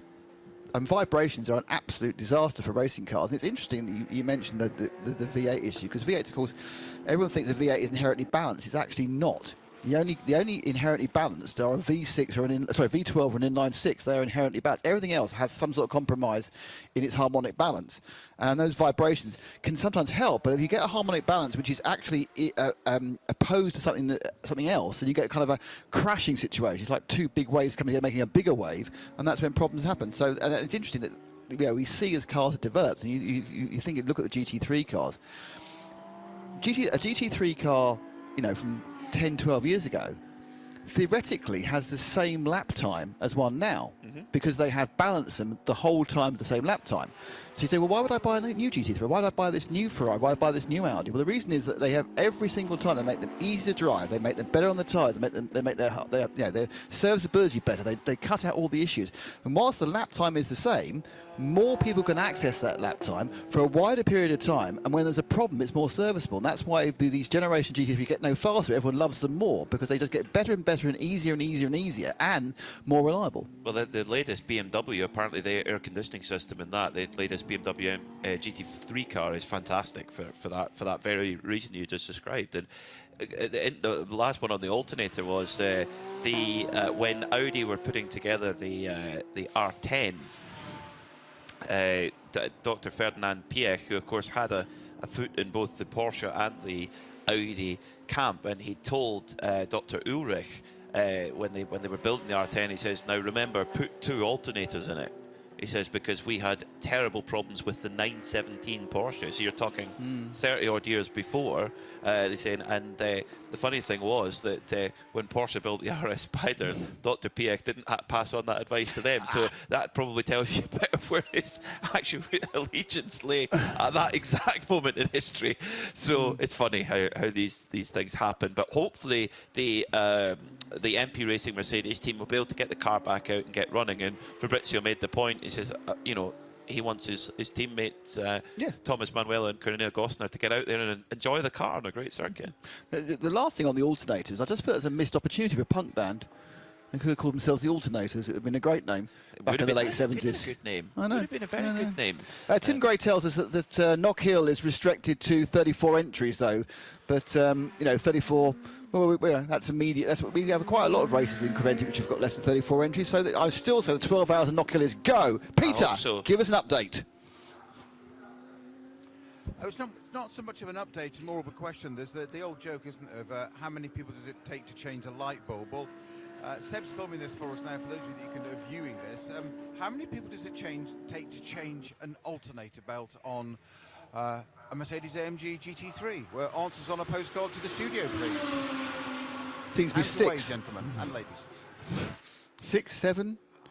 There's 6. Thank you, Snowy. We've got 2 underneath the car that we can't see. 4 are climbing all over the engine bay, and 2 underneath. So that must be similar then to the GT4 car, even though it's a different engine. Nick, is that the GT4 car, they've got to get right underneath it to change all the under trays. But don't forget, this is the belt. Yeah. Unless, of course, the alternator is... they thought it was a belt and actually it was an alternator failure. Just changed the whole thing. Yeah. Gutting. More pit stops and fuel stops. Bugatti are in the Red Ant 904, the Bugatti GT4 car. I think that's how you pronounce it. You're laughing at me. And then you also have the Vortex as well, and its fellow SPX, the RD Sign. So both the SPX classes in there, and now stopping, it's the Kessel car from second. Yeah, the Kessel Ferrari number 8 in, and full service there. The tyres going on. They'll get their fuel at the end of the pit lane. It was, who brought that car in? David Faminelli, the pro driver, in that machine. And yeah, driver change going on. The belt's getting tightened up. And little adjustment there on the... it was the air jack, wasn't it? Is that where the air jack is? It looked like the air jack. It looked like the air jack sort of nozzle. Odd. Yeah. Or whether it's an issue with with something else. But we have Peter on the spot at the Kessel pit stop. Yeah, you're well spotted, guys. It was exactly that. So they took the air lance away and it wouldn't release and drop the car off its jacks. So a mechanic had to literally barge his way through into the garage, get to the toolbox, grab a spanner and rotate the nozzle just on the bulkhead there in the front right-hand side of the windscreen to get the air to come out and let the car down onto its wheels, because the wheels work better, or the tyres work better, when they're in contact with the tarmac, I've always found, and been advised. That's an excellent point. As it said, I remember John was doing a commentary for me of an RC race. We're doing post-produced RC race commentary, and as he pointed out, even with four-wheel drive, you don't go very far if all the wheels are off the ground. Very true. Very true. It took us for an engineering scholar to tell us that. Driver change going on at Scherer Sport. That stint finished for Michael Doppelmayr. Driver change going on with the seat insert removed. Of course, when you've got 3 or 4 drivers in a crew, some can be much taller, some can be different shapes. So you've got to that's where that seat insert really helps. I mean, one of the greatest endurance racing duos of all time was Jörg Bergmeister and Patrick Long, who were just so dominant in the various Porsches that they raced together. And actually, they raced the Daytona prototype at one point as well. And they are incredibly different sizes. Patrick is like a jockey. He's very small, and Jörg is one of the tallest professional racing drivers I can think of. But they drove the same car, and they could move the wheel, they could move the pedals, and the sliding seat, and then of course a big booster insert as well. Did they shared a car? Jörg Bergmeister and Patrick Long. Yeah. Oh yeah, yes. I mean, you look at me like you have to remember, right? You were there. No, you look at hey, right. 2 things. First of all, as we discussed only earlier about races I've been at, and we were talking about the Sebring 24 hours in the car on the way in. And Sebring 24 was a Creventic race at the back end of the first year of COVID. And you were talking about people who'd won the Sebring 24, and I was sitting there thinking, well, there isn't a Sebring 24, it's only a Sebring 12 hour. I'd forgot the race existed, much less I covered it. You did the grid walk. I did the grid walk, I did the podium, and everything in between. So, yeah, it's... but it's quite difficult. So as I try and remember my historical Porsche memories from America, we can speak to David Fuminelli out of the Kessel car with Peter. David, we've spoken to some of the other teams running the Ferrari this weekend, or other drivers, sorry, running these Ferraris. Just tell us, if you can, how good is that car? I mean, we've been pretty competitive so far, so we are very happy about our package. After Monza, where we struggle a lot here, all the 2 Ferraris look very strong. So, yeah, we were running smoothly. The truck today is very different from yesterday. We have less grip, so we need to adapt a little bit our driving style. But, yeah, we're in P2, we're running great, so let's continue like this. Well, that's absolutely the right thing to say, but from a driving point of view, how much fun is it? I mean, the car is unbelievable in the corner. Like, the aerodynamic of the car is a big step compared to the 488, so especially on a twisty track like Estoril. The handling of the car is fantastic, and I think we showed that in the race. Our race pace is amazing together with Rinaldi, so, yeah. We look strong. You look like you're enjoying it. David, thank you very much for your time. You're welcome. Thanks, Noit. David Fuminelli in great form there after a solid stint at the wheel of the gorgeous number 8 Kessel Racing Ferrari. That car has been taken over by Marco Tallarico, the Swiss-run Italian machine. Marco Tallarico, one of the drivers who's come up with Kessel through Ferrari Challenge. It's a great feeder for both for driver and dealers alike, because the Ferrari dealers can then put their clients through. You know, they might have bought a few road cars and they think, I want to start racing. They go, well, we can go through Ferrari Challenge and then up into the GT3 realms from there. It's a very good pyramid, much similar to what Porsche do with cup cars, etc. Absolutely. I mean, the Ferrari pyramid is remarkable. I mean, obviously the Ferrari brand is what many people around the world aspire to drive, and you get a chance to drive it in Challenge, and you can move up through all the other various classes. I mean, I think there's about 10 Challenge cars in the pits down below. So, you know, amongst the various abandoned supercars in the Estoril pits. Yeah, I mean, I think it is obviously, of course, very much a kind of a rich man's environment, the Ferrari Challenge, and as was being alluded to by a teammate, the car, if you're lucky enough to have pictures, you can see on picture now, which is the Kessel Ferrari number 8. The base price for those are 700,000 euros, which is quite high, even in GT3 world. I thought that would have been higher, because I think the new Porsche is more than that. But what's the option packs? Options, of course, the options. What colour do you like want a steering wheel? Okay. What colour would you want it, sir? Yeah. Okay. Because the new Corvette, the Corvette GT3 car, which will hit the track in anger for the first time next year, 1.2 million euros. Yeah, I mean, the thing about it is there is a balance of performance, not a balance of cost. So you know, the fact is you build your GT3 car, you base it on some form of road car. Everyone goes, that's fair enough. You know, the 296 realistically bears no resemblance to anything. You you put it out, and they balance the price. It used to be Heinz Half Friends, it's somebody else now who balance performance. But no one says it has to cost €500,000 or 300,000 euros or 100,000 euros. You can just charge what you like for it, what you can get away with. So it's an interesting situation, really. Everything is balanced. Everything in motorsport is balanced apart from the cost. There's a surprise. Very true. And it's like when you talk about the F1 cost cap. When you talk about the F1 cost cap, what is it, 150 million is your limit? It's 135 million plus extras. It's 145 million this year. Okay. Dollars. So, and I bet you there's teams that go, well, if that's the limit, we're going to go up to that limit and to be as creative as we possibly can. Yeah. But then you'll also get teams that go, if we don't have to spend that, we'll save 10, 20 or no, there's no team doing that. Are they all going right up to the limit, Every you team reckon? is spending as much as they can.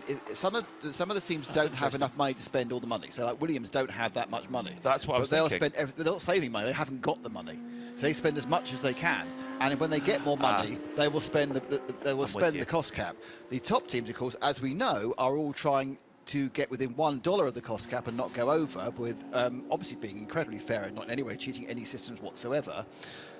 Because obviously after the draconian penalties that going over apparently give you, I mean, don't get me on that one, because we're having a lovely sports car event. Let's not ruin it with F1 politics. But basically, apparently, if you go, the penalty for going over the cost cap is so ridiculously light at the moment that personally, if I was an F1 team, I'd be spending like it was going out of fashion and not worrying about it.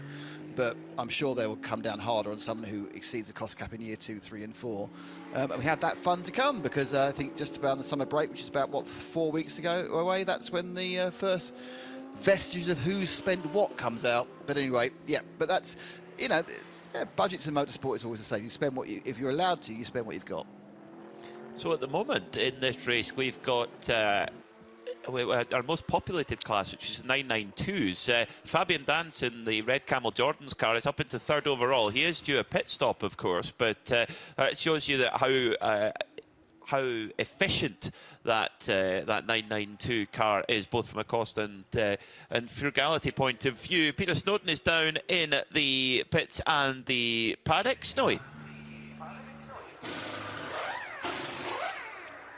Well, as you can hear from the noise in the background, that it's the number 22 race leader, the Wochenspiel WTM Rinaldi run, Ferrari 296 that's just popped into the pits, and Leonard Weiss is on board that. Now let's see, it's clearing the air ducts out at the front, air lance coming off, and the release. Does it work on this Ferrari? Just waiting for it to go down. Obviously you've got to put the belts in the driver's net, etc. I need to keep out of the way, and that one works perfectly. So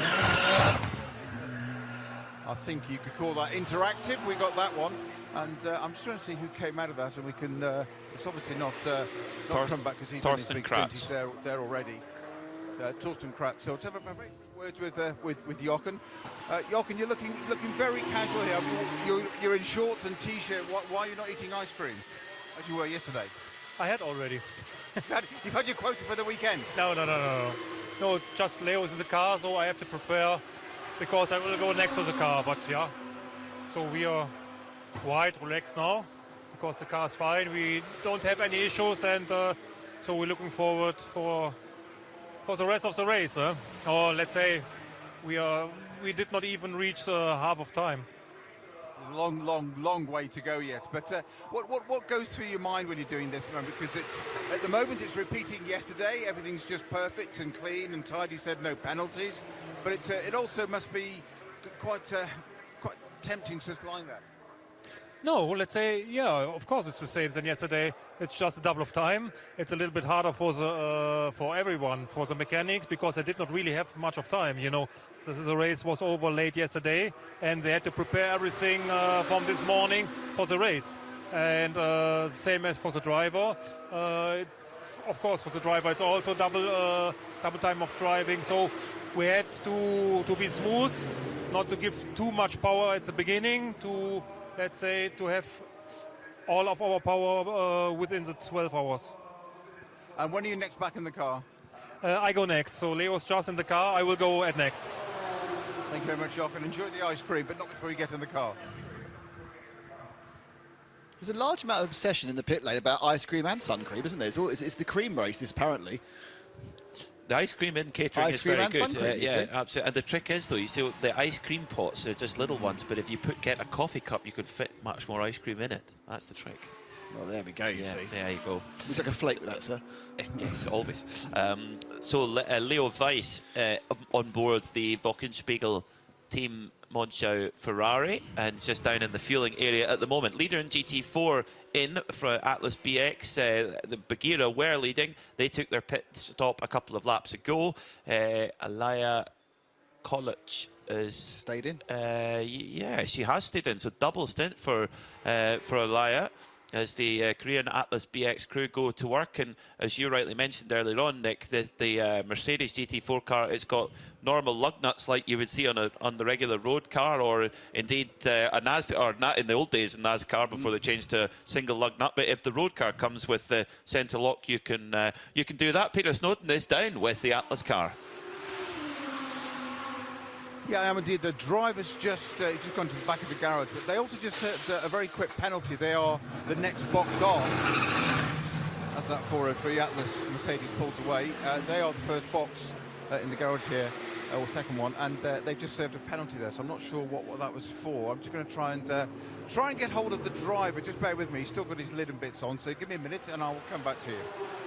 Thank you, Snowy. That was a penalty for not respecting refueling regulations, which they incurred at the last Code 60.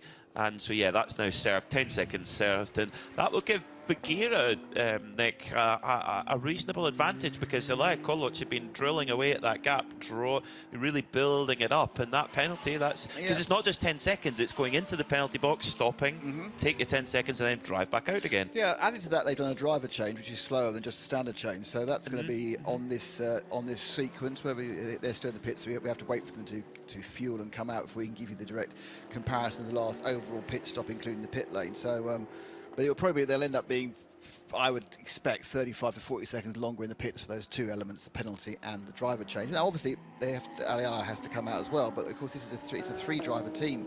Go on, tell me how I should be saying it. Alaya. No, Bagheera. What should I be saying? Bagheera. It's like the jungle cat. There should be an H. Bagheera. 2 G's and a Y, buggy. At Monza, I asked the team, how do I pronounce it? And they said it's Bagheera, like the animal. All right, not like Bagheera, the head of the Cubs, who's in the Jungle Book. Yes, like that, yeah, from the Jungle Book. Yeah. Yes, that's where it comes from. Now, obviously, I call it buggy rock because I'm used to RC buggy racing.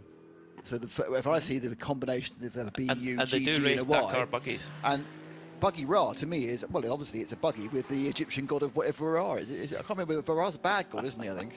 So yeah, but it's Bagheera. Okay. Bagheera. I will try and get it in my head. It could be a long-term process. You've heard the song Tequila, It Makes Me Happy. It's Bagheera, It Makes Me Happy. They've lost the second fuel pump. They're down to 6 now. Fuel pump 7's gone out. Fuel pump 1 has never been affected. It's had a big do not use orange and yellow and black tape on it. Now 7's gone as well. So we're down to 6 pumps. I mean, there's 19 cars and we haven't got a code 60. If there was a code 60, that would come into play. It would. The teams will have to consider that, and there is maybe a potential when you pit. You don't want to pit when it's too busy and get stuck in the pit lane, not able to fill up with fuel. We've all been there at the supermarket filling station where you pull up and you think, oh yeah, here's a space nip in there, and it's like, oh, petrol not available. You're like, oh. Or not the grade you want. True. You know, yeah, that's another one. Yeah, does your Audi rocket ship run on the finest Super? Does it? It only runs on that. I will not put that 10% rubbish in my car. Neither do I. I mean, in my opinion, it's a false economy because it's like 5% cheaper and you get 10% better fuel economy with the other stuff. So you know. Yep, agree. But you know, nothing gets that. So neither the Audi doesn't get it, the BMW motorbike doesn't get it. And my soon to return TR4 IRS. Oh, it's rising like a phoenix from the garage. It was a bit shocking yesterday because I got the bill. Since November, it's been in the hands of Divine Auto Restorations, who've been auto restorating it. It's had a colour change, and then they ended up doing quite a lot of extra work on it, which was like kind of not what you typically say was involving a paint can. And they sent me the bill yesterday, and I think it was quite good. I actually got the bill whilst I was walking down the pit lane, and I think it was quite good. I managed to carry on walking because the shock to my heart was quite severe. You did go quieter than normal at one point. Now that you mention it, and did you hear a small whimpering and crying? It did. That was me going. That's significantly more than I thought it would be. Oh, it always is. But it always is. Has changed colour, and I am getting it back next week. And I'm under the impression I may now have the by far the best TR4A in the country. It's Not gonna, this country. It's going to in be. the UK. It's going to be worth every penny, Nick, I'm sure. Yeah, the engine's been done as well. You see, so now everything's done. Everything's done. And it can now slowly degrade again and rust away. Because it's the same age as me, you see. It's a 1965 car for a 1965 bloke. I wonder if they do human restoration. You never know. Oh, well, never know. I tell you what, if they could improve the looks of me as they've improved the car, I would pay the amount of money that they're doing. But I think possibly that's beyond even the best Turkish plastic surgeon. Why is the 907 going so slowly? It is coming to the end of the pit lane. And it's rolling out, is it? Right, it's rolling out slowly, right. You are right to mention it, though, because coming out of the pit lane here at Estoril, the pit lane speed limit off the pit exit line is very, very late. That might have that could catch some drivers out, I reckon. Dave Alcock has tweeted in a question to the team. I'll open this to you first, as Nick. the team.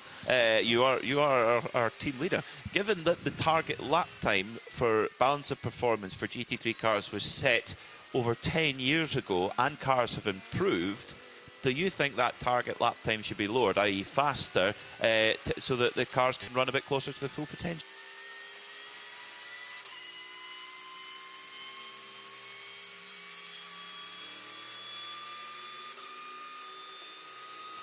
GT2, as we know now, we have right at the top end, Hypercar and MDH are balanced down to way below where they should be. Then you have P2 that's been constantly slowed down, because what they're trying to do is get lap times out of cars. They want so a typical track, they want car type A, the fastest car to do this is sports cars, to do a 130, the next car to do a 145, the next car to do a 2 minute, because they want to have this demarcation to make the classes easy to move around, to overtake, and also to have a kind of progression ladder for people who are improving. You come into the sport, you start with club racing, then GT4, GT3, and move up.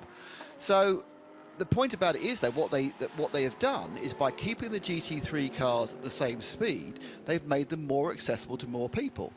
So they've made that level of motorsport more accessible. Surely that's what we want. We want it we want it to be accessible to people of it widens the age range, it widens the physicality size range, that those people can all drive the car much closer to its potential.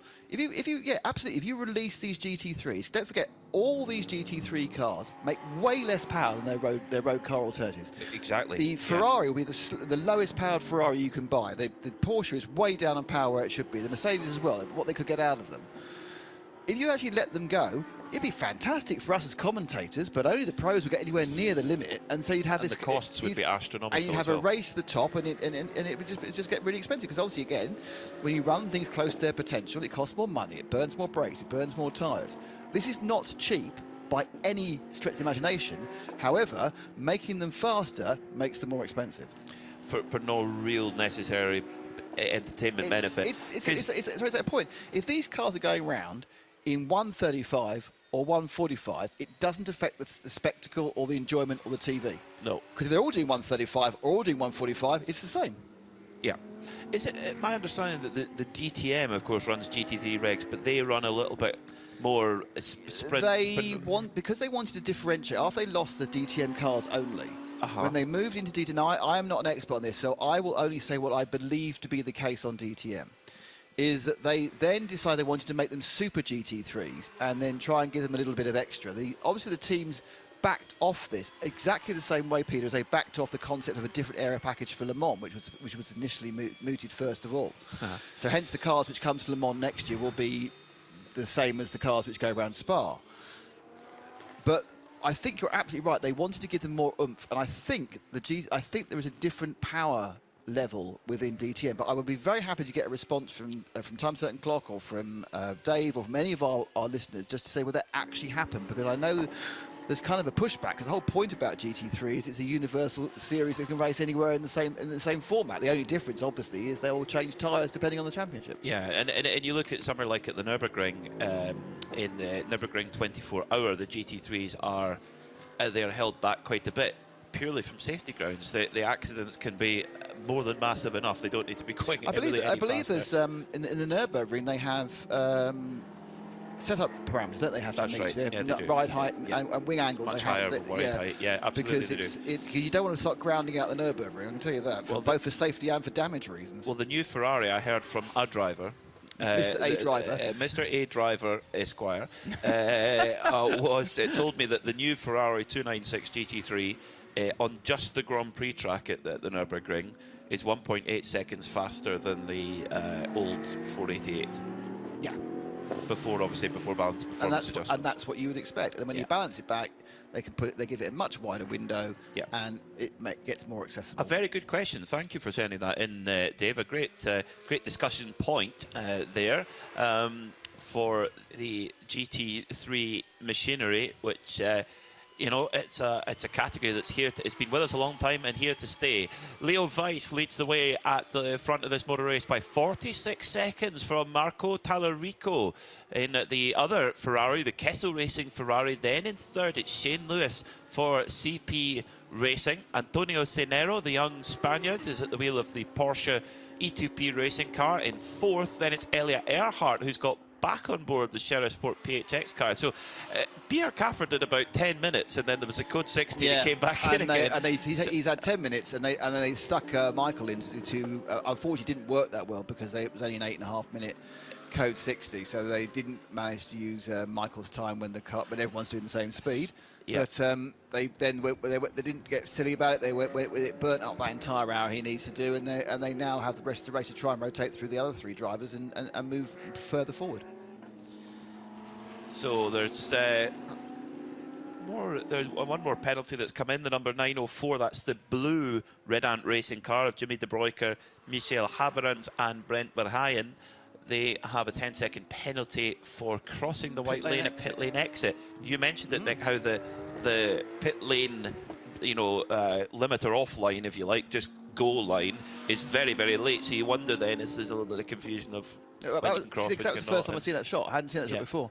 Just to round off one of the other things we were talking about, which is the GT4 battle, the 416 of Ali Kolic from Bagheera and Yongkum Kim from Atlas BX. The actual advantage during that pit stop where Ali came in, didn't change drivers and didn't have to do a service penalty. She did her stop in 3:23. It was 4:45 for the Korean team, so they ended up running a minute and 22 longer. From that stop, but something will balance back up again, because next time round there'll be a driver change the other way, but that's the advantage of not having to muck about. Now, question for you, Nick. We saw at Monza, which was 6.5 hours day one, 5.5 hours day two, but with a part Fermi in the middle, so effectively it's a 12-hour race run over the 2 days, of course. We saw, problem for PCR Sport. That is at turn 12. Coming through out the S's towards Ayrton Senna Parabolica, trying to get it turned around. He spun it. It's in third gear at the moment. Of course, it's a road gearbox on a GT4, so should be able to find reverse fairly easily. Down the gearbox he goes, down to first, neutral, and into reverse. There it goes, and a little squeeze of throttle. You'll have the team on the radio saying clear, clear, not clear. They'll be able to tell from the track map who's where on the circuit. Into first gear, and off we go. So that's good stuff from race control, not going for the code 60 button straight away, letting that situation work itself out, using the local yellow flags to warn the drivers that there is a car off, and to be aware of that. Forgive me, Nick, what was our discussion point prior to that, before we were not rudely interrupted, I wouldn't say that, but actually it's dropped away. I've lost it. Never mind. Leo That's fine, because I have to hand back to young Joseph now. Do you? Yes, I have a couple of minutes before I then replace Peter, and we'll be in this glorious rotation of lunchtime. We are, so you're going to hear lots of different voices. Thank you very much, Nick Damon, for excellent insight, as always, here in the Global Broadcast Centre. You're watching the Hankook 12 Hours of Estoril here on the beautiful Portuguese coast, just along the road from Lisbon. If it's a circuit you've never been to, come and see it. It's an atmospheric place. Sits in a natural bowl. And this morning it was certainly atmospheric with some almost Scottish-like mist. But that is burned off, as Joe Bradley promised me. And we've got beautiful sunshine. And the track temperature, I'm sure, will be climbing quickly with that direct sunlight on the track surface. It'll changed a lot, actually, since the start of the race 3.5 hours ago.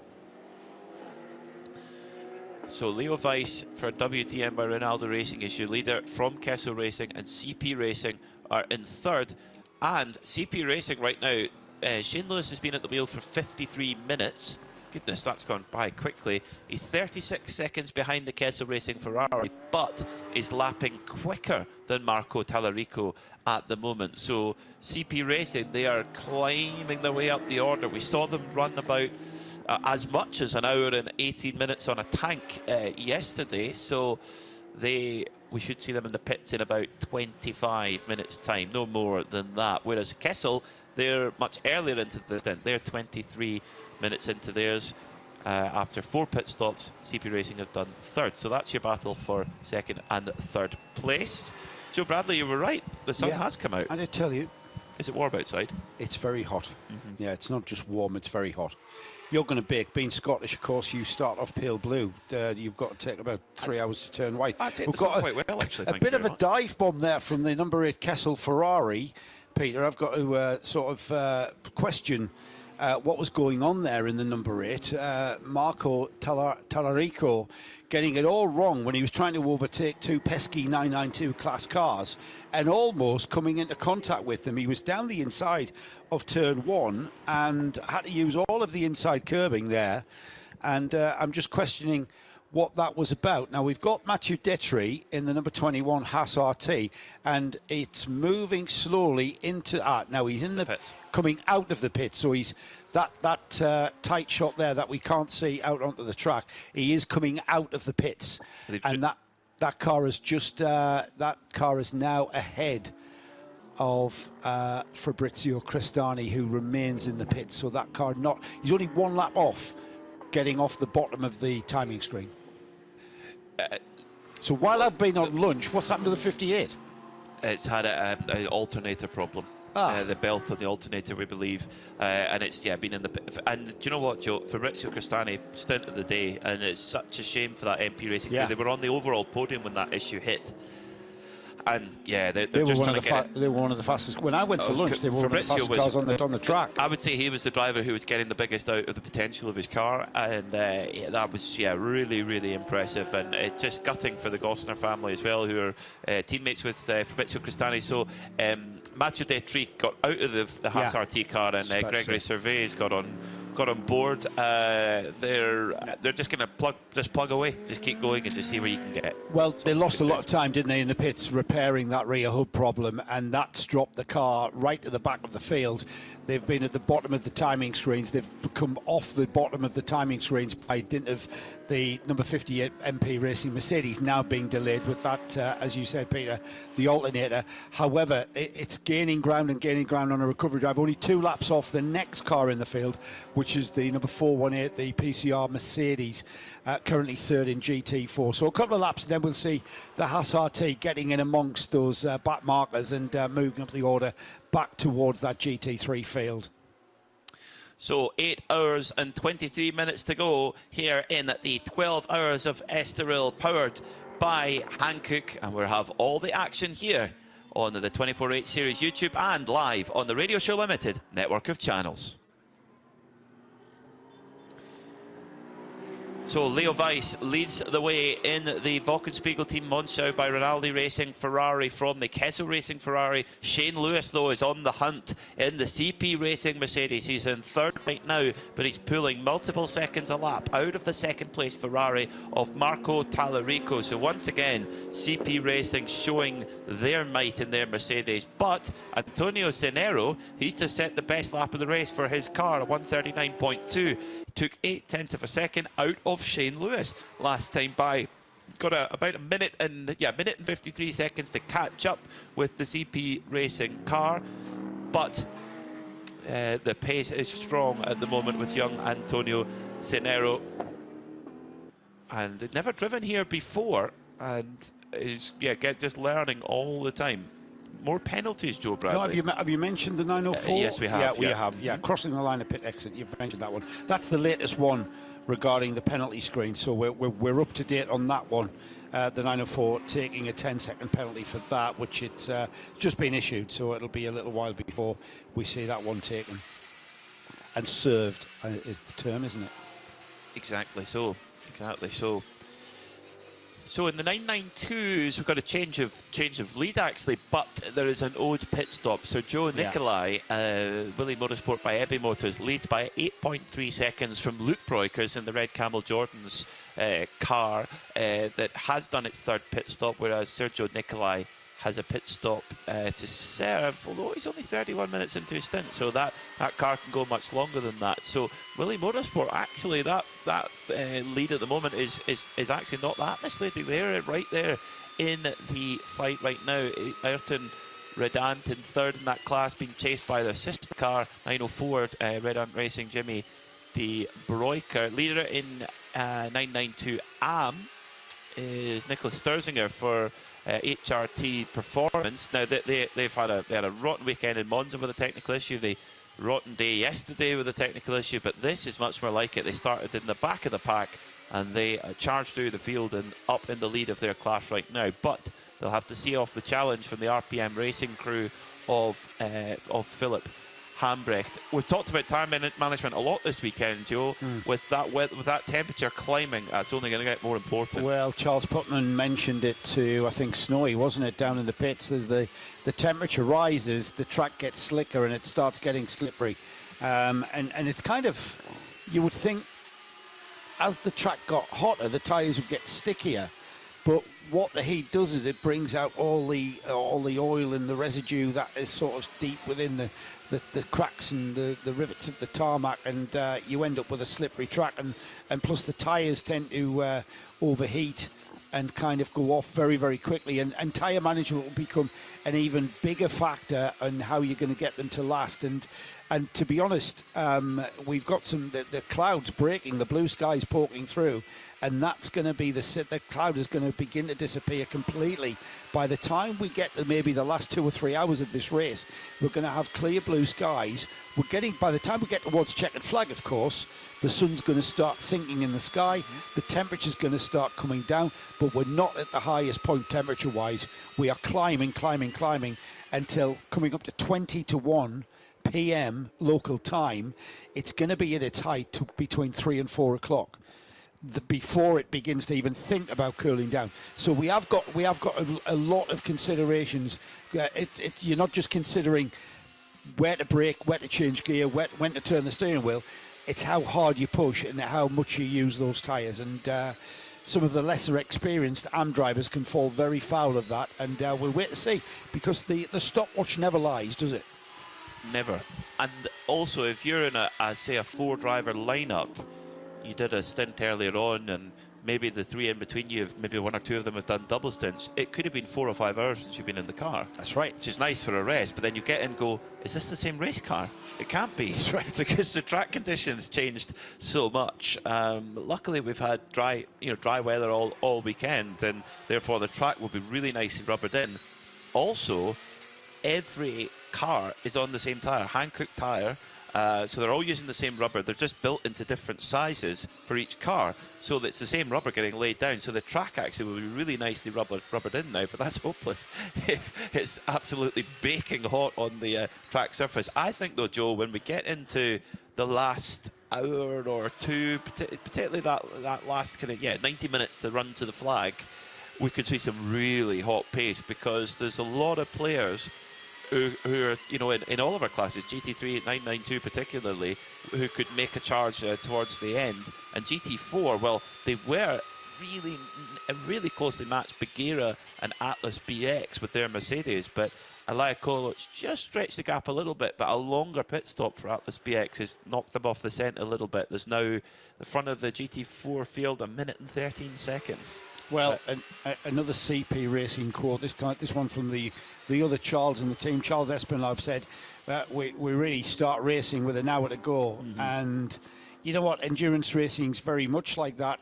I mean, we had a 6-hour qualifying race yesterday, 6 hours. to qualify for today's 12 hours and form the grid.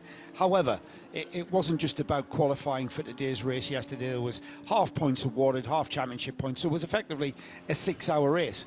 But you could say endurance racing is, you know, an 11-hour qualifying race for a 1-hour race at the end of it, going towards 12 hours. 23 hours qualifying race going into the last hour. And it's where you are and how well you have done within that space of time what you were racing to. Not as much perhaps as the WeatherTech IMSA Sports Car Championship with safety cars and how pace cars are employed in full course yellows. That's not so much a factor as it is in this series with the Code 60 process. But for instance, you know, the 2022 Watkins Glen 6 hours, I remember making that joke on air of I really like these 5.5 hour qualifying races for the 30-minute sprint, because it was a phenomenal finish. The last 30 minutes of that Watkins Glen 6-hour race for the IMSA WeatherTech series, it was a 30-minute sprint, and those cars, those prototypes, going off into turn one, nose to tail, ducking out from behind one another and going down the box. It was a spectacle.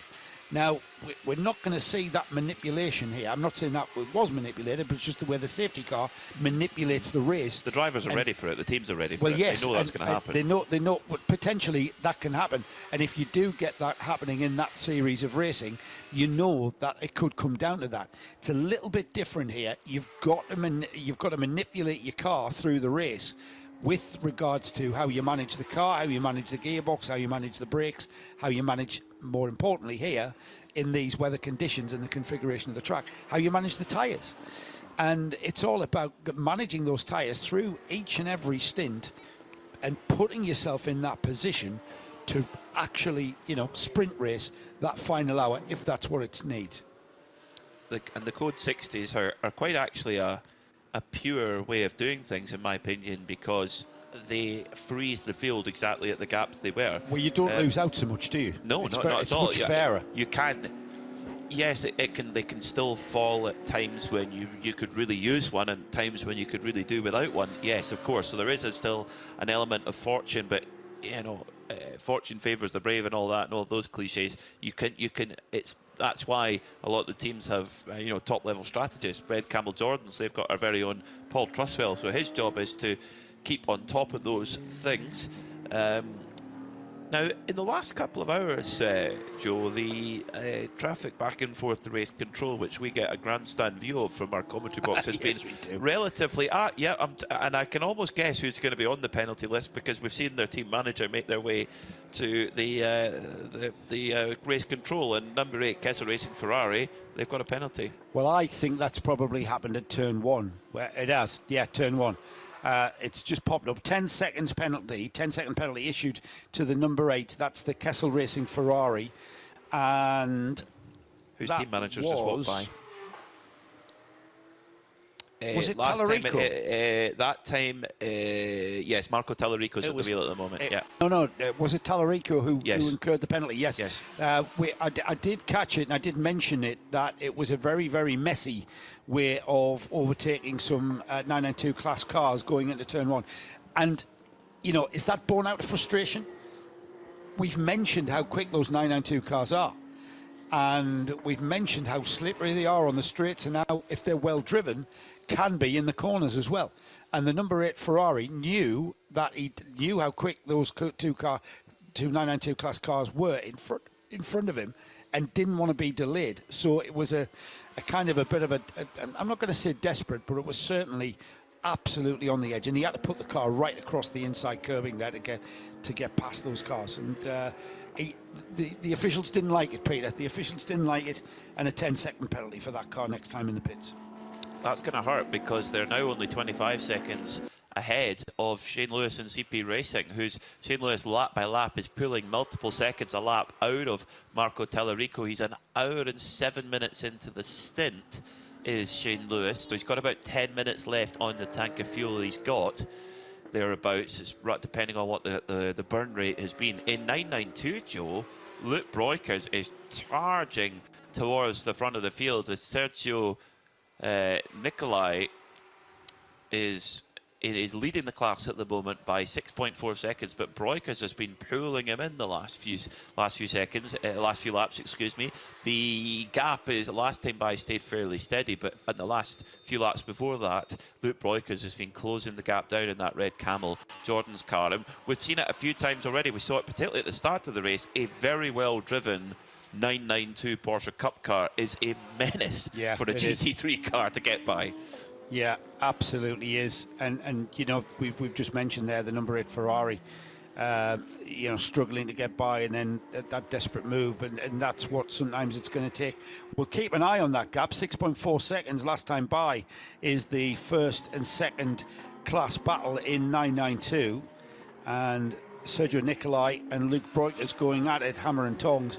Last time through, didn't know if you mentioned their lap times, 1:42.313 for Nicolai, 1:42.543 for Breukers. It's ebbing and flowing as we expect it will be, but overall it's coming down. Correct, yeah, and it can all depend on just one little slide. Especially the car's going to be sliding more in these hotter conditions. The tyres wear away, and in terms of stint length, so Joe Nicolai is 42 minutes into the stint. Luke Breukers only 23. Now, from what we understand from the Red Camel Jordan's team, they are really happy with their overall stint average lap time. They've set up the car in a way that just looks after the tyre that little bit better and extrapolates that performance through the stint, whereas Willie Motorsport by Heavy Motors are often rapid at the start of the stint and then it tails off a cliff. So fascinating, because they get given, you know, they buy the same car from Porsche. It's exactly the same. They're all built identically, 992 Cup car, and then you get into the nuances of the setup. Well, yeah, I mean, you can change the caster, the camber, the toe, you know, you get a lot out of changing the toe, certainly at the rear, the way that the car heats its tyres, the way that the car loses grip at the rear to bring the rear end round to rotate it, because the car likes going forward. You know, they don't like to change direction. You're dealing with the laws of physics when you get a car to change direction, and the laws of physics and the way that the weight transference and the way that the car reacts to that weight transference is all what, you know, race car dynamics is all about, and managing those the physics of that is what race car setup is all about, and how the car transfers the weight. We've got an on-track battle which isn't for position. We've got the recovering Haas RT Audi with Gregory Servet. This is the young driver that Haas RT have plucked from the world of Fun Cup racing, and he is now right on the tail of the CP Racing Mercedes, who's actually third overall, but the Haas RT Audi is clearly a little bit quicker than that Mercedes ahead of him. And Shane Lewis will be, who's a very, very experienced driver, will be fully aware that Haas RT car is regaining and is many, many laps down.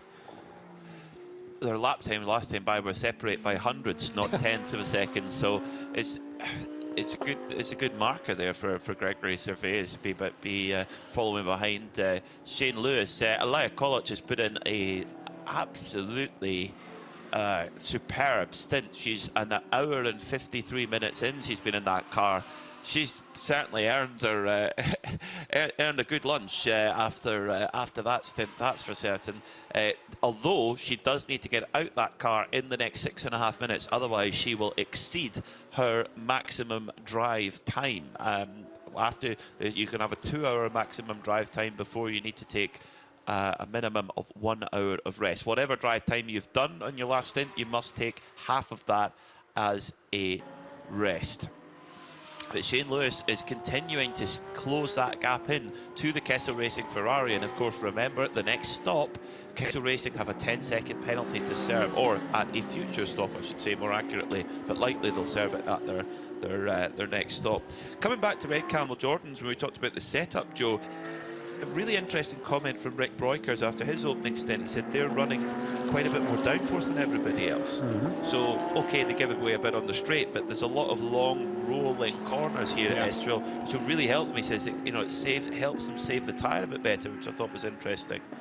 Yeah, that will save the tyre by not sliding around so much. It's the sliding around going sideways that the tyre doesn't like. It likes rolling forward, and if you can not scrub the tyre, you're not going to wear the tyre. So that's what he means by that. And with a little bit more downforce, just to help the car stick to the ground rather than relying upon the mechanical grip, which is from the actual tyre, then you are going to save that. So that's what he means by that. It'll also be a little bit draggy down the straight. So he's going to, what he gains in the corners on the infield, he's going to lose down that 1 kilometre of straight. That might explain why it's becoming a bit of oh no, excuse me, it was the Willie Motorsport car that was getting stuck behind the E2P Porsche early on in the race. So Sergio Nicolai for Willie Motorsport by Ebby Motors leads the way in 992. This crew got on the overall podium in the 24 Hours of Sebring in a 991 generation Cup car, which I thought was one of the proper performances in of 24H series history, actually, to be able to do that at a place like Sebring, a circuit that was so unfamiliar to the drivers. They'd not been there before. So yeah, really impressive crew. CP Racing Mercedes are about to lose a lap to our race leader. Leo Weiss is about to put another lap on the CP Racing car. He's last time by is on 139.8, and Shane Lewis was on 140.9. So yeah, that is closing. That is closing in quite quickly. So 8 hours and 6 minutes to go then here in the Hankook 12 Hours of Estoril, and with this heat beginning to build up through the day, the Hankook tyres being put through their paces, getting some brilliant news from the pits. The number 58 MP Racing Mercedes is back on the move. That's brilliant. The team, the Italian squad, have worked on that big monster from Alsterbach. They've got it repaired and back out into the race in the true spirit of endurance. They were in the overall podium positions when they got hit with suspected alternator problems, and back out onto the circuit they go, gassing up the Mercedes as they go over the time a bit. It's Koronagos now who's going to take the car out into the next stint.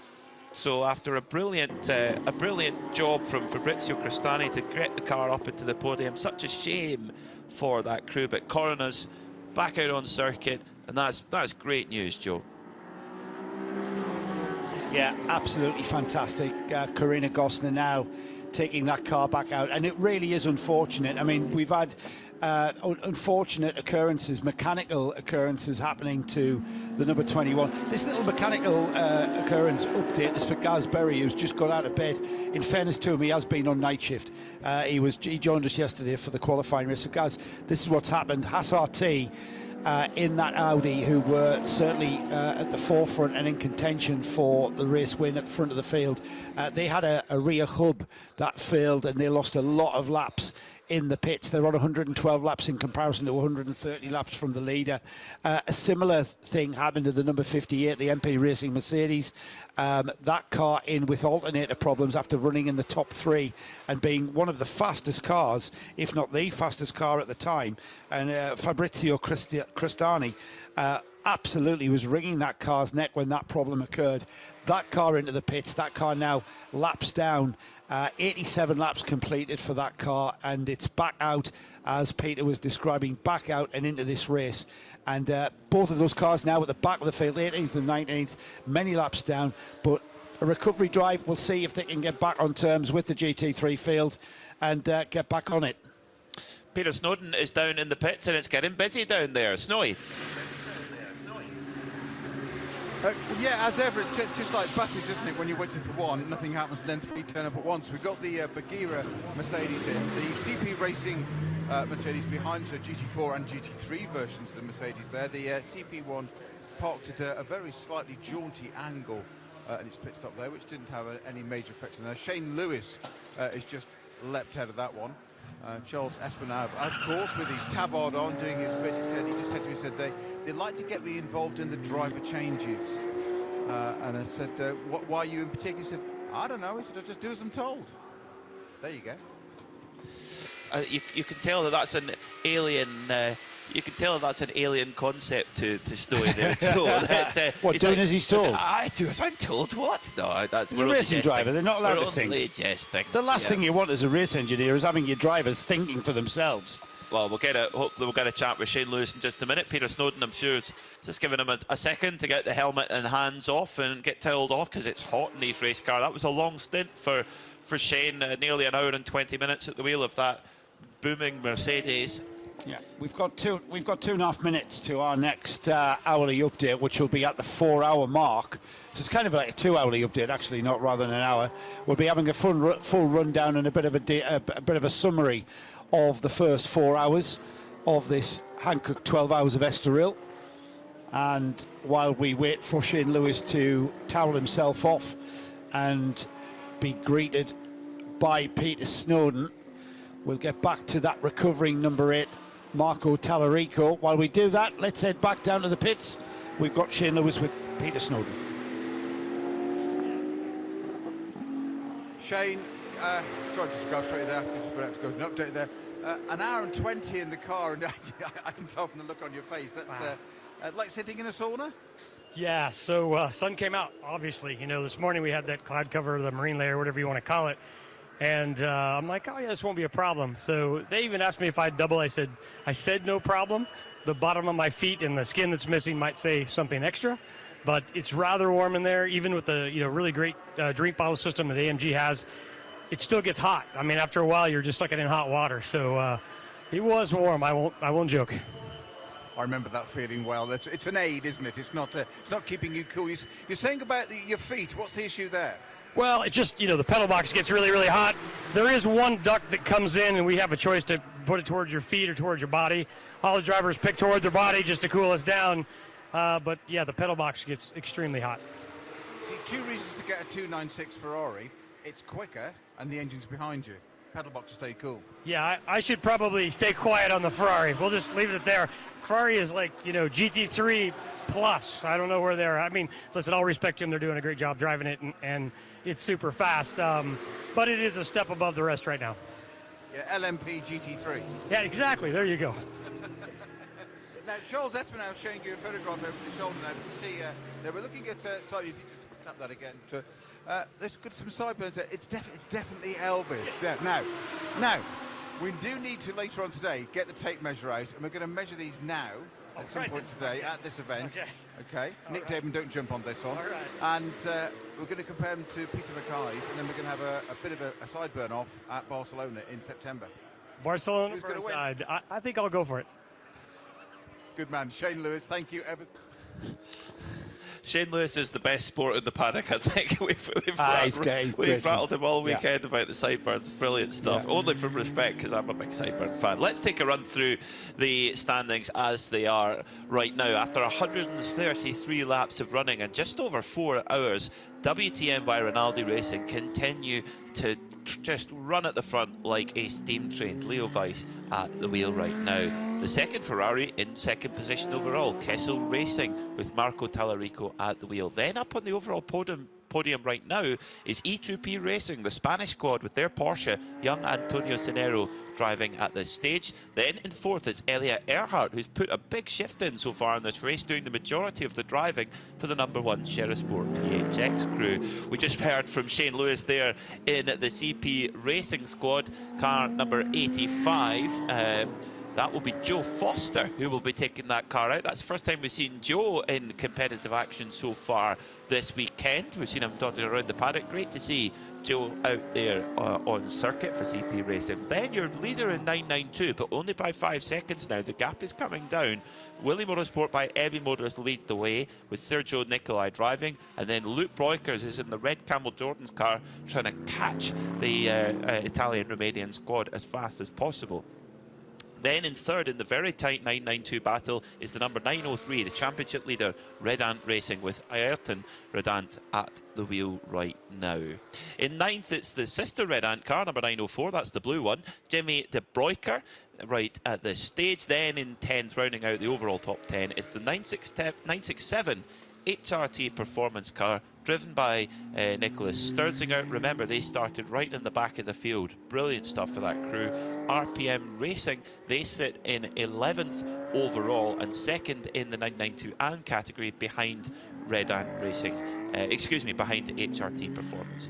The next HRT Performance car, the couple car number 930, is driven at the moment by Kari-Pekka Laksinen in 12th overall. Then our GTX leader just come into the pits, Polias Paskevicius for the RD Signs Lamborghini team. The Vortex V8 is in 14th overall, keeping the Lamborghini crew honest in the GTX class. Your leader in GT4 right now is Atlas BX Motorsport with Jong Young Kim at the wheel, but they're 40 minutes into a stint, so on quite a different strategy to Bagheera, who came in for the lead a few moments ago. A great 2-hour stint from Alaya College. Then in 17th overall, as things stand, it's the luckless Haas RT squad. A hub failure or damage early in the race on the left rear corner of that Audi R8 has dropped them right down the order. A long repair required, and they sit in 17th overall, but carry on nonetheless. PCR Sport sit third in GT4 and 18th overall, and spare a thought for MP Racing. In the true spirit of endurance, they're back out on track. Corin Agostner at the wheel. MP Racing, they were up in the podium positions after a super stint from Fabrizio Cristani, but sadly an alternator problem knocked them down the order, but they're still going. That's what we like to see, the true spirit of endurance. 7 hours and 56 minutes to go. It's just gone by 1 o'clock local time, and Luke Breukers for Red Camel Jordan.nl is ploughing away, trying to run down that gap to Sergio Nicolai and the Willie Motorsport by Heavy Motors car. It's now come down to 4.6 seconds, and at certain points of the circuit, Joe Bradley, he'll now be able to see that brightly coloured Willie Motorsport car, and he's thinking, right, I can see you now, I'm catching you. It's that carrot. Just keep doing what you're doing, Luke, because you are bridging the gap. You are bringing the gap down. If you start getting overly eager because you get that car in your sights, that can help with motivation, and you are seeing the fruits of your work. However, you cannot allow yourself to be drawn into any kind of sort of desperate driving and increasing, just trying to push that a little bit harder. Not necessarily to make a mistake that's sort of visible with, missing your apexes and stuff, but you can just start driving the car a little bit harder and working those tyres a little bit harder. The ambient temperature's going up. It's rising all the time. We've got the ambient temperature from what I can see is now at around about 24 degrees. That means we've got a track temperature of towards 38 degrees. One of our tyre engineers might be able to tell us exactly what the track temperature is. They keep monitoring that all the time, because it will affect the next batch of tyres that are going on these cars at the next pit stop. That'll be, you're gauging your tyre pressure, what you're going to run at the stint, and there will be a variation. Certainly the set that went on this morning will be a different tyre pressure to what you put on now if you have got the possibility of pitting and changing that rubber. PCR Sport into the pit lane from third in GT4. Jose Nunez setting that car's best lap of the race during his stint with a 149.214. Another driver that's setting personal bests bests for that car is Antonio Cenero, as he continues to get more and more experience lap by lap with this Estoril circuit. He's just set a 139.195. They're on the overall podium right now, are E2P Racing. They're quite deep into their stint, an hour and 3 minutes. So within the next quarter of an hour or so, we should see that Spanish crew come in. We saw Pablo Berguera start the car, then Javier Morchillo, before Antonio Cenero came in to do the next stint. And they're a little bit off sequence with everyone else, so they're a bit of the question mark, are E2P Racing at this stage. Haas RT, great to see them out there and circulating. It would be easy just to park the car up and say, this is not our weekend, pack the truck up and go home. Nah, that's not what endurance racing teams do. Haas RT are forging on, just trying to salvage anything out of this 12-hour race. PCR Sport pit stop almost complete. The laptop was there, quickly plugged into the car. What are they looking for there, Joe? Just getting some data, really. Yeah. They might even be getting driver data that they can pass on to their drivers. you know, throttle applications, brake applications, and the like that they'll be able to sort of analyse. To, you know, these drivers, some of them are, you know, just starting out on there. In fact, Nick has got Mr. Nunez, Jose Nunez, just out of the car, so he might be able to ask that question and clarify. We're just speculating. Nick, downloading of data there, what's they're after? What are they after? Jose, I mean, I know you've told me your English isn't great, so just tell me in your own words how that last stint went. Ok, thank you, gracias. Bueno, mira, iba a decir bien, al final me he sentido más cómodo, pero al principio lo he pasado bastante mal, no lo voy a negar. Me he hecho algún trompo incluso porque esto no es nada de lo que uno tiene asimilado. Entonces, bueno, yo creo que es experiencia, mi primera vez. But very good 24-hour series, and enjoy it. That is for fun. And what were your team doing at the pit stop? Were they downloading the chip, the data? Was that what they were doing in the cockpit? Were they looking for the computers, for the memory chip? Oh yes, because there was problem with the inside camera on board, and but sometimes go and sometimes come again. And they're saying, today this is the day of the problems with the radio, problems with the camera, problems with me.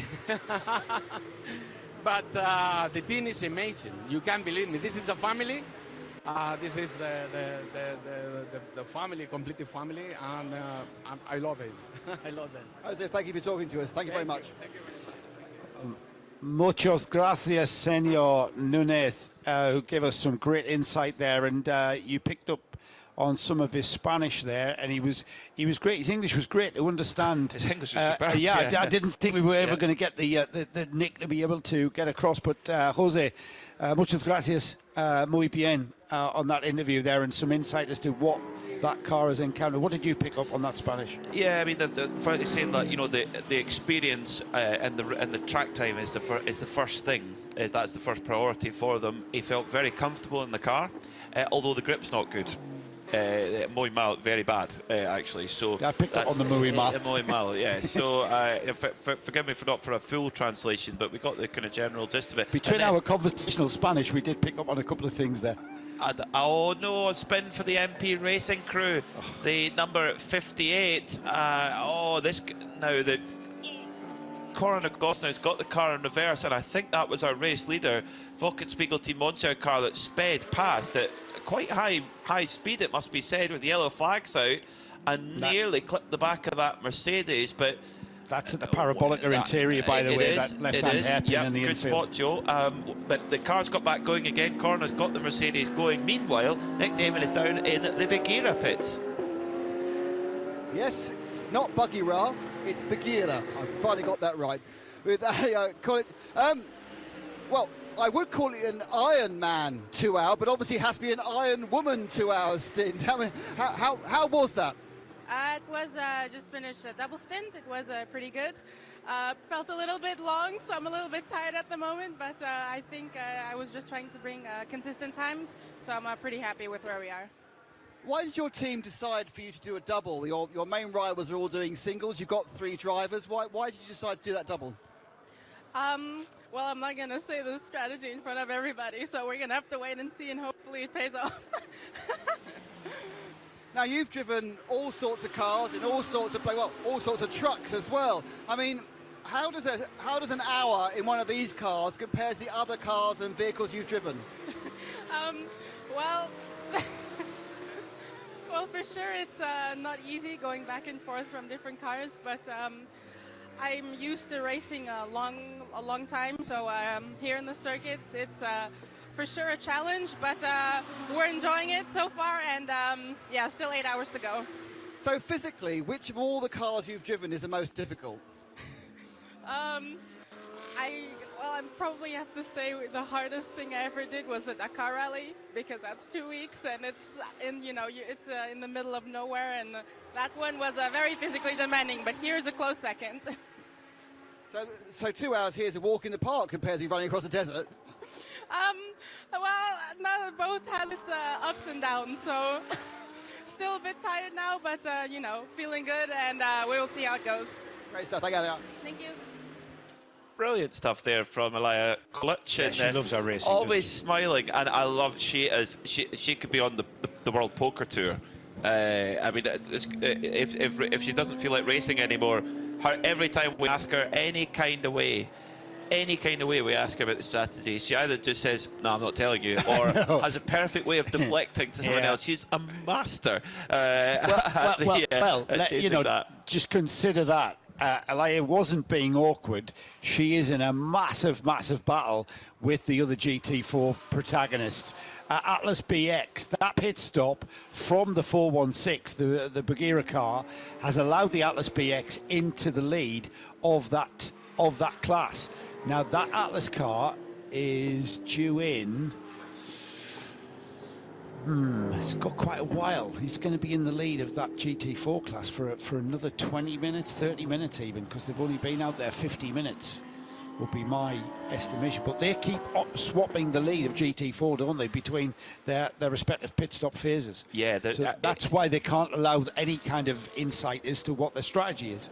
And the strategy will be they will already be thinking right to the end of the race, because it's. But like as you rightly said, Joe, the pace is so close. Right now, last lap by Jong Young Kim in the Atlas car took a second out of David Versecki. So if you can get any kind of a prolonged advantage on track, that can give you more options strategy-wise. But it really does depend on how the cards fall with the Code 60s, etc. So yeah, brilliant stuff in the GT4 category. And this is not just a battle in this race. This is something that's gone on all season between Bagheera and Atlas BX. They've got the same car. They pick it up from the same factory. The Alfs are back in Germany, and then it's up to them to how they run it. And two teams with just such different backgrounds. I mean, particularly Bagheera they're a legendary truck racing team. They're a legendary off-road team. They've got centres all around the world, and endurance circuit racing is something that's relatively new to them. But as we had that great chat there between Nick and Elia, was the how if you're used to doing a 4 or 5 hour Dakar stage, then 2 hours of one of these might be a little bit easier. But of course the Dakar car, she's in a buggy, it's open, so you've got the airflow coming through. It's a different discipline, yeah. Oh, totally different. Yeah, very challenging and very physical. Totally different. Nick Damon down in the pit lane. You got a report for us, Nick?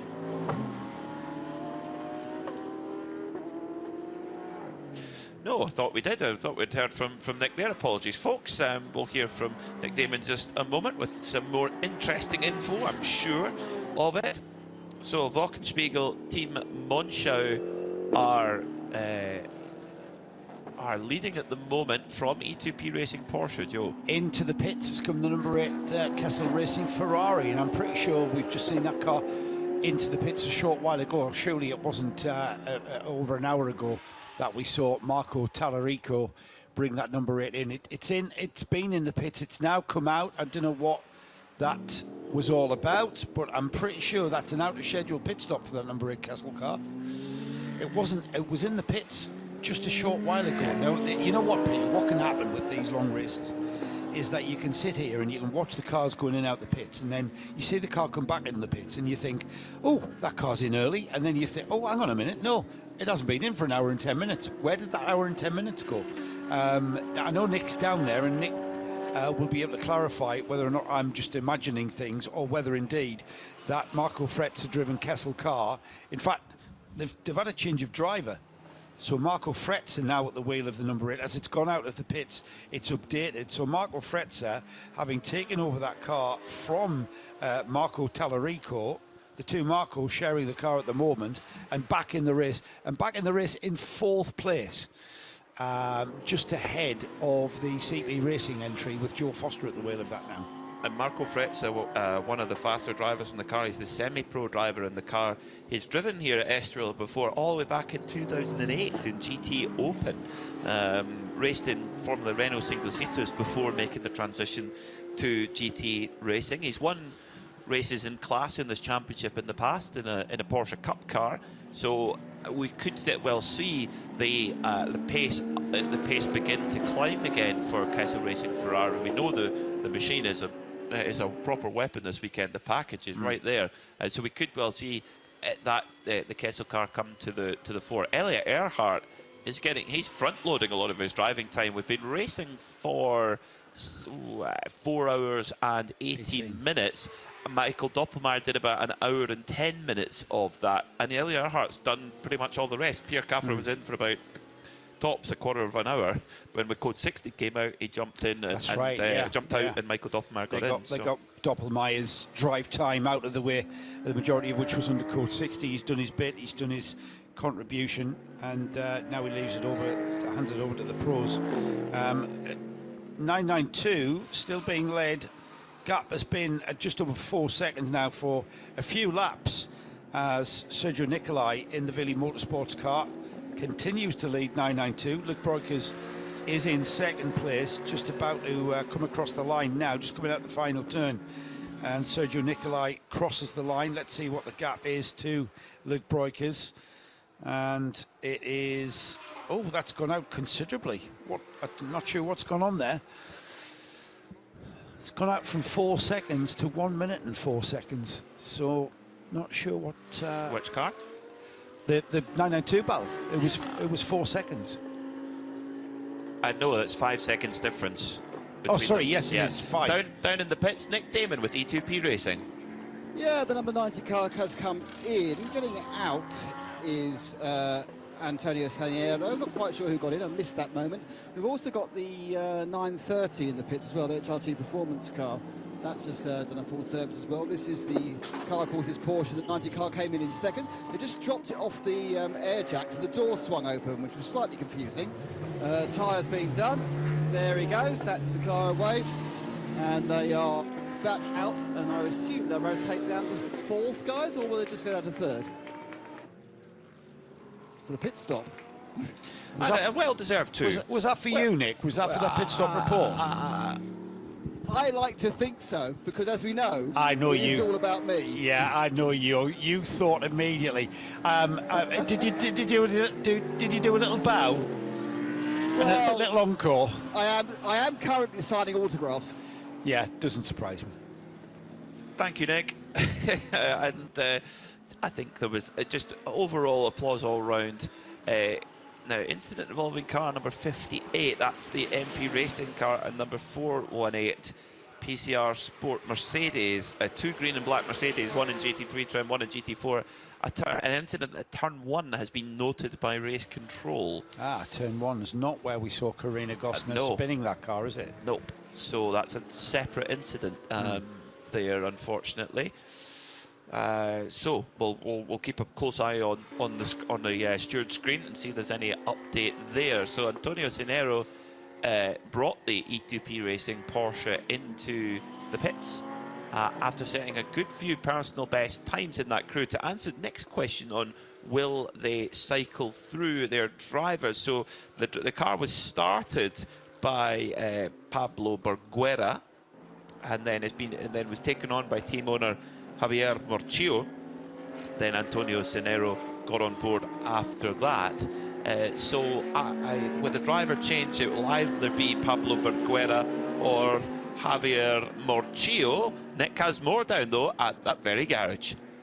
Yeah, down with E2P. Now, the interesting thing is there was a kind of a good old staring match going at the tyres with all the engineers. And the rear left has not only the similar blister that we saw at Haas yesterday, if you remember, there was kind of a big hole out the inner shoulder, indicating either it's had a bit of damage on the curb or it's about to fail. You had a really unpleasant kind of gouge right out of the middle of the tyre.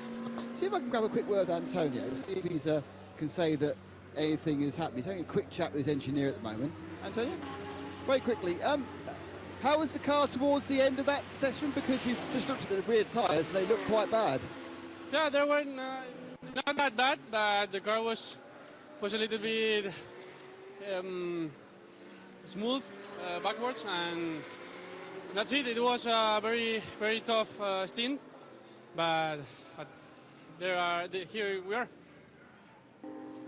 Yeah, but overall it's going very well so far, isn't it? Yeah, really.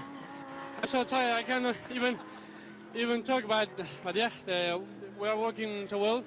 The car feels great, so we are happy. Yeah, we're happy. Have a rest. Thank you so much. There you go. There you go. There we were talking earlier about the physicality of driving these cars. There we heard it in the voice. And Antonio's 21 years old. He's a fit Yes, young man. I He is know. a really fit young man. Absolutely. So that shows you all you need to know about the physicality. Exactly right, Joe. Yeah, exactly right, Joe. you could hear it, and you could hear the exhaustion, can't you? Yep. Pablo Berguera. So incredible. It is the rotation continues then. So back to the beginning for E2P Racing. Pablo Berguera getting his second go in the car, having started off. Joe Foster is at the wheel now of the CP Racing, lapping sort of within, I would say, within a second of Shane Lewis's pace. But now CP Racing is starting to drop a bit to Kessel Racing in third, because Kessel Racing have put in their hot shoe, Marco Fre, or one of their hot shoes, Marco Frezza, and now there's multiple seconds going back in the favour of Kessel Racing.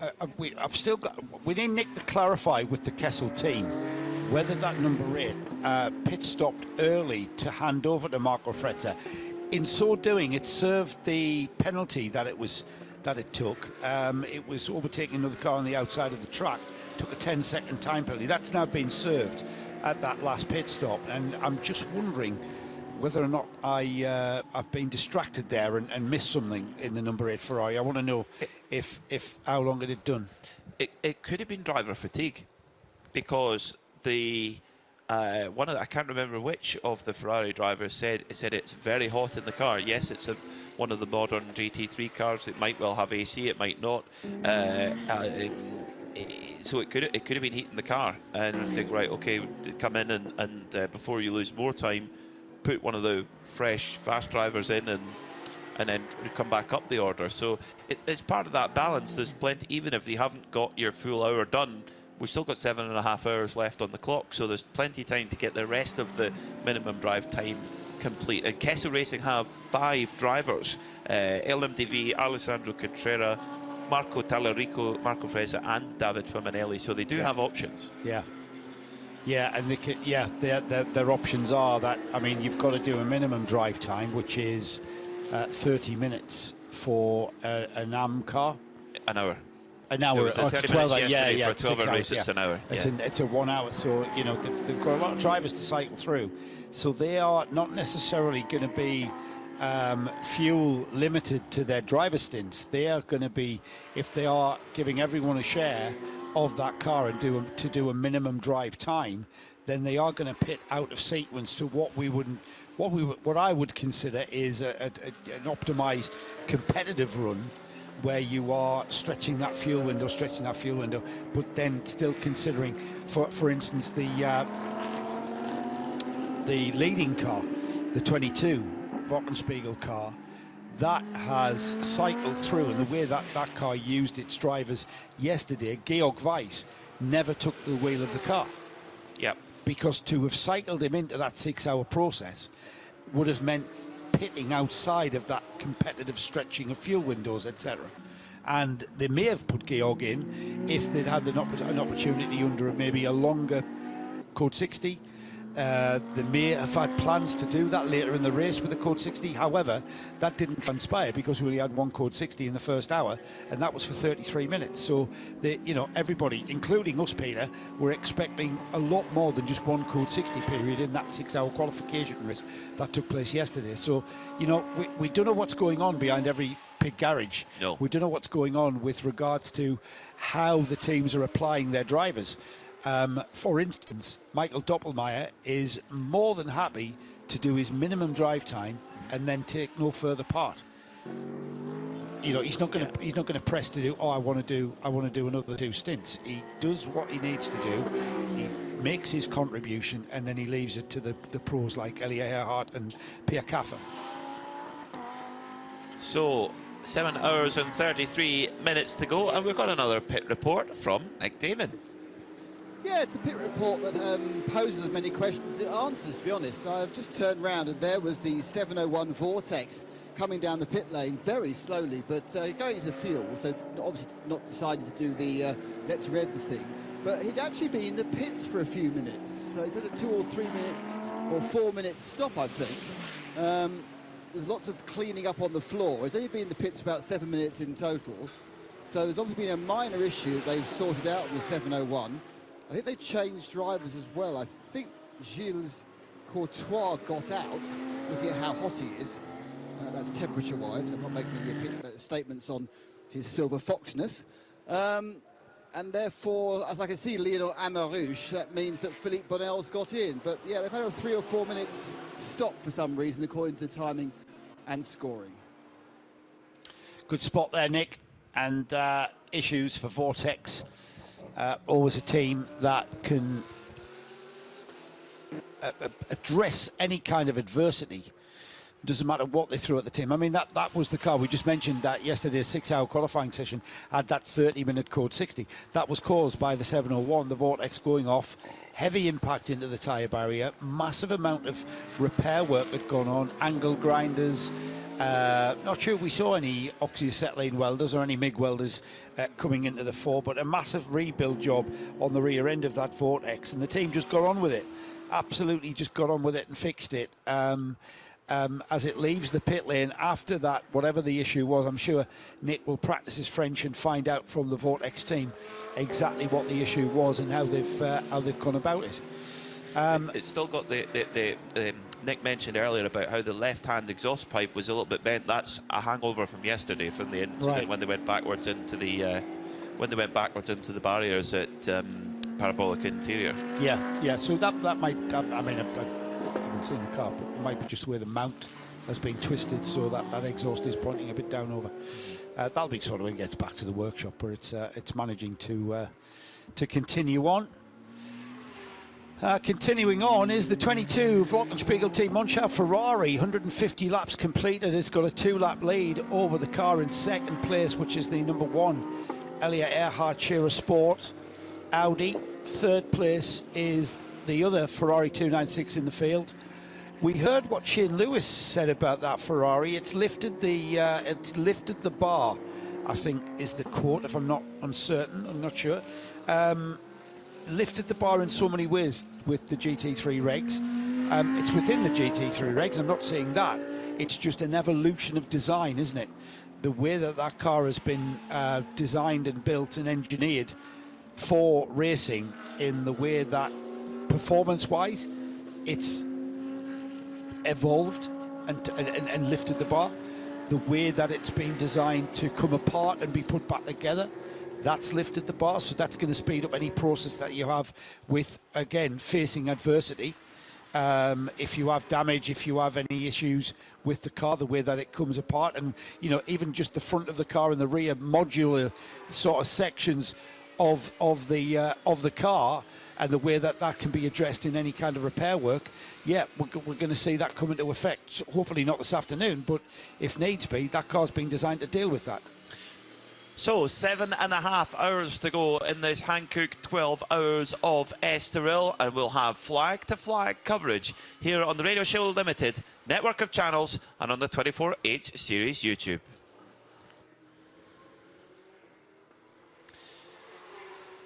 So, down in the pits, Elliot Earhart has just brought in the Scherer Sport PHX Audi after another marathon stint, and Nick is down there. Been gone. Swapped for Krista Johns. Literally, as you were summing up where we are and where we could be seen, they come in, jacked it up, changed the drivers, put tyres on and disappeared down to fuel. Way too fast, basically. But there's a very good... again, they're also having a forensic look at the rear left as well. I'll have a forensic look at it with them. All of the teams are very concerned about that inner shoulder. Just looking to see if there are any issues. Pierre Caffer comes to join the let's have a look at the inner shoulder of the rear left competition. And certainly a bit of wear there. See if I can grab a word with Alaire is also looking at the rear left. There's a kind of a rear left conversation going on. It does look a bit weird. It's got kind of a stratification. Everyone's having a big old look at the rear left. Was there a problem? Yeah, I think we have tire problems since Monza, with the Hankook tires. And yeah, we have to control the left rear tire, but at the moment everything is fine, and yeah, that's it. I would assume that this is the hardest part of the day for the tyres. It's sunny, it's hot. From now on, we should begin to see a gentle reduction in temperature. Yeah. It's also the last corner. The tire, I think he don't like long corners, fast corners, and that's the reason we take care of it, that we do not have a tire puncture. And yeah, I think still 7 or 6 hours to go. No more. Okay. Yeah, it's a long race. It certainly is. So another stint in the bag. Was that one a good one for you? Did you enjoy your time in the car then? Yeah, I like it a lot. The Audi's amazing. The team is cool. My teammates, I like it a lot here. Great stuff. Thank you. Thank you, Nick. And thank you to Ellie Earhart for a lovely bit of insight there. Peter Mackay has gone off for his lunch break. I'm joined in the box, in the booth, with Peter Snowden now. So Snowy and I will take us through the next half hour or so.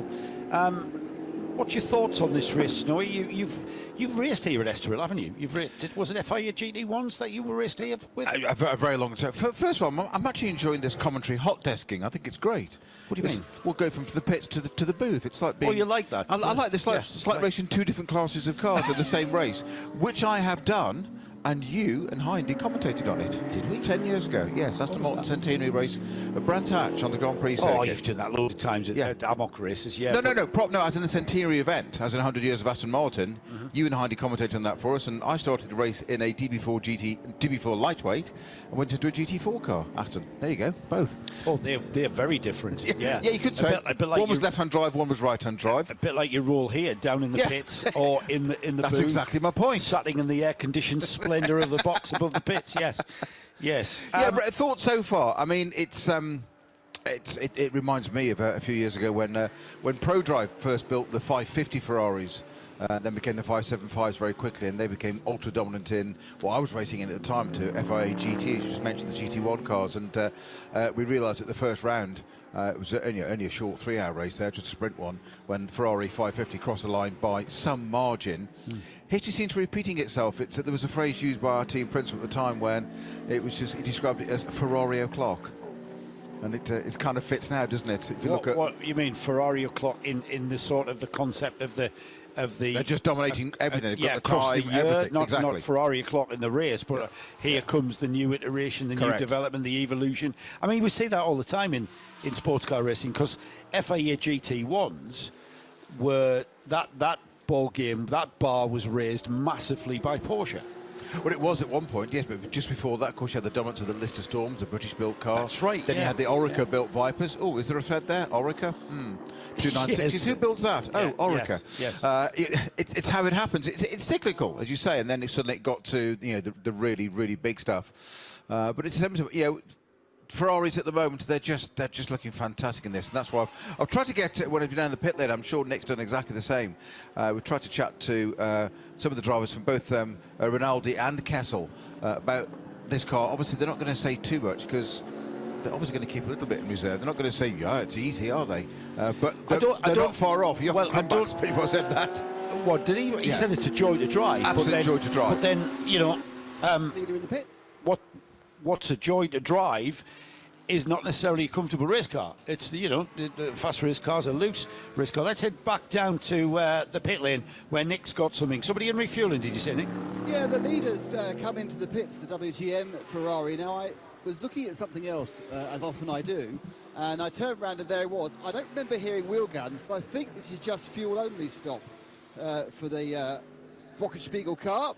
We're also about to receive the second of the Red Ants car, the blue and white one. That's a 704. That's going to be a 904. Sorry, and that's going to be a full service there. So you'll be able to tell if the Wochenspiegel car has just done fuel when you see what the total pit stop time is. But I think that's what's happened. Yeah, I think it's a good spot actually, Nick, because that's only been in the pit lane for 1 minute and 49 seconds, and it's majority of which it's been at the fueling stall. You might be able to pop into the Wochenspiegel team Monschau pit box and just clarify if we've got that right. But I think you have got that right, and that car. Well, I mean, but they are just coming in for fuel. They're happy with the tyres. The temperature has certainly gotten hotter. There's more blue sky than cloud now. The temperature's gone through the roof. I mean, you've been out there, Snowy. I've just popped out for lunch and it was hot, but then I've come from this air-conditioned splendour. But you were out there experiencing the rise in temperature as it happened, and it wasn't like a switch, was it? It's just gotten warmer and warmer and warmer, and now it's pretty hot. Incrementally so, and we were talking to Paul Truswell earlier, our colleague, obviously works with us a lot on Radio Show and Radio Le Mans, and he's the strategist, as you know, for the Red Camel team this weekend, and he described it as what was it? A sea fret? Sea fret, yeah. A sea fret. Which it was. And it was just a mist, and as you said, it didn't just suddenly switch. It's grown incrementally. Therefore, the drivers will experience the same. We were talking to Charles, I think it was Charles Espinel was saying about the heat in the AMG Mercedes, or Shane Lewis, I think it was, about the pedal box getting hot. And we got I think the PCR Mercedes has gone the wrong way again. That's just facing the wrong. That's Josep Pereira on board. That's the 418 GT4 PCR Mercedes, just turning itself around and facing the correct way again. It's had a torrid weekend, that car. Yeah, it's had a character building week, and that's it. Right, Nick, what have you found from the number 22 Ferrari pits? Did it take on tyres? I found Leonard Weiss in the pit garage. So unless he's morphed out in some sort of Star Trek styling, I think he got out the car. Leonard, day 2 still going as well as day 1. Yeah, the car's working really well, even better than yesterday, I feel. Yeah, pace is good. Let's see. A lot of the teams are having to look after the rear tyres, especially the rear left. Is that an issue for you as well? Yeah, for sure. You need to try to manage the tyre in the hot conditions now. But so far, I think our setup is really good for the car, and we are really gentle to the tyres. We've seen a lot of changes in the track and the temperature during today. Has the car been the same the whole way through, or is the balance moving around? I mean, it was my first stint now, so I don't know how the track was during the start.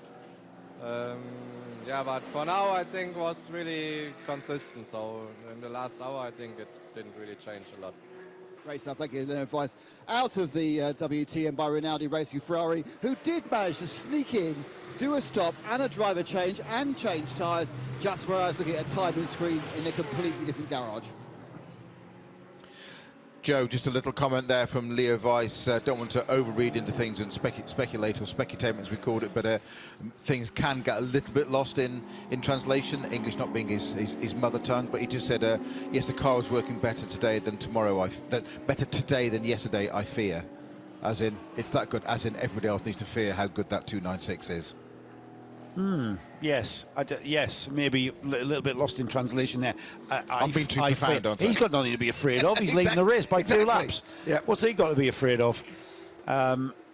So yeah, I mean, we were talking about the Ferrari and the evolution of certainly this evolution of GT3 cars being brought out by the Ferrari brand, chassis created and designed and engineered by Orica.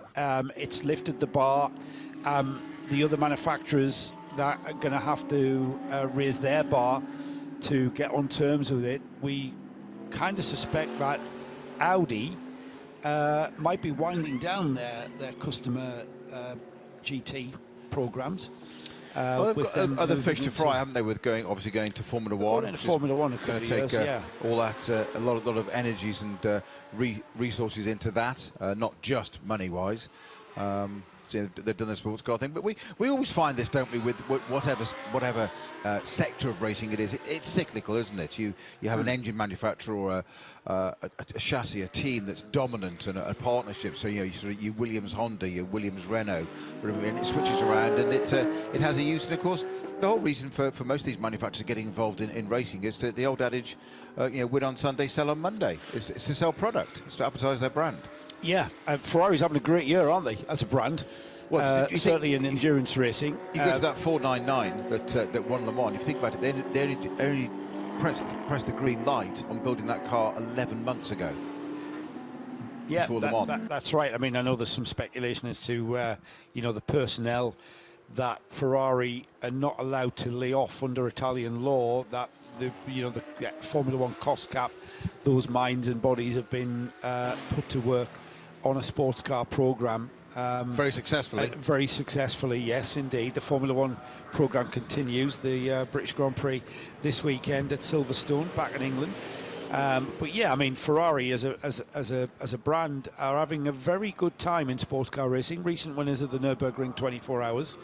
They're having a very good run this year in the this 24H series. The championship being led by an Audi, however, at the moment, and that Audi is the number 21, the Haas RT car. That is that's had a bit of a fraught time, character building race for everybody down there at Haas RT. Rear hub causing that car a problem and losing a lot of time in the pits. It's on 138 laps in comparison to 156 that have been completed by the number 22, the leading Ferrari. We've got the number 8 Kessel Racing Ferrari, Marco Frezza, bringing that car in. And Nick Damon, I think that car is out of schedule now. We thought it was out of schedule before. Is it? I don't know, that's too early because I've only been in the pits for 40 minutes, so it's second turn in 40 minutes. They're giving it a set of rear tyres. Now they're doing, are they doing the fronts? No, I think it's just a pair of rear tyres. Oh, no, they are doing the fronts now. So drivers staying on board, complete set of tyres. And down the way, a bit unlucky there. They've been blocked by the Cron car, but they now swoop through to pick up fuel. That, to me, is a tyre-limited stop that's been 40 minutes they're carrying on going. I'm meandering down there, but I guess when I get there, there's going to be some people staring at the rear left. But as it is, it's just a short stop, driver stays on board, and fuel being taken on. Right, now we speculated earlier that we might have had an early pit stop for a driver change out of that number 8. It was Marco Tallarico that handed over to Marco Frezza. That car now taking on fuel further along the pit lane from its pit garage. Plenty of pit lane space here for the fueling area to be actually on the pit apron as the GT4 battle continues to be between the two Mercedes AMGs and the Atlas BX car just coming out of the pits now, and I think that will hang on to the lead. It might relinquish the lead to the Bagheera ZM Racing Merc. David Versecki at the wheel of the 416 Bagheera. I've said Bagheera again, that's because I've been talking to Nick. Bagheera car. Stephen Cho now at the wheel on his outlap in that Atlas BX car. That's the silver liveried car. The other car in GT4, the Bagheera car, that's the car with perhaps the more sponsorship evident on its bodywork.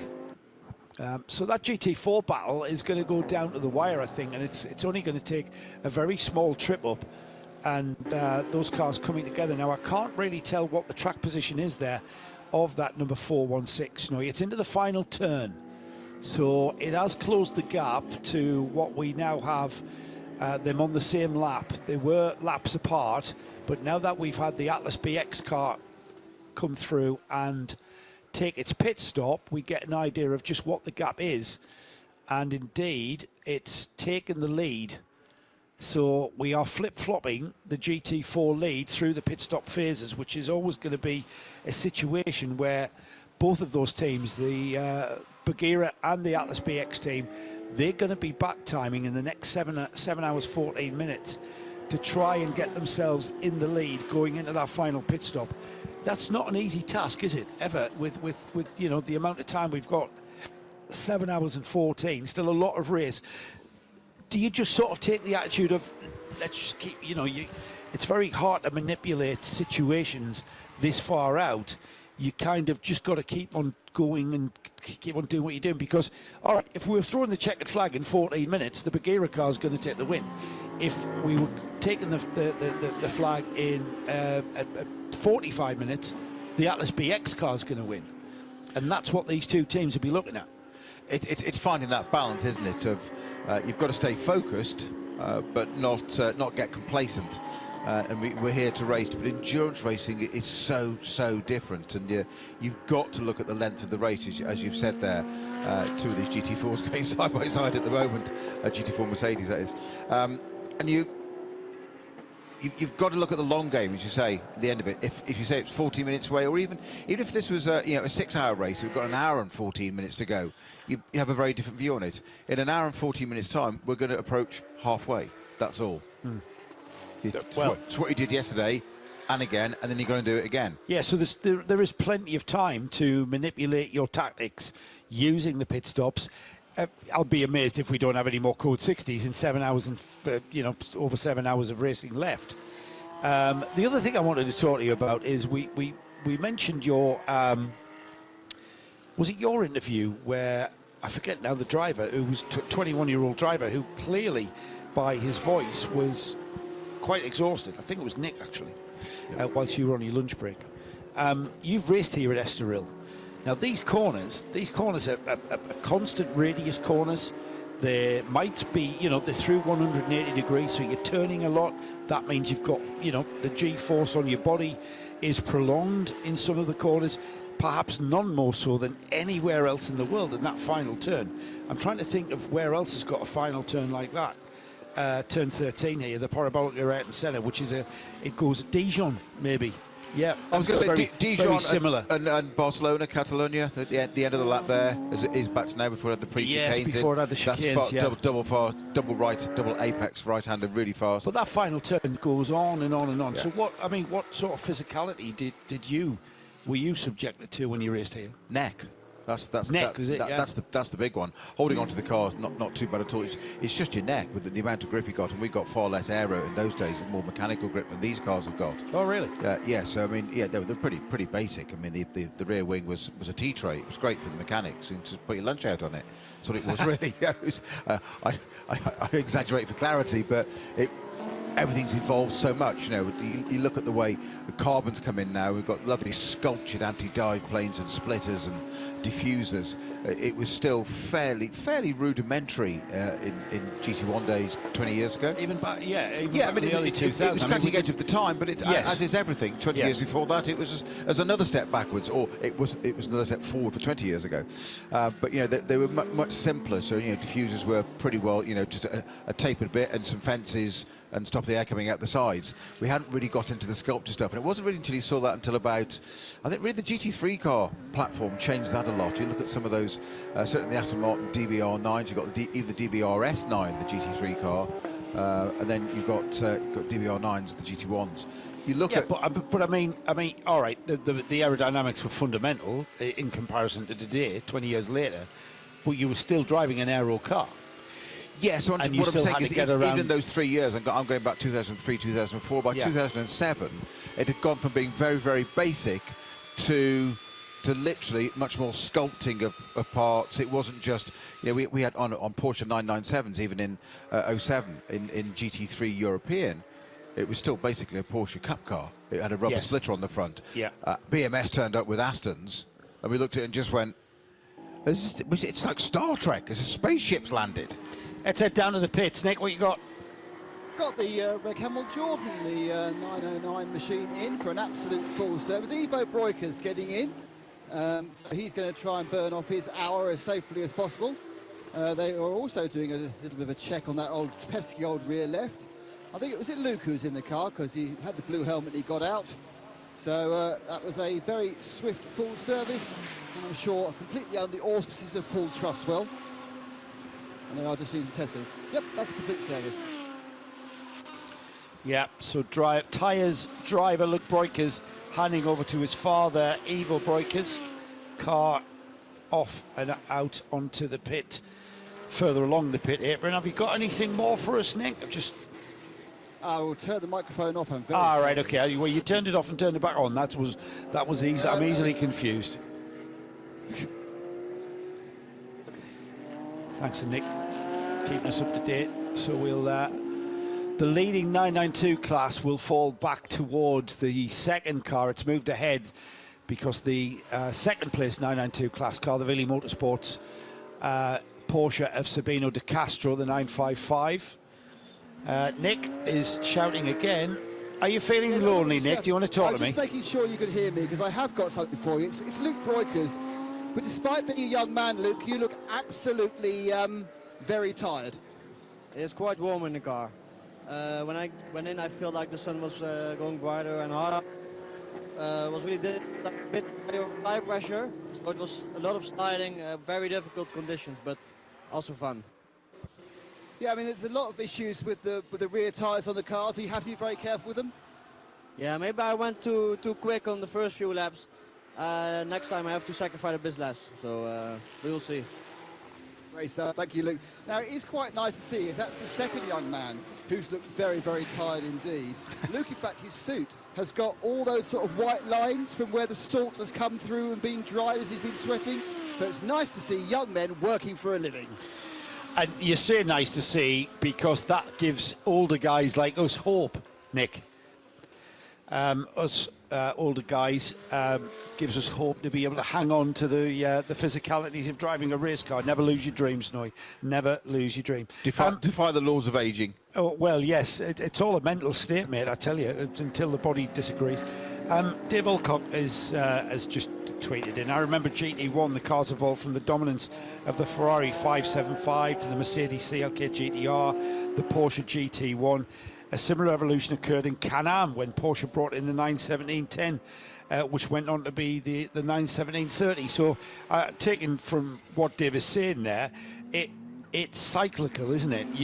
Totally cyclical, yeah. You're always I mean, the objective of the exercise is to win. It's to win from an engineering sense. It's to engineer, create, design the fastest car within a set of regulations. And that's what we've seen Ferrari do. They've gone to Orica and they've gone, right, we want to win GT3 races. We want to sell GT3 cars. So we need to make the car able to win, be competitive to win, so that people will buy them to win GT3 races. It's quite simple, really. The theory of it. It's the customer program, isn't it? That's what it's all about. And Dave, you've got to mention one of the best cars out there, the Lissa Storm, of course, back in its day. But you mentioned the 575 Ferrari, of course. That in itself was an evolution from the original 550, which is what I was talking about when that first came out in 03. And that evolved very, very quickly. And those early Ferraris, until they were run by had a partner program with ProDrive, they weren't that impressive. Yeah, it was a racing car, but it wasn't doing what the 296 is now. ProDrive got hold of it and basically re-engineered it, and it took a racing team to take a product and to say, right, okay, it pays homage to it being a Ferrari. It's got that shape to it and a badge on the front and back, and all the branding and everything goes with it because it will sell the customer cars for the VIP program and the VVIP program. But it needs to be a racing car, and that's what Orica have done with this. Again, 20 years on, the 296. It's Orica, a race team. That's their business. That's what they do. And a company's come to them, in this case Ferrari, and just said, right, as you've just said, Joe, we want to go and win GT3 racing because we want to sell GT3 cars. Yeah, it's quite simple. So what is it about Estoril as a track, Snowy, that makes it physical? We've just heard now two very young drivers are, I'm not going to say completely exhausted, but certainly fatigued from the physicalities of both the heat here in Portugal. But I think it's got more to do with the layout of the track. What is it, having driven here? Most definitely, you've got that 1 kilometre straight down the front. The rest of it, then it's an incredibly technical circuit. So you've got that long straight where you do have a slight lapse and a bit of time there. But then you've got the infield section, and it reminds me a little bit when you look at the circuit map, a bit not dissimilar to Dijon. You've also got, the same as Dijon, you've got a lot of gradient and altitude changes. So you've got that reverse corkscrew. I think Peter Mackay described it as like driving up the corkscrew backwards at Laguna Seca. So you've got altitude change there and back and forth, and it's just it's unrelenting. You never stop doing something apart from that little respite on the 1K straight past the pits. Because even when you come out onto the straights, yes, we've got the long, we've got the long main straight past the pits, which is a kilometre long. But then the infield coming out of turn 4, the curve of VIP. You've got turn 5, which is a flat-out kink. It's, I would imagine it gets your attention in the wet, but you've got that flat-out kink. So even on the straights, your concentration level, all right, the physical G-force, the physicality, not maybe the laws of physics is what I'm trying to say, and not maybe being applied to your body, but certainly from a concentration level. On the straight is even more intense because you're focusing on that braking point that's looming towards you. It is, and it's the lateral G forces. The braking's one thing that's quite easy because that's fore and aft. It's the lateral G forces sustained that take the effect on the body because it moves all your internal organs. You're moving in the seat. It's core strength. That's where you need it. Accelerating and braking's not so bad. If you look at the actual circuit map and imagine if you took it from curve 2 turn 2, straight across back to turn 8 and across to turn 10 as it used to be at that point there, you'd have a nice big, effectively bit of an oval. But you haven't, because at turn 2, cover 2, you then go into Lamy and through the curve of VIP. So you've got a long right, a long left, short straight with a curve on the right. There's going to be traffic in the way, not so much today because there's 19 cars out, but imagine there's a few more cars out there. Turn 6 is then you start to climb back up again through turn 7. But where it's between turns 8 and 10, you've now got Gancho in between. So you've now suddenly, you drop again, and there's another hard break, left and right and back over again. And that Gancho chicane is a hairpin left, followed climbing with gradient and contour changes as well. And then as you say, you've got the S's, you get into Parabolica, Ayrton Senna, and that is a killer on the muscles and the neck on that last corner. So that we talk about that 1 kilometre straight where you get a respite. Well, you don't, because what happens is you come through Parabolica, Ayrton Senna, and your neck's, you're shattered. You get through it and focus. Obviously, you don't want to run too much over the curb on the left-hand side, because that's where if you just run too far over, we found this yesterday, so with the Pro Drive running a little bit too far over, and it's the edge of the curbing's a little bit sharp, so you just drop that sidewall over. You can do sidewall damage and get yourself a puncture, which is obviously suboptimal. But you get out of that Ayrton Senna corner and onto the straight, and basically go phew, get your breath, and all of a sudden you're at the braking point for turn 1. Yes. So it's unrelenting. Yeah. It's absolutely unrelenting. So that that we perceive that 1K straight is a break. It's not, because you just recover from Parabolica, Ayrton Senna and just go and reset. And that's just when you want your team engineers or whatever to come onto you and just say, in the days when we raced, we had to report things back more, and less data in the car. It was more data driven in the car rather than the systems we've got now. Right. But I know a certain few engineers, I'll remain nameless, one lives in Dubai, you know exactly who you are, Bix, would just for the hell of it would just suddenly say diff temperature. There wasn't a please, it was diff temperature. You're like, I'm in the middle of Le Combe, or I'm going through Pouon or something. Yeah. And then knew exactly where you were, and you were expected to give the diff temperature and scroll through the Motec dash as it was then within a certain amount of time, because if not, there was a penalty that usually involved an adult beverage for the team later. Yeah, so it's called incentivising and motivating drivers, apparently. And also, I suppose, from a driving sense, you know, you were at the you were new to that level of pro driving. So he was training you, he was mentoring you, he was training you to utilise that brain capacity outside of just driving the car. We've got a spinner on track, Snowy, and it's at the Pedro Lamy hairpin just coming out. It looked like I think we're being told the 90, Pablo Bagheera in the E2P Racing Porsche, currently 5th in GT3, 5th overall. 3rd in the AM class, and it looks like the car has continued, because we haven't got anything further on it, so a little bit of a harmless spin coming out of that Pedro Lamy hairpin. And again, that is the sort of corner where you have to get on the throttle. You're urging yourself to get on that throttle as early as possible. The car looks completely undamaged as it now has continued back into the race, and that car already at Orella. So was it that car? Was it the 909 Red Camel?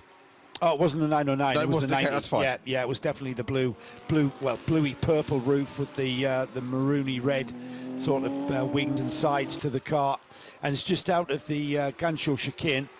And again, he went wide. He went very, very deep into the corner. Looks like he was perhaps trying to get down the inside of another car, and ended up on the slippery stuff. And as he tried to turn the car, the back end just came around, perhaps asking a little bit too much of those rear tyres. It's very easy to sit here in the commentary box in the comfort of the air-conditioned commentary box, I might add, thank you very much, and go down effectively middle of the road. It's not a political statement, but there's a racing line. But if you get slightly off there, as you say, there was a car behind that. I'm not sure whether you'd just gone past it. We only just saw the end of that on the replay. But if you'd just gone past it, you're slightly offline, and you run onto those marbles, as in the detritus on the track that comes off the tyres that sits there, and it is exactly as the name suggests. It's like running on marbles, and you just turn in on one of those Porsches, and that's a classic Porsche error to make so easy. One of those, having raced one for a year, which I never really fully got my head around and got the times out of it the way some of my teammates like Phil Keane and Tom Ferrier did. But it was, you have to trail brake them. And I was always described when I was first testing at Dijon with it. You had to break that first big corner at Dijon and those sweepers down through the next part of it. You had to trail brake. And you didn't stop braking. You had to come off the brakes and stop. Feed off the brakes, trail off it gently, so you have it power. So you have to left foot brake basically, and because it's all about weight transfer. So the engine's in the wrong place. So that car is always modulating the brake to check that rear end imbalance kind of thing. Oh, it's an absolute acquired art, and some people just take to it like a duck to water. It's like anything, more seat time in it does. But initially, it goes against all the. It's so very different to even a Ferrari next to it of a mid-engine car. So you've got the engine hanging out the back, and it's a pendulum. It shouldn't work. No, it shouldn't. It shouldn't work. It really shouldn't. It the design does concept very well. The design concept of the Porsche 911 shouldn't work. There's too much weight out the back. The mid-engined race car, like the Ferrari, the number 22, that's the perfect race car because the engine's in the middle. So the weight balance, the way that is spread across all four wheels. Whereas the Porsche, all that weight, engine, transmission is at the back, and the engine's behind the rear axle. And it wasn't until the more Porsche pertinently behind the driver as well, which is one of our CP racing drivers. Coming, which one it was? One of our team drivers there had reminded us that the pedal box gets so. Shane. It was Shane. The pedal box gets so very hot when you've got a massive V8 in front, and your feet are up against the bulkhead, and all that heat transfers through the bulkhead. And depending, these engines sit fairly low. In the cars, quite a long way back, and I remember driving a car. The Storm, the V12 in it. It was they'd call it now a mid-front engine car. The engine was so far back; it was behind the centre line of the front wheels. It's a very short wheelbase anyway. But the engine intruded into the cockpit, so basically you sat over the exhaust system. Right, so your legs were down the side. The floor, so you went over it. So the pedal box was effectively down the side of the engine. Correct. Yeah, down in front of the engine. Yeah. Yes. Then the suspension. We can't really assure that was an upgrade though, to have wheels in front of your feet. Yes. Compared to some of the Group C stuff I've driven where they were behind by your knees somewhere. Your feet were in front of the front axle. Yeah, scary times. Makes my ankles tingle now just thinking about it. We're inside of 7 hours to go in the Hankook 12 Hours of Estoril. It's still being led by the Wochenspiegel team, Manschau Ferrari, Rinaldi Racing, the team behind that car, and it's still leading by at least 2 laps. It's the CP Racing Mercedes that has taken its position in second place. Joe Foster still at the wheel of the number 85. 169 laps completed by the leader, 167 laps completed by the CP Mercedes.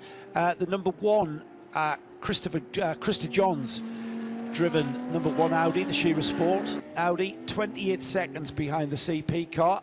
Last time through, lapped us slightly faster than Joe Foster. We'll see if that gap comes down or indeed increases. We'll keep an eye on that. The number 8 Marco Frezza driven Kessel Ferrari. That's on 167 laps. 66 laps. As that car is in 4th place. 5th place is the Pablo Berguera, and Pablo just having a little issue there with a harmless spin at the Pedro Lamy hairpin there a couple of laps ago. Car 90 in 5th place and 165 laps completed. Behind them, we've got the first of our 992 class runners, Sabino De Castro in the 955. That car leading the class on 164 laps, but only by 13 seconds. And it's Ivo Breukers in the Red Camel Jordan's car, the 909, chasing that car down. The car behind the Red Camel car is the Red Ant car. That's 44 seconds behind the Red Ant car. And that's 903. That's the Yannick Redon driven car. And that car has got Nicholas Johnson behind it in the RPM Racing Porsche. A lap down at the moment. I'm not sure if that will update as I continue down the order. Then we've got the first of the GTX cars. That's in 10th place. And it's the 720, the RD Sainz Lamborghini. It's leading GTX on 162 laps. Behind it, that car is about 46 seconds behind that car. We've got the rest of the 992 class. And in 5th place in 992 is the Brent Verheyen driven Red Ant racing car, the sister car 904. Then we've got the 930, Daniel Diamato, the HRT Performance Porsche, and then Roberto Pampanini in the 967 car. This car, remember, did not take part in the qualifying race yesterday. It did take part, but only a few shakedown laps to prepare it for the 12 hours today. We've got the GT4 race. That has been the race of the race so far. 14th and 15th place for the number 416, the Bagheera ZM Racing Mercedes, currently leading the GT4 class by about 28 seconds from Stephen Cho in the number 403 in the Atlas BX car. GTX, second in GTX, is the Vortex. The Vortex had a little bit of an issue. It's had a clear run so far. Philippe Bonnell at the wheel of the 701 in 16th place overall. 17th, we've got Frederick Verviche at the wheel of the Haas RT Audi. This is a car that was very much in contention, the number 21 Audi, certainly going into this race. It's completed 153 laps and it's lost a lot of time with that hub repair. That car 17th. 18th is Joseph Pereira in the PCR Sport Mercedes, currently third in GT4, 18th overall, and then 19th overall. Another car that had problems, Karina Gosner at the wheel of the MP Racing Mercedes, and it was an alternator change on that car, we believe. Car 58, rounding off this 19-car field. The question is, as the gap comes down between Krista Johns in the Shearer Sport Audi and the CP Racing Mercedes down to 23 seconds in a couple of laps there, Snowy, it is still all to play for. Certainly, we're 50 minutes away from just half distance. So, what's the mentality at this point of any kind of team, drivers? Are you kind of find yourself being sucked into a race? You know, I mean, the GT4 battle there. It's hard not to be sucked into a race because that's what it is. That is the problem, and you don't want to. You don't want to race. You don't want to go too hard too soon, nor can you just take a view of leaving it too much to do at the end. For me, a 12-hour race, you do the first half of it, as you say, coming up 6 hours, and you regroup, reevaluate, see where you are. If all things are being equal, and in this kind of position as we are, then I would then break it down to either 3 2-hour races or 2 3-hour races from that point on. Probably the former, a couple of 2-hour races, and see how we go. And you probably ramp that up actually. You probably do another couple of hours in your head, see where you're going, maybe another hour, and then you start to work out, right, what, all things being equal, who's gained whatever. You look at your graphs, look at your strategy. This is the kind of thing that Paul Trus will be doing. Paul does this in his sleep, obviously. He sleeps upside down like a bat, by the way. Time. And exactly. But what is possible? So that's where your strategy is. Like Paul will be absolutely on point, because they'll be right. What is mathematically possible? Not what's emotional. What can be done? Of course, I want to win races. That's what it's all about. But what's mathematically possible? And I could use the phrase again, all things being equal. So, no code 60s, no punctures, not being run into, an alternator belt breaking, any of the other possibilities that can happen. What can we do? Right, and then work back from there. So you start to look at your end game, being the checkered flag, and you might do 12 hours racing, but there's only points on that last lap when the checkered flag comes out. And you mentioned there emotion. You've got to take the emotion out of it and not be dragged into anything that's not really happening. Key element of racing drivers doing it properly, and between pros and AMs and club racers. Let's take Joe Foster, for instance, who's been, I would imagine, been kept well informed by the CP Racing team that gap between himself and Krista Johns in the Shearer Sport Audi is coming down. It's down to 18 seconds. And John's clearly lapping quicker than Joe, but Joe is experienced enough to not overstress himself, overstress the car. He's going to, I mean, how do you not react emotionally, let's say, to that information that you are losing ground to the cars behind you? Well, it's a great team to cite there, Joe, because they're a very close-knit team. We can see that they have their emotion and fun and all that side of it outside of the car, and they're brilliant, and they can switch it on and off. They're absolutely brilliant. But you said about the American branding earlier, getting it all correct and whatever. What I imagine there is Joe Foster is that he'll be informed of that, as you've said. So his response will be, "What do you want me to do?" He won't take the decision for them. He'll be waiting for the team to tell him, right, we need to maintain this, or not lose further ground, or, if better, improve the gap, eke it out again if it's possible. But again, it'll be evaluated properly, because these guys, they've had so much experience, all of them in that car. Joe Foster in the car right now. They'll know what's possible, and the team might say to him, right, if we continue with this gap closing, the following is going to happen, present almost scenarios. They'll have run through all this in the garage already, yeah, or mission control as they call it.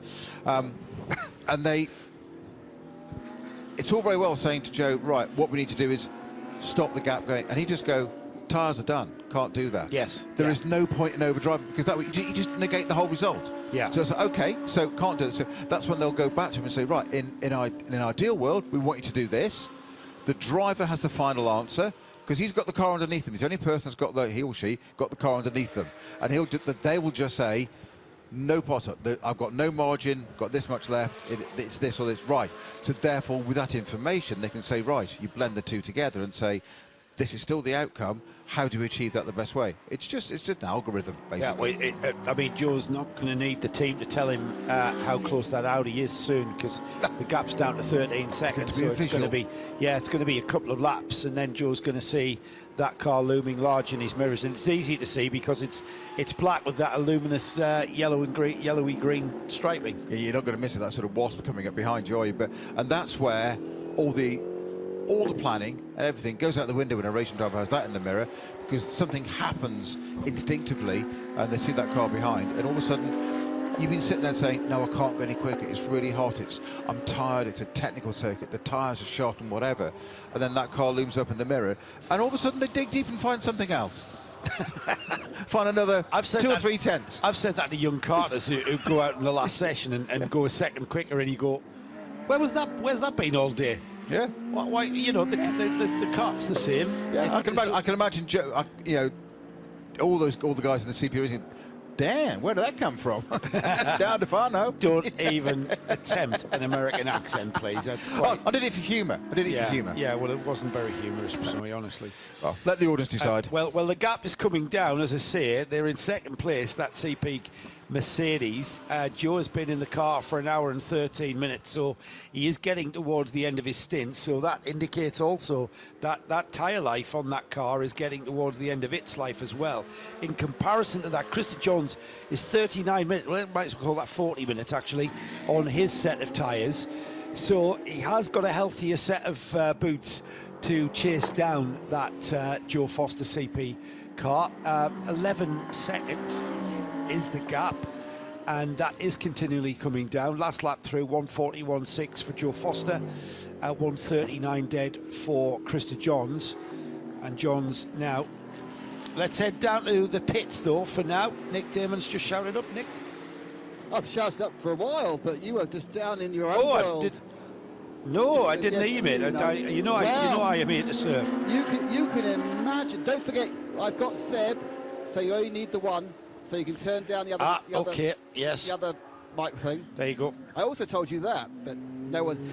You're so busy being Michael Parkinson with Snowy that we're not listening to your poor little hot, sweaty pit boy. Ooh. But the Bugatti team have come in for fuel only, and they are on the fuel at the moment. MP Motorsport, the Gosner Green GT3 Mercedes. That has had a pit stop. The bonnet's been up, and the bonnet is still up. I keep thinking about walking down there, but I keep thinking, by the time I get the bonnet back down again. But they are doing all their work on the apron, not on the pit. So obviously they're having a look and they'll try and get their car going. But yeah, so a couple of stoppers there. One of them in competition, one of them just trying to finish for its own pride. Oh, that is a shame, Nick. The Bagheera team there losing time as it sits there on the pit apron. So that's now handed the GT4 lead to the Atlas BX, and Nick there described that pit stop isn't a normal pit stop. They're paying attention to something going on, and as Nick will continue to survey the scene, so to speak. Back to that gap between second and third, a Mercedes versus Audi battle, down to 9 seconds now. Joe being in the car 1 hour and 15, so by my estimation that he's very, very close to a pit stop, and he will do a great job if he maintains that second place before that, and we will continue to monitor that. Krista Johns in the Audi number 1 there continues to chase down, coming towards the final stages of the lap into the chicane at Gancho. It's a left-hand hairpin followed by a right-hand hairpin, and it's climbing all the time. Very emulating the roads around here in Estoril. When you get off into the hills, the further away you get from the coast, there really are some steep valleys and steep inclines to get up and zigzag your way up. But let's see what the gap is now. So it was Joe Foster has crossed the line. 170. Now Joe Foster in the pits, and Nick is there to receive Joe Foster. We knew he was coming into the pits soon, Nick, and now he's with you. He's literally trolling towards me, and he hits the brake now and stops perfectly on his mark. Now it's going to be Charles Espinlaub who's going to replace him in the red, white and blue CP Racing Mercedes AMG. Joe walks away slowly, and the driver assistant mechanic that's not, it's Shane Lewis who's the man who does the wrenching in and wrenching out of drivers, and out and away goes Espinlaub after a pretty damn good stop. The whooping in the garage, and in comes the 930.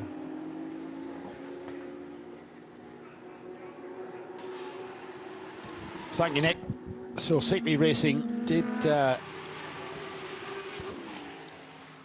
come into the pits and a driver change, tyres, etc.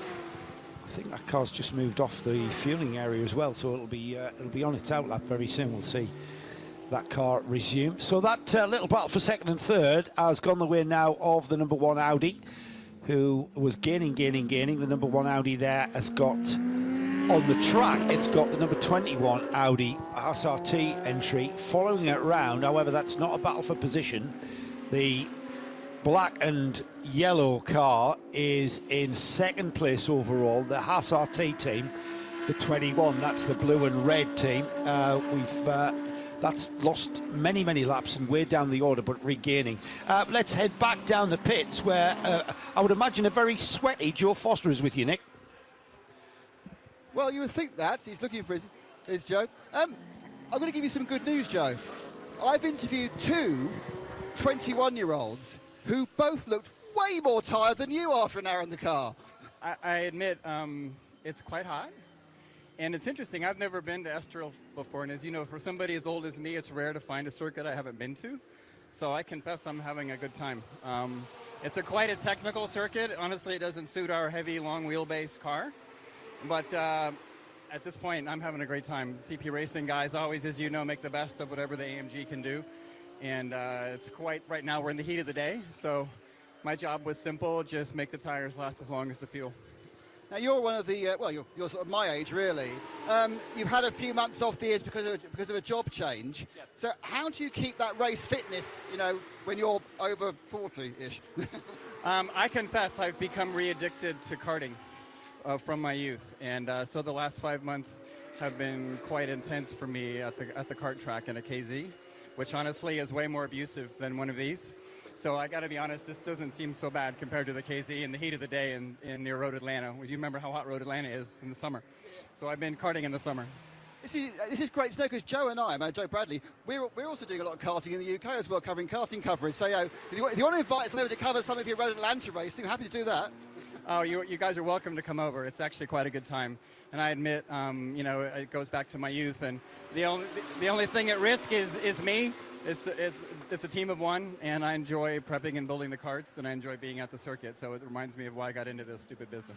The question really also, we see people coming from karting into racing cars, but you know, as you're going from cars and doing some karting, is it more than fitness, or are you actually learning more about car control even now? Well, certainly in the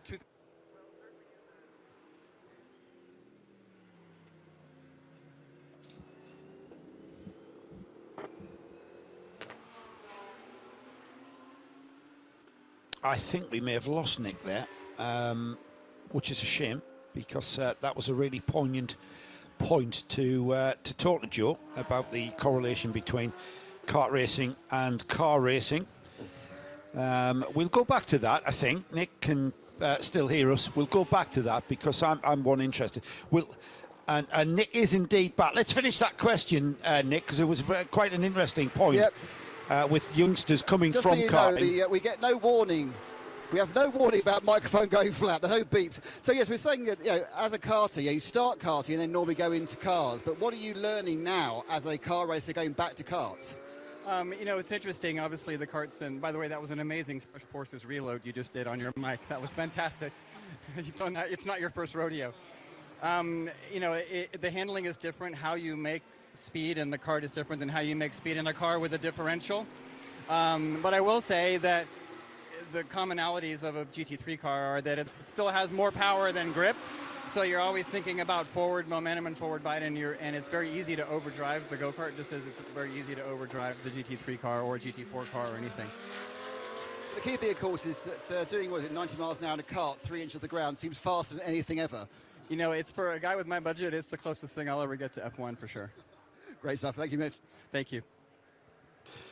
Great stuff, and it's certainly a subject that interests me. I'll leave Nick to put forward a proposal for Karting Live TV to Joe Foster's karting series in Atlanta, and hopefully he'll pull that gig off. Well done, Nick. But yeah, I mean, it's great training. You know, you even get the Formula One boys jumping onto a kart in the off season. Fernando Alonso had his own karting brand. Lando Norris has his own karting brand. It's where they all started, and even, you know, we've got drivers that have come through sports cars and are racing in all sorts of sports car series. They start off in karts, and what is incredible, Snowy, because when I started racing I was 22, and and the reason I started at 22 is because I couldn't afford it until I was 22 and had a job, etc, etc. But these days, if you haven't got 10 years of karting, and more than 10 years of karting under your belt, by the time you get to 22, you're a has-been. You haven't got a chance. You know, they're starting at 5 years old in Bambinos, moving through 8 years old in cadets, you know, and then into the Rotax and Miami classes, and have got, before they start in cars, they've got 10 years of experience and road racecraft and kart, you know, racing dynamics and how to set up cars and karts, I should say, and then transition into cars. That transition is less of a bridge than when you first sit your backside in a race car and go, wow, this is fast. Yeah, at 22 years old, you want minimum 15, probably 17, 18 years of karting experience behind you, which sounds ridiculous, but that's how it works out. It is ridiculous. We'll come back to that. Nick, what have you got? You got the 930 in, did you say? The 930 in the pits on the hijacks. Antti Berli, I think, just got out of it. Antti, what's the problem with the car? We're having a noise from the gearbox. Is a noise followed by a failure normally? Yeah, seems to be. That's bad luck, because the car's been going well, hasn't it? Yeah, we've had a good race, but it's a shame, but we will change it and continue after 1 hour, something like this. Now we see, we did see the Cron racing car, which is run by GP Racing, I think. They changed one in 50 minutes yesterday, so that's your target, 50 minutes. Well, I don't know, you need to ask the guys. You tell them, if it's more than 50 minutes, they failed. Yeah, we do it 45. Excellent stuff, thanks Andy. See, competitive racing driver even for the mechanic, so very bad luck for the 930. And yeah, well, there's a couple of gearbox problems on these 992s. Is it a weakness, or are they just, you know, running them too long and not lifing them? Because of course these cars' main purpose in life is to run the various Super Cup and Carrera Cups, which are half-hour races. Now, is it the same gearbox in these endurance specs? Don't know, but if it's so, why are they failing? I am not sure, because you know what, if someone was to say to me, I want to go endurance sports car racing at GT3 level, what car should I buy? I'd point them towards a Porsche, because, and the thing I would say is, great customer service backup, also engines, gearboxes, bulletproof. But we've now got, that's the second gearbox failure we've had in that 992 class. Yes, so the other one was it the Chrome car you mentioned? Yes, it was. Yeah, so RPM Racing yeah. were in that. Yes, but this goes back to what we said about the nature of the circuit as well. It's going to be a factor that there's always something going on. There's a constant change of direction. So you're loading those drive shafts up all the time. It's gone to one, it's on to the other side. It's all the time, and running over a little bit of curbs, and it's. There's no respite for the driver. We've covered all that. Or equally, there's no respite for the car. So it's not really surprising. And you've got fairly heavily serrated curbs here at Estoril as well. So you run over that, and it just puts a tremor down that drive shaft all the time, and it's loaded. So you know that last corner we talked about the parabolic at Ayrton Senna. You're coming through a high load on the left-hand side of the car. You're pushing that drive shaft into the gearbox all the time. You then flick it over the curb, thinking you've got a great exit as a driver, and you think, yeah, great, God, that was really good, and you feel top of the world.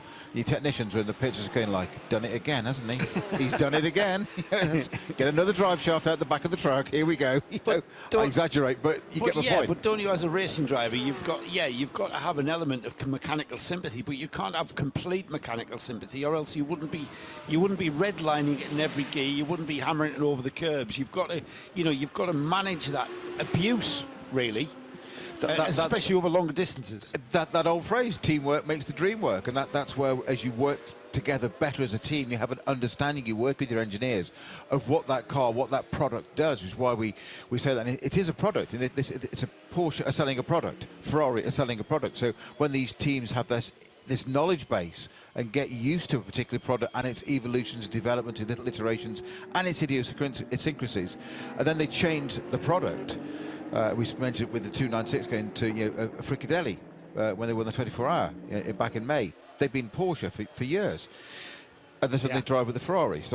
It's a whole different learning curve again, and that's where the best drivers will work with their engineers and understand, don't do this, because, or the engineer will say, don't do this, or if you do this, this will happen. And that's what will happen to the car. So you've got to work together. You say you've got to have that mechanical sympathy. Isn't just not driving it flat out and banging it over curbs. It's understanding how your guys are going to engineer that car and do the least work possible to get the best result. And I suppose it's understanding what is happening when I am cornering flat out, when I am charging across the curbs, when I am going down the box whilst clattering a curb.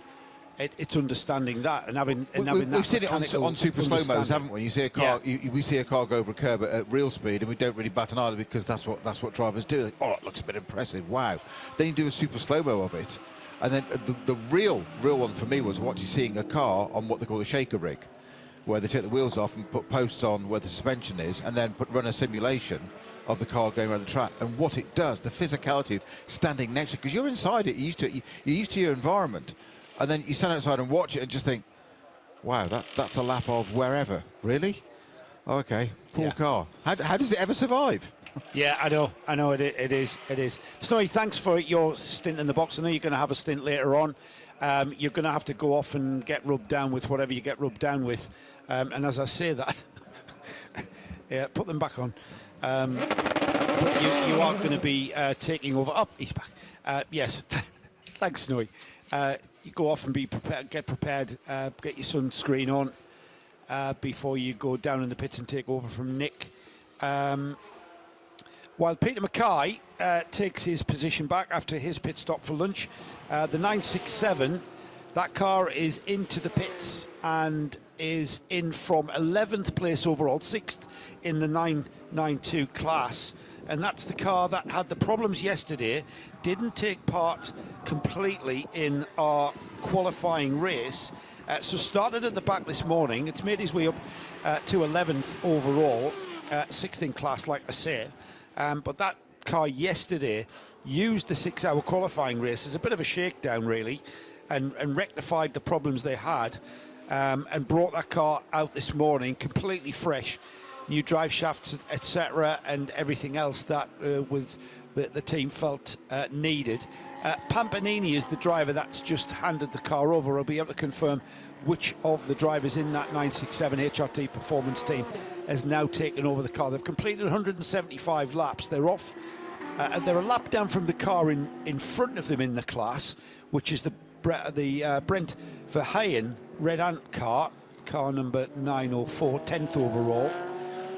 They are 35 seconds behind the 907 RPM Racing Porsche. Nick Johnson at the wheel of that car on 177 laps, and they are then 2 laps off the first 3 in the 992 class.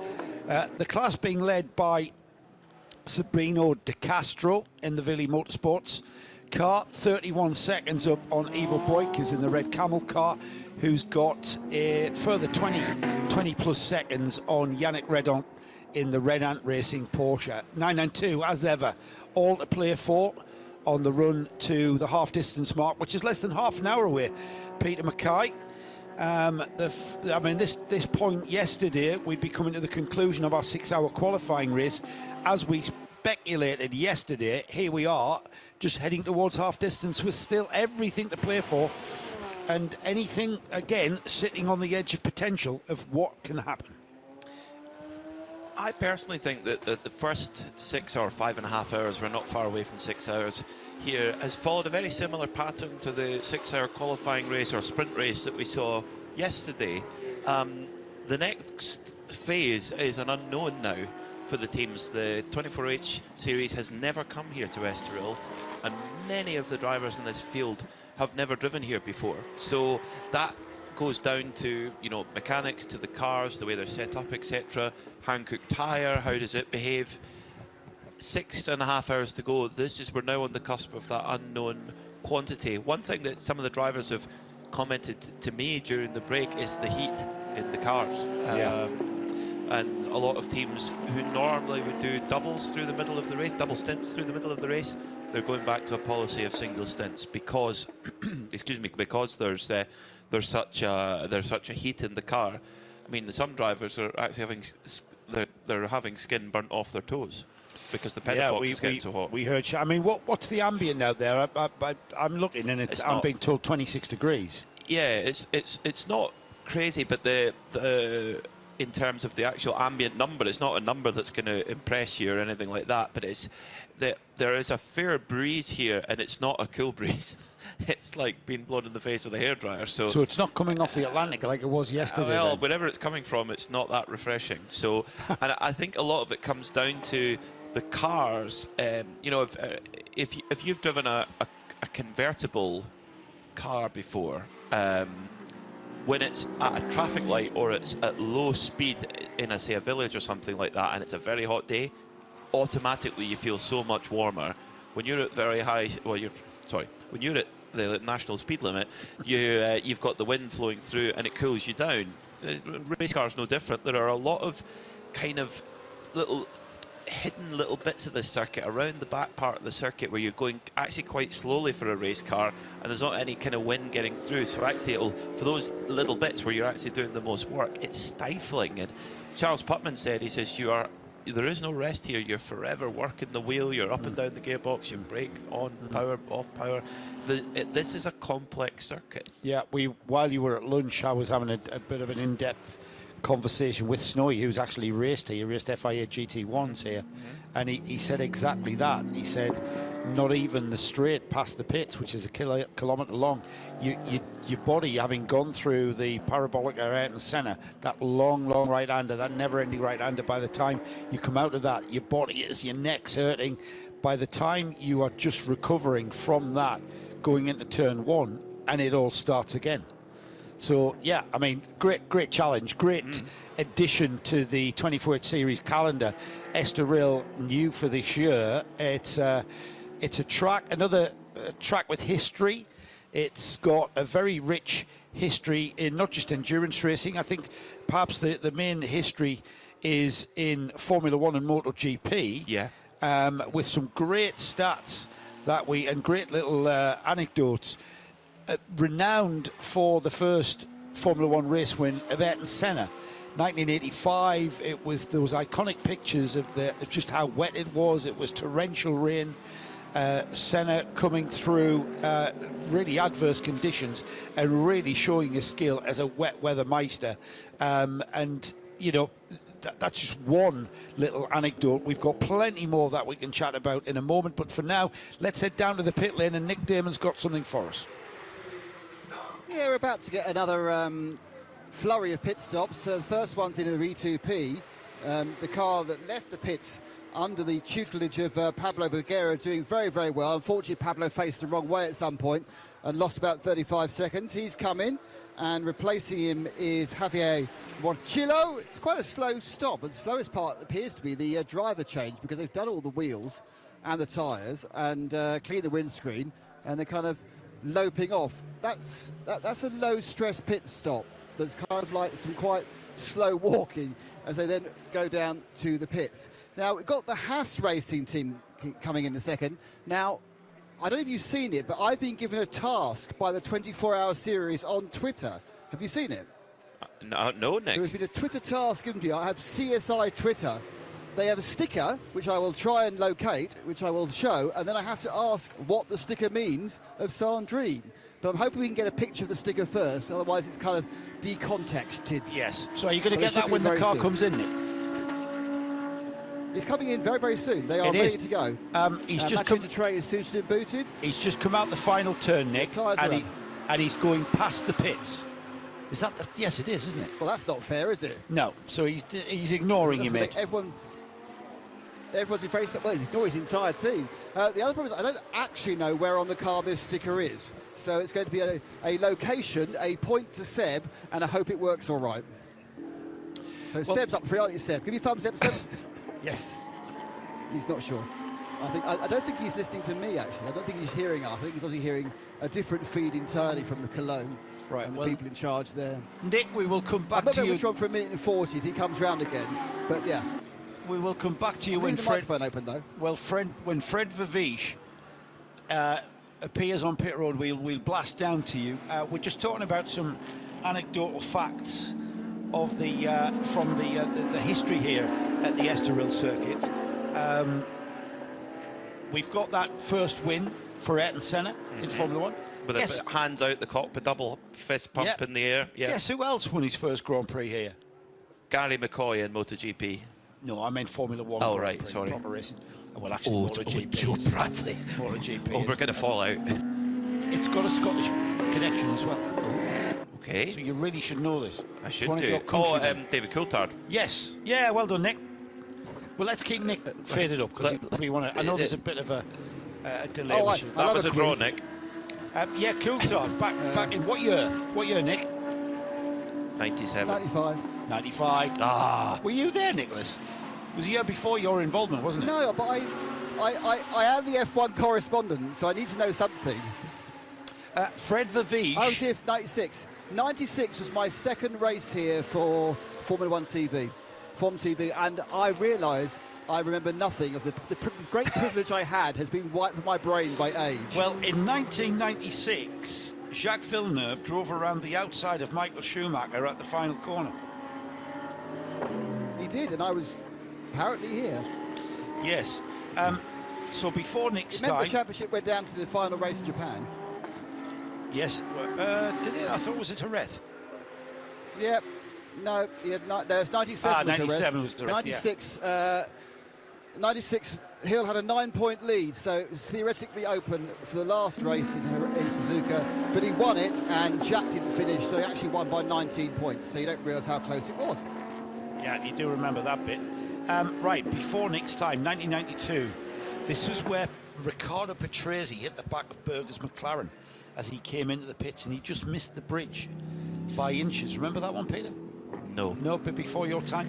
1992, how old were you? You were 2. You're going to tell me you were 2, weren't you? You were 2 years old, weren't you? I forget you were born in 1990. My earliest motorsport memory is actually a rally-based. One was standing in the at Scone Palace watching Malcolm Wilson come by full sideways in a RS Cosworth Ford, and then in 1995 watching Colin McRae win the World Rally Championship on TV. And it was all just, and the die was cast from there. Haas RT in the pits. Yes. Back to Nick then. Here we go, Nick. You've got the Haas RT Car 21 in the pits with you. Okay, we're looking for a sticker on this car. Here comes the Haas RT. I hope it's easy to see. This is the series has asked me, the 24-hour series has asked me to find this sticker. Can't find it so far on this side. Running around. The problem is they're very, very quick. Ah, here we are. Here we go. It's this sticker here. Désolé pour le divan. Désolé pour le divan, which apparently means sorry about the sofa. So I now need to walk to Sandrine, who's just taking the pictures. When it goes, I should be asking her why she is sorry about the sofa. What about the sofa she is sorry about? Let's find out. Now, Sandrine, on the back of your car, it says Désolé pour le divan, which I believe is sorry about the sofa. What is that about? I think you have to ask Gregory about it. He's sitting over there. Gregory, okay, let's go and ask Gregory. Gregory, here he comes. He's in his civvies. He's been dropped in it by Sandrine. Gregory, on the back of the car, it says Désolé pour le divan, or sorry about the sofa. What is the story about that? Yeah, you know, when the team called me, I think it was on Wednesday morning, and they asked me, well, what are you doing this weekend? I said, well, I'm going to watch the race on television. And they told me, yeah, no, you're coming to drive the car. So I said, okay, now I have, I think, 10 hours to find some money. And I said I was planning to buy a new sofa. So I said to my girlfriend, okay, we're not buying the sofa. I'm going to drive a car. So that's why I made this kind of message. That seems fair enough. But I take a drive rather than a sofa. So are you sitting on the floor? Is it a new sofa or just the only sofa? Yeah, I guess we're gonna go to IKEA in place to buy a new sofa. But I'm very happy. It's my first race in GT3 cars, so the team has been very, very nice with me. Still have to get used to the car. I'm very happy of the race of yesterday, and still have to adapt a bit to the car. But the race is very fun for me. Can they not sort of give you a whip round and raise you enough at least for 2 bean bags? Yes, we'll see. I mean, I'm still a bit disappointed on how the race is happening today with the problems we had. So still a mix of a feeling. Happy to be in my first GT3 race, but a bit disappointed with the final result. But it will be okay. It's my first race, so happy. This is endurance racing. The highs, the lows, the complete lack of furniture. Yes, I guess so. I'll have to give a good explanation to my wife when I come back, but okay, I hope she will be okay. Thank you. Yeah, whether or not he's still got a wife when he gets home. I take it his wife's not here, Nick, with him. If she is, we need an interview with her, don't we? We need to see what her... No, she's not. No, she's not. He is doing this race stag, as they say. Right, yeah. He's got Sandrine helping. I tell you what, she is a keeper.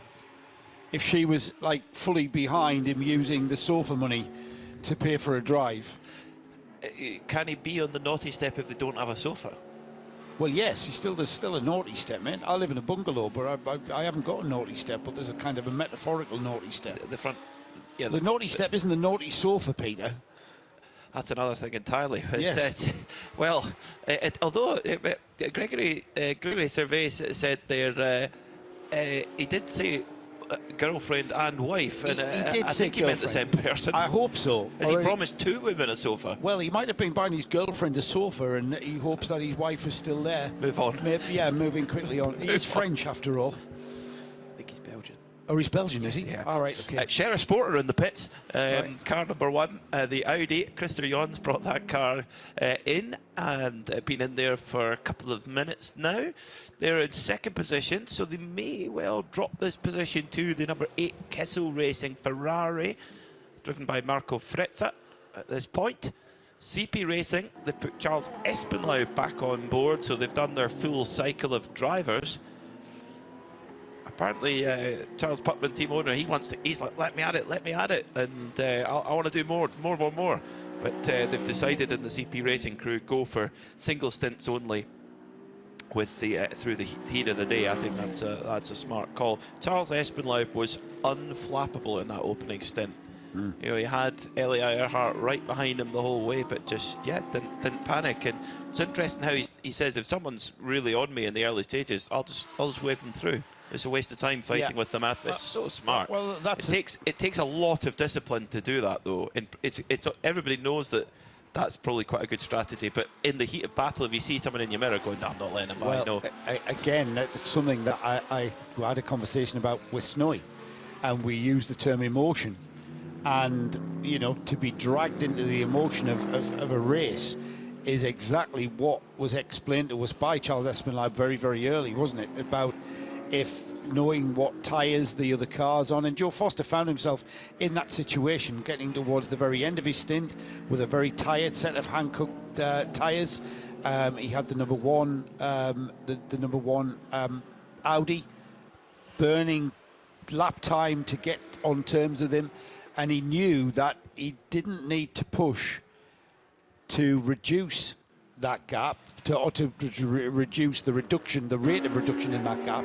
He knew he just had to get round and do his job. And I think with, we've still got 13 minutes to go, just under 14 minutes actually to be exact, before we get to just the half distance mark, and then another 6 hours of motor racing. So I think at this stage, and you also, what Charles Espinal said, Peter, was it's the final hour. That's when you go to war. That's when you go to, if you are in a position to challenge, if you're on the same lap, then that's when you begin to then absolutely give it your all. But right now, we're managing everything. We're managing expectations, we're managing tyre wear, we're managing the mechanicals of each and every one of the cars out there.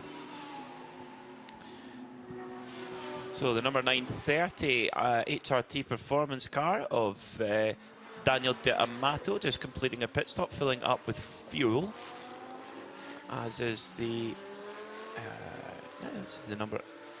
It's the 21 Mathieu Detry. He's back out and going again after that pit stop, which we saw there. Sorry for the sofa written on the back. So we've got I am speed on the back of the E2P Racing Porsche, which is of course a quote from the Cars movies, Lightning McQueen, and on the back of the SRT, sorry for the sofa. I like that. And Gregory is seeing, or Gregory's wife, every time that SRT car goes past on the screen of the live stream, she is probably seeing her sofa. That's a very expensive sofa if who's going to use all the money for that drive for a sofa. I don't know what sort of deal he got, but when you feel a car is comfortable to drive, a road car, you'd be like, oh, it's like driving a sofa. Well, my car's like driving a sofa. My Mercedes CLS is very much like driving a sofa, which is ideal for someone my age. Gone are the days of the Ford ST or the RS, bouncing around on the bumps with its stiff suspension. I've grown out of that one. Having owned the Lotus, I definitely have gone through that phase, and I can see us going a little bit more on the softer aspect. But a well damped car doesn't necessarily have to be poorly set up to be comfortable. A lot of times, you hear McLarens apparently for supercars are incredibly comfortable because their suspension's so good. So yeah, it depends, doesn't it? Nick's got an RS4 that is very, very stiffly sprung, and when you try, is it comfortable?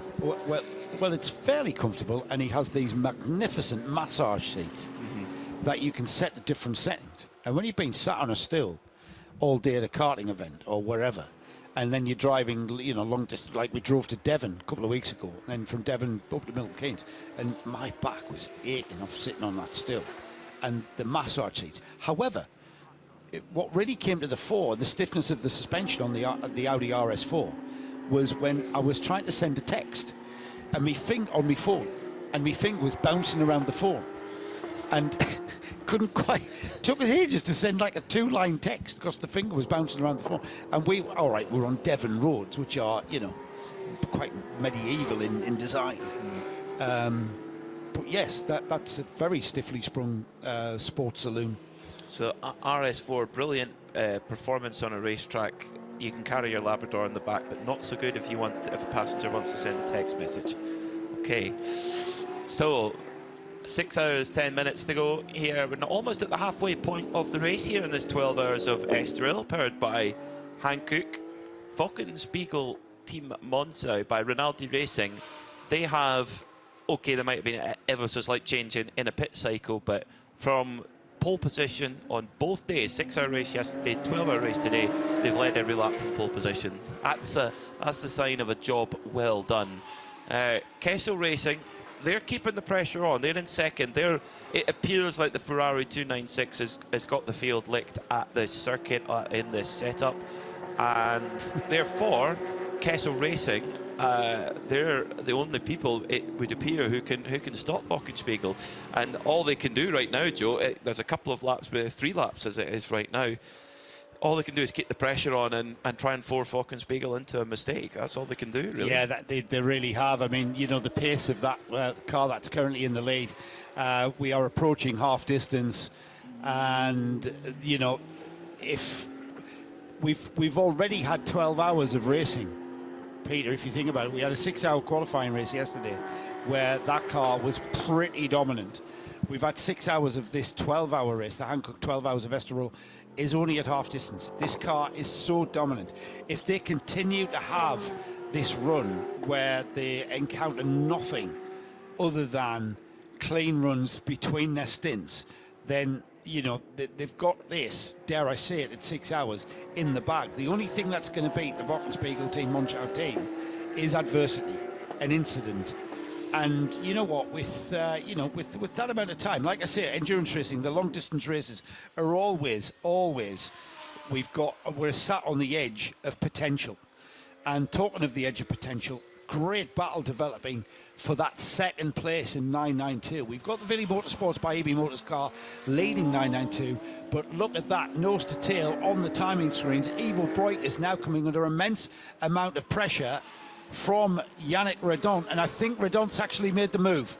Redon are now ahead of Ivo Breukers, so a change for second place in the 992 class, and that battle just coming to our attention there right when it happened. Yannick Redon caught and catches and passes Ivo Breukers. Red Ant Racing, they're an hour and 20 minutes into their stint. They owe us a pit stop. So Ivo Breukers, well, mind you, Ivo Breukers is 59 minutes into his stint, so he can't be far away either. So we could see Red Ant Racing coming into the pits soon. With Yannick Redon at the wheel right now. But Ivo Breukers had a good weekend. He did that stint he did at the final stint of the race last night was really, really strong under a lot of pressure. Leader is down at the pits and alongside Nick Damon. Yeah, and then out is getting Jürgen Kronbach, in is getting Torsten Kratz. They've already got the driver out. The driver's putting his insert in. They are just doing the third of the 4 tyres. Tyres are done. Now the windscreen's being cleared. The lance has been pulled out. Will the car drop down? We've seen an issue with the 296 earlier. Still just putting the final touches of Torsten Kratz's belts and the safety net. Car drops, off it goes. Not the best stop we've ever seen. A few seconds too long, but they've got many, many, many seconds in hand as they trundle down to the fuel stop. So another thing ticked off, coming up to halfway in a race that has so far been like clockwork and basically perfect. Clockwork is the word I would use as well. Nick, flawless also for the Wochenspiegel Team Monza by Rinaldi Racing. What I want to know is how many column inches is this performance over the weekend going to take in the Wochenspiegel on Monday morning? I think it should have a back page spread, to be honest. Wochenspiegel win in Estoril, that's a headline. Wochenspiegel, well, you've got to think of it. Also, coming up with headlines, alliteration's very important. So, Wochenspiegel victory. So, Red Ant Racing are in the pit lane. Nick, what do you think of that bit of alliteration, eh?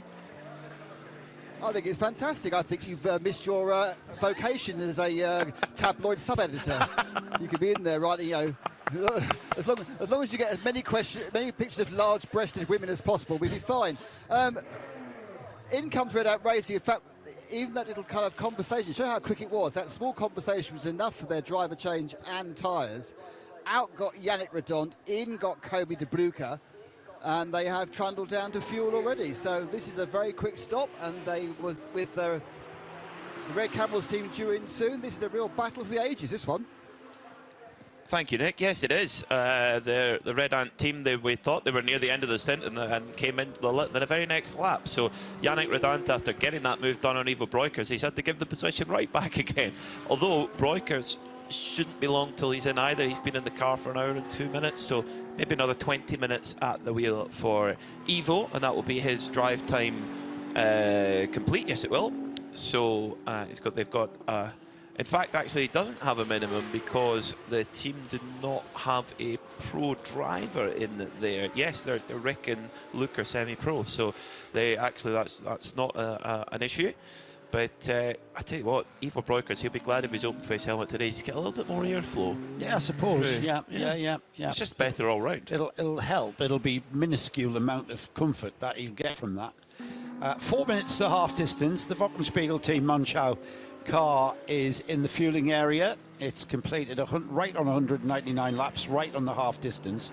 So we expect 400 laps maybe by the time we get to the checkered flag. That's if the whole of the next 6 hours is under green, of course. We have had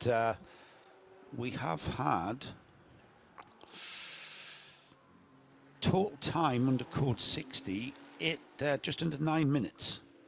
So we've had absolutely, we've had one code 60, 9 minutes in 6 hours of racing. That is that a series record? I don't know. Maybe the collective can tell us whether that is the case.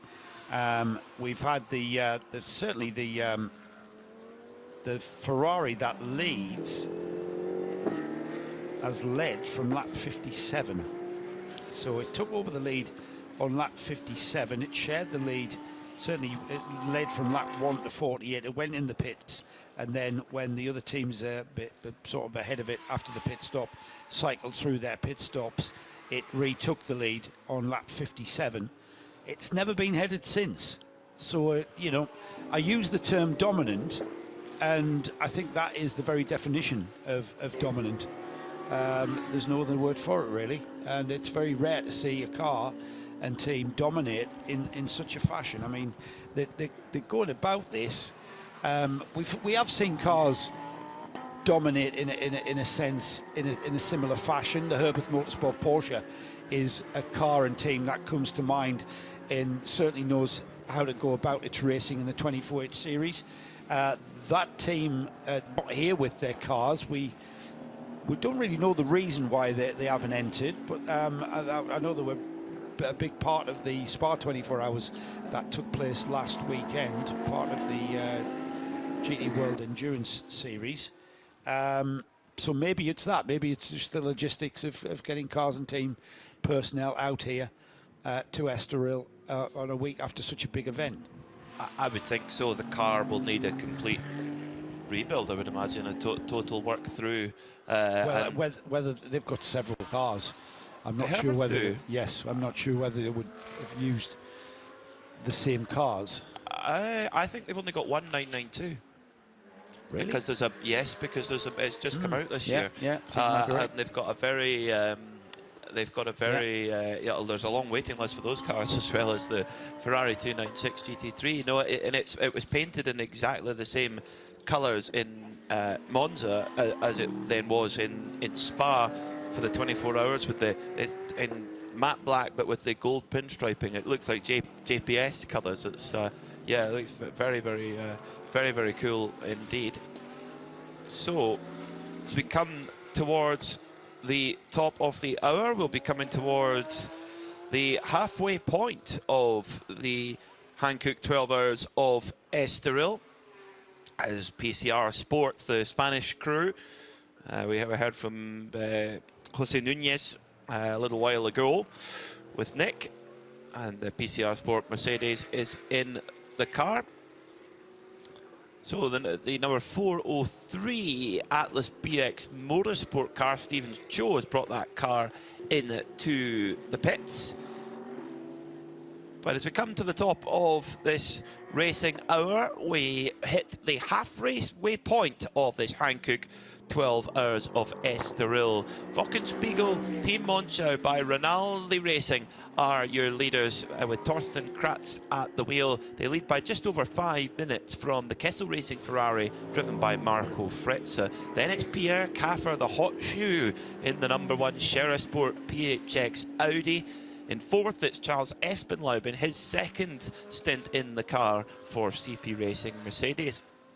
Then in fifth overall, it's Philly Motorsport by Ebby Motors, leading in 992 by 51 seconds from Red Camel Jordans and Ivo Breukers at the wheel at the moment, but he's due a pit stop shortly. E2P Racing, they're in seventh overall with Javier Morchillo. at the wheel at this stage. Then it's RPM Racing. Great run from them from near the back of the grid. Nick Jonsson is driving right now, and they're in 8th overall. 9th overall is Red Ant Racing with the 904 car, with their sister car 903, the championship leader, don't forget, they're in 10th. They've just taken a pit stop. GTX leader is the RD Sign CLI Racing team with their wonderful Lamborghini Huracan Super Trofeo. It's a real beast, that car. In 12th, it's the number 967 HRT Performance Porsche with the Swiss driver Stefano Monaco driving at this time. Then in 13th, it's our GT4 leader who've just taken a pit stop, Atlas BX Motorsport, Stephen Cho at the wheel, with Bagheera Racing in 14th. And second in GT4. A little bit of delays in the pits a short while ago, but they'll fight back, you can be sure of that. The Vortex, they've had a pretty clean run today, it must be said, in 15th overall, car number 701. Haas RT, they're plugging on early on a wheel bearing issue that meant the whole rear left-hand side of the car had to be rebuilt. It was in the garage for a fair old while. It's dropped them down the order, but still they fight on. Mathieu Detry is driving at the moment. PCR Sport are third in GT4 with Vicente Dassi driving at the moment. Then in 18th, it's HRT Performance, car number 930, Daniele Diamato in the pits at the moment. Then car number 58, MP Racing, carry on also. In fact, they're back in the pits again. That's a pity. Thomas Gostner had been at the wheel, but more problems for the Italian squad. MP Racing with their Mercedes.